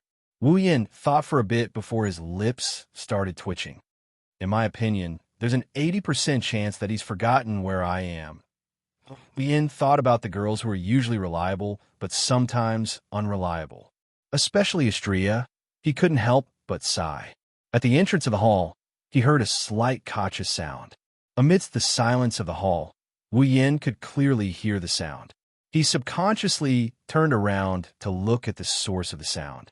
The door of the hall was pushed open and a small head popped out. 2 red ponytails were shining in the dark night, and a pair of black ribbons were quivering on top of her head. She looked like a kitten that was about to steal something. She was very cute. It was none other than Kotori. Due to the darkness in the living room, Kotori didn't notice a pair of wine-red eyes staring at her. She thought Wu Yin was asleep. She looked around and closed the door. She tiptoed towards a sofa. Wu Yin didn't react until he heard Kotori's footsteps. He placed his hand on his forehead and closed his eyes. He adjusted his breathing and pretended to be asleep. The living room at night is dark and silent. It's a bit of an exaggeration to say that you can't even see your fingers in front of you. With Kotori's eyesight, she can only see things that are closer to her. By the time Wu Yin entered Kotori's line of sight, she was already in front of the sofa. Kotori patted her chest when she saw Wu Yin sleeping. She stared at Wu Yin's sleeping face with her red eyes. After a while, she grumbled in a dissatisfied manner. Seriously, how old are you? Don't you know how to find a blanket to cover yourself with when you're sleeping? Kotori raised the thing in her hand. It was a blanket. Kotori laid the blanket on Wu Yin's body. She covered the sofa and Wu Yin's body with the blanket, leaving only his head exposed. Then she stood up. Kotori blushed when she saw Wu Yin's sleeping face. She looked a bit hesitant as she kept glancing at Wu Yin's face. Then, she averted her gaze as if she was startled by something. She looked a bit flustered and shy at the same time. After a while, Kotori mustered up some courage and laid her head in front of Wu Yin's face. She closed her eyes and kissed Wu Yin's face. Then she moved her head away. Kotori blushed even more. Kotori calmed her racing heartbeat and stole a glance at Wu Yin. After making sure her little movement didn't wake Wu Yin up, she sighed in relief. She muttered something to Wu Yin. "Good night, Oni-san. If possible, I'd like to say good night too." Kotori almost shrieked when she heard Wu Yin's words. Kotori turned to Wu Yin and she saw a half-smile on his face. Alas, the sofa is soft, but not as comfortable as a bed. There's no way to say goodnight. Why you? Kotori's mouth slowly widened. She pointed a trembling finger at Wu Yin. Her face turned completely red. "You're still awake?" "Yeah." Wu Yin sat up from the sofa with a weird grin on his face. He teased her. "It's a good thing I didn't fall asleep yet. Otherwise, I wouldn't have had the chance to see such a gentle side of my cute sister." "You." Kotori blushed. She looked at the teasing Wu Yin and felt a little dizzy. Kotori shuddered at the thought of how she had just kissed him and said good night to him. She wanted nothing more than to find a hole to hide in. Kotori shuddered more and more. Circles appeared in her eyes. She lowered her head, not daring to look at Wu Yin's face. Her face turned purple under her bangs. "You already knew." Wu Yin knew what she was referring to. He waved his hand carelessly. "Well, what's the big deal? It's just a kiss on the cheek. We've already kissed on the lips. Why are you so shy?" Wu Yin's nonchalant tone infuriated Kotori. She resisted the urge to kick Wu Yin's face. She snorted and turned around, planning to return to her room. Wu Yin called out to Kotori. "Kotori, wait." "What?" Kotori said angrily. She made up her mind that if Wu Yin dares to tease her again, she'll stomp on his face even if she has to wake up the others. Of course, Kotori was disappointed. Wu Yin didn't intend to tease her at all. Instead, his eyes flickered and his mouth opened as if he wanted to say something but hesitated. Coterie furrowed her brows at Wu Yan's reaction.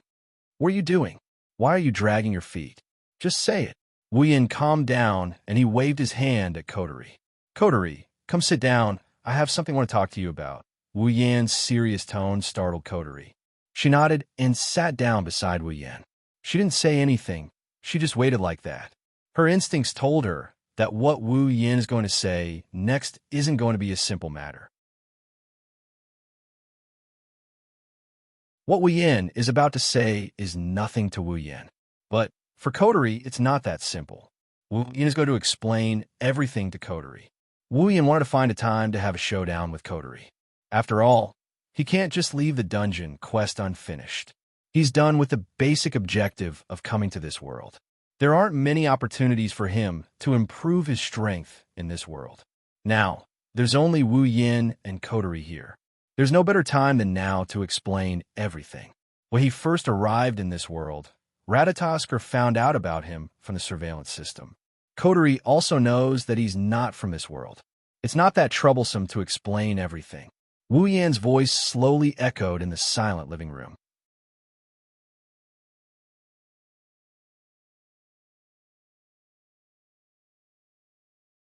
Chapter 497.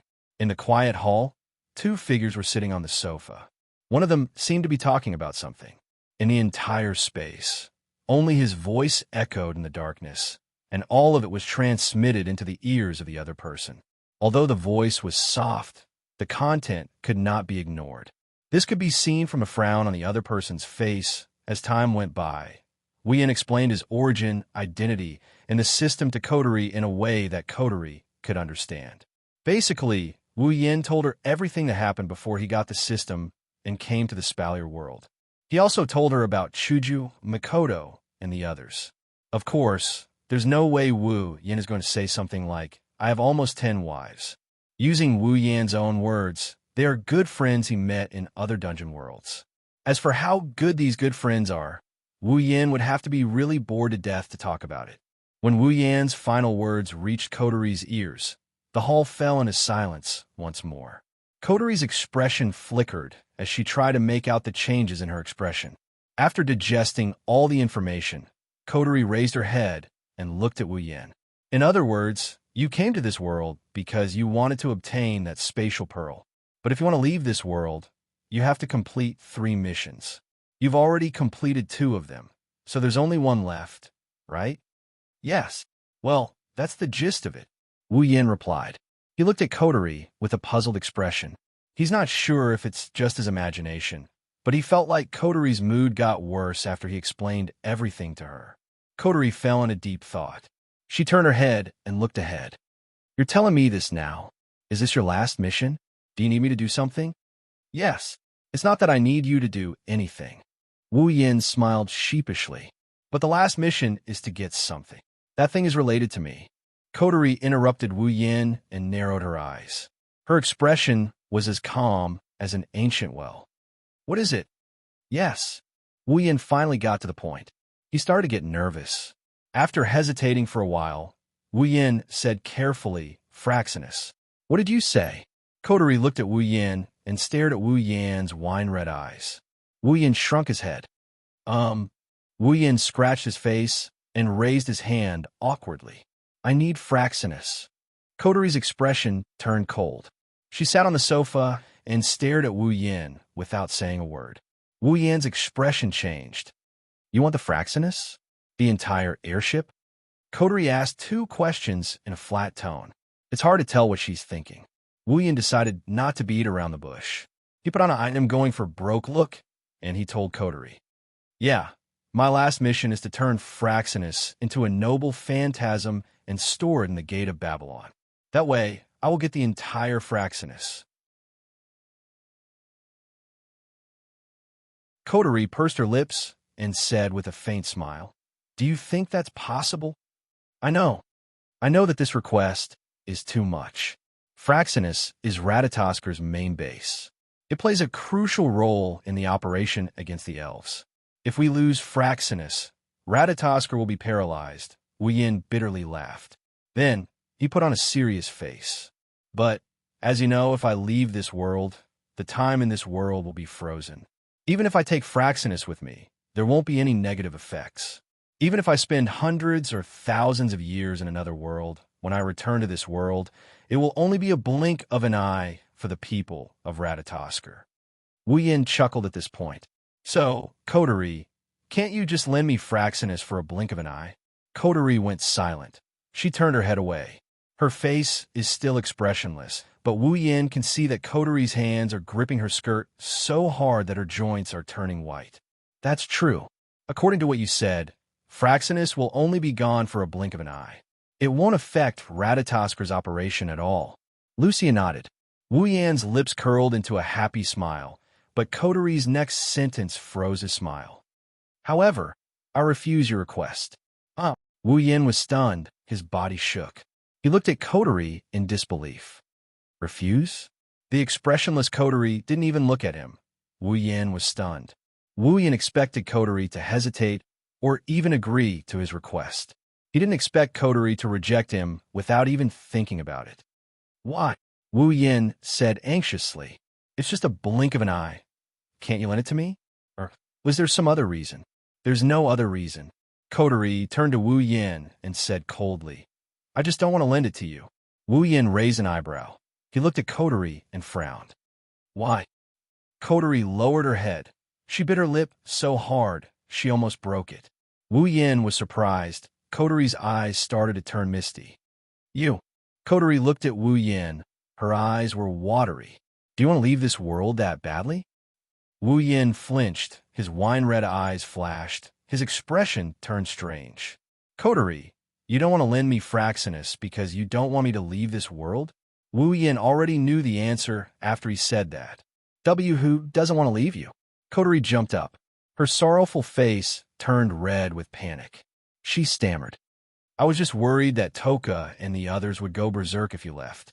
Ratatoskr would lose a general. That's all. That's right, that's all. Wu Yin narrowed his eyes. He rubbed his chin and showed an intriguing smile. Wu Yin looked at Coterie. Coterie, are you being arrogant? Coterie's expression froze. She shouted angrily. Who's being arrogant? You're the arrogant one. Coterie's words only made Wu Yin grin even more. Coterie stomped her feet in annoyance. Anyway, I won't lend you Fraxinus. Coterie didn't wait for Wu Yan's reply. She snorted and ran back to her room, leaving Wu Yin alone. She ran away. Wu Yin shook his head. He didn't know whether to laugh or cry. Coterie didn't seem like she was against him taking Fraxinus away. She just didn't want him to leave this place, so she decided to let him do as he pleased. This girl, Wu Yin smiled. I told you, it's just a blink of an eye. What's there to be reluctant about?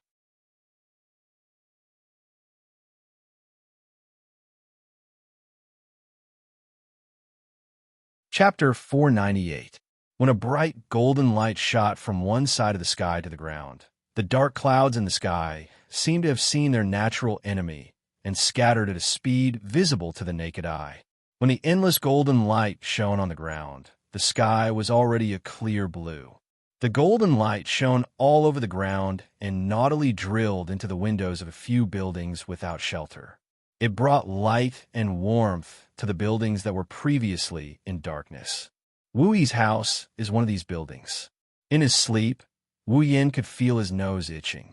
He couldn't help but raise his nose, but the more he raised it, the more itchy Wu Yin felt. Moreover, there was a small voice that sounded like a mosquito buzzing in his ear. For someone like Wu Yin who loves to sleep in, this is the most painful torture.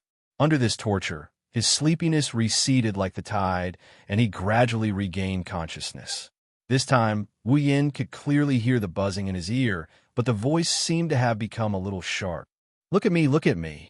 Just leave it to me. The sharp and familiar voice woke up Wu Yan's last bit of drowsiness. His eyelids trembled, and he slowly opened his eyes. The first thing he saw was a rabbit-shaped doll wearing a black eye patch, dancing about 10 centimeters away from his face. Shatona. Wu Yin subconsciously called out the name of the thing in front of him. Only then did he open his eyes, startling the blue figure next to him. Good morning, Shatona said in a daze. When Wu Yin turned his head towards her, Shatona panicked and hid the doll behind her back and ran out. Not long after she raised her feet, Shatona discovered that not only did she not run out, she was hugged by a pair of hands and flew back into a warm embrace. You little girl, you actually played a prank on me. Wu Yin grabbed Shatona's cheeks and pinched them, eliciting a soft moan from Shatona. It was Shiori-san. She told me to wake Shiori-san. Shatona held Wu Yin's hands and looked at Wu Yin pitifully with her big blue eyes. Her cuteness made Wu Yin dizzy. Shiori-san told you to wake me up? Wu Yin adjusted the position of the loli in his arms to face him. He was a little surprised. Why did you wake me up? Isn't Kotori the one who usually wakes me up? I'm still asleep. Shatona blinked and said, Kotori's still asleep? Wu Yin laughed. This is truly a miracle. Hugging Yono, Wu Yin stood up from the sofa and looked around the living room. The living room isn't as dark as it was last night. Instead, it's so bright that it's blinding to the eyes. Resplendent rays of sunlight streamed in from the windows, adding a bit of warmth to the autumn season. In the kitchen, Shiori-san is busy preparing breakfast. Only Wu Yin and Shatona are left in the living room. Kotori, Kurumi, and Toka are nowhere to be seen. Wu Yin was a little surprised. Kurumi didn't live with him before, so he didn't know much about her. She usually wakes up around this time. Toka likes to laze around in the morning, so Wu Yin didn't find it strange that she didn't wake up at this time. However, it's strange that Kotori isn't up yet. Usually, apart from Shirori, Kotori was the first to appear in the living room, but she was still asleep. Is it because I talked with her for too long last night? Patting Shatona's head, Wu Yin squatted down and put Shatona on the ground. Shatona, go help Shiori-san. I'll go wake up the 3 lazy pigs. Shatona nodded and ran into the kitchen. Shatona was the only one left in Shatona's arms, laughing. The Shido who likes to sleep and called others lazy pigs.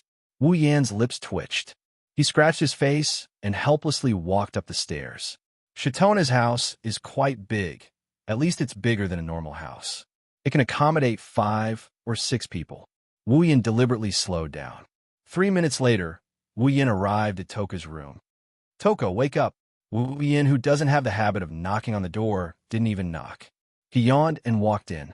However, Wu Yan couldn't finish his sentence. Shido. Toka looked at Wu Yan in shock. She held a shirt in her hand and froze on the spot. That's not the problem. The problem is that Toka is in a complete state.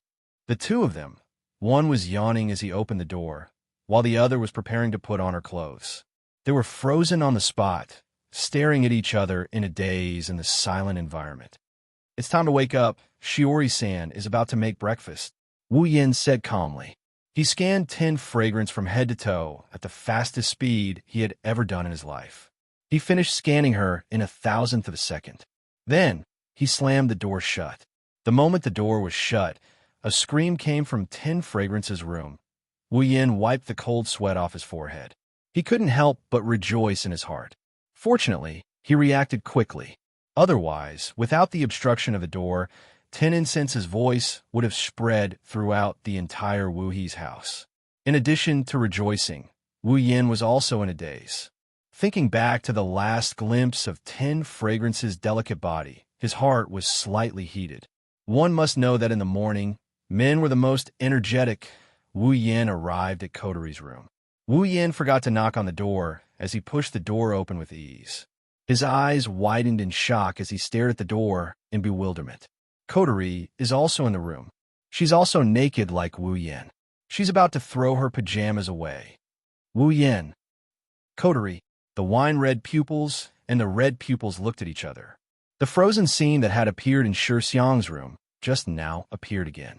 However, as time passed, the pair of red pupils began to become gloomy. Seeing the red eyes turn black, Wu Yin was shocked, and he quickly called out to her. Time to get up. Shirori is about to make breakfast. Following that, there was the sound of a door being slammed shut. After that, a series of cracking sounds came from the other side of the door. It was the sound of coterie smashing something against the door. Someone rejoiced again. At the same time, he was also impressed by his speed of closing the door. I didn't expect to get 2 eye candy in one morning.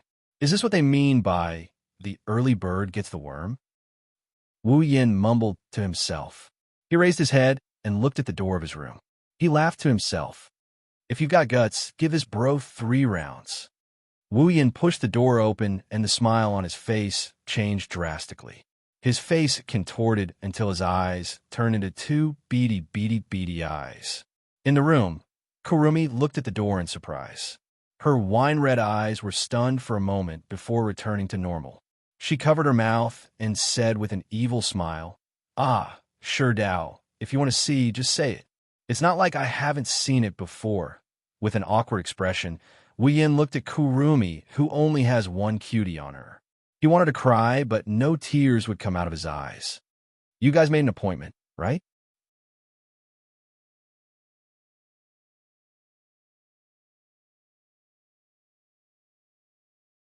Chapter 499. Among the 3 meals in a day, breakfast was the easiest to prepare. If it was simple, it would only need a little bread and some seasoning sauce. Therefore, it was quite easy for Shirji to prepare breakfast. In just a short while, everything was ready. After putting all the breakfast on the table, Shirji took off her apron. Behind Shirji, the little lowly Yoshino also helped to put some things on the table with a cute smile on her face. This kind of scene happened almost every day since Yoshino came to this house. If it wasn't in the morning, she would help Shirji in the afternoon or Wu Yin in the afternoon. Yoshino's strength was relatively small, so she could only help a little. However, these little things were full of enjoyment for Yoshino. Sometimes, simplicity was happiness. Shitono was a good interpretation of this sentence. In the past, Shitono would worry every day when he would be killed in the endless pursuit. Otherwise, he would worry that he would lose control and bring fear and pain to people. He spent every day in constant worry. If it wasn't for Shitono by his side, Shitono wouldn't have been able to hold on. But now, Yoshino no longer needed to worry about this, because she no longer had the power to harm others, nor did she have a reason to be hunted down by others. All she had was the warmest days. This kind of life, compared to the past, was simply like heaven. Therefore, Yoshino cherished all of this. Every day, she would insist on helping a little bit. Because of this, she felt very happy and very real. Because of this, every time there were some easier jobs, Wu Yin would let Yoshino help. Even Shirji, after objecting at the beginning, did not object anymore. After all, looking at the heartfelt smile on Yoshino's face, Shirori was also very happy. Naturally, she wouldn't have the heart to snatch all of this. Of course, Shirori would only agree to let Yoshino do the easy work. Some of the more heavy work, Shirori would absolutely not let Yoshino do it. In the entire Wu He family, the one who dotes on the 4 attendants the most is not Wu Yin, but Shirji. Not long after, the door of the hall was opened, attracting the attention of Shirori and Yoshino, who were setting the tableware on the table. The 2 looked up and saw Toka walking over from the other side of the door. As usual, she had a bow-like hair ornament on her head, but what made the 2 puzzled was that Toka's face looked very red. "What's wrong? Toka, your face is so red." Shirori looked at Toka strangely and asked with concern, "Are you sick? If you have something to say, then say it. Don't hide it. Not pooping, not pooping." Toka quickly waved her hand, but she didn't explain why her face was so red, which made Shirori puzzled. Ten Incense looked around the hall and asked in a casual tone, "Yes. Yes. Where is Shirdao?" Shirori got even more suspicious when she heard Toka's nonchalant tone. She has never heard Toka being so nonchalant when she asked about Wu Yan. In the past, whenever Toka mentioned Wu Yan's name, there would be a hint of excitement in her tone. Now that she's so nonchalant, there must be something wrong with her. Shirori touched her chin and suddenly came to a realization. It must be because of Tokisaki Kurumi. It's only natural that Shirori would think this way. In Shiori's mind, Toka is Wu Yan's girlfriend, the girlfriend of the person she likes. If one day a fiancé suddenly popped up beside him, no matter who it is, they wouldn't feel good about it. At this time, in Shiori's heart, Toka is the one who feels bad. Shirji looked at Tin Fragrance sympathetically. She sighed in her heart. Tin Fragrance's reaction was understandable. If it were her, she would also feel pressured if the person she liked had a fiancé. Moreover, the fiancé was so beautiful and elegant. Shirji herself would also feel pressured. Although Toka's looks are top-notch and her figure is comparable to Tokasaki Kurumi's, it's still stressful to have an opponent of the same caliber. Under such conditions, one is a natural foodie and the other is an elegant noble lady. Most people would pay attention to the latter. After thinking for a while, Shiori looked at Toka and grabbed her hands. With a firm and powerful voice, she said to Toka, "Don't worry, Toka-chan. Shiori Itsuka. I will stand on your side." After saying that, Shiori nodded to herself and patted her own, but putting on an "I support you" posture. Needless to say, if Tin Fragrance was really what Shiori imagined, she would definitely be very touched. Unfortunately, Toka didn't think that way.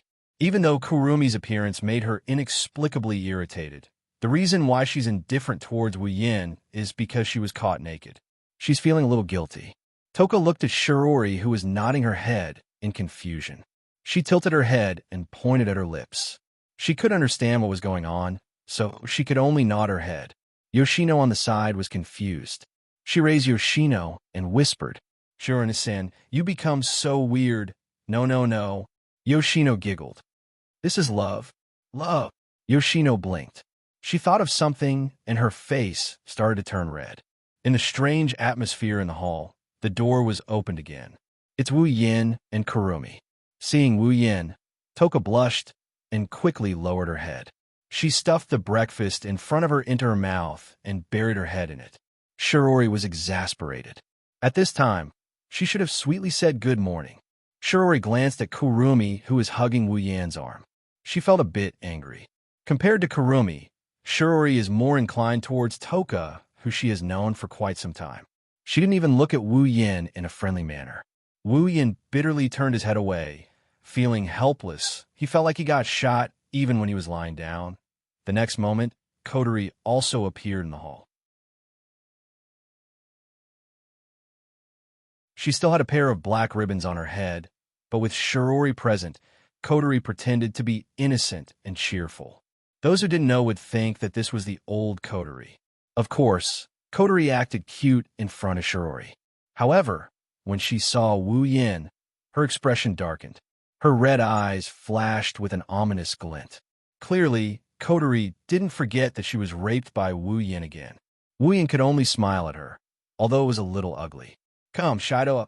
Kurumi sat on the table and tore off a piece of bread. Then she put it in front of Wu Yin.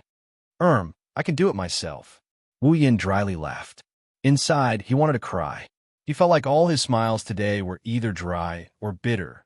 None of them were sincere. Kurumi's smile didn't fade. She didn't want to take back her hand. Anyone can see that if Wu Yin doesn't eat it, she won't let him go. Wu Yan's mouth twitched. He had no choice but to open his mouth and eat. The bow on Toka's head shook. Her amethyst-like eyes flashed with a hint of contemplation. She looked at the bread in her hand with a reluctant expression, but quickly turned into anticipation. Mimicking Kurumi, Toka stuffed the bread in her hand into Wu Yan's mouth with a whoosh. "Shido." Looking at the bread 3 times bigger than his mouth and Toka's expectant expression, Wu Yan finally cried. "You're tuning into the Romance Rendezvous YouTube channel. We're so grateful for your support, and don't forget to subscribe to join us on this incredible journey through captivating stories. Your generosity through donations truly makes a world of difference, as it's the primary source of revenue that allows me to expand and enhance this channel for you. Thank you from the bottom of my heart for being a part of this adventure.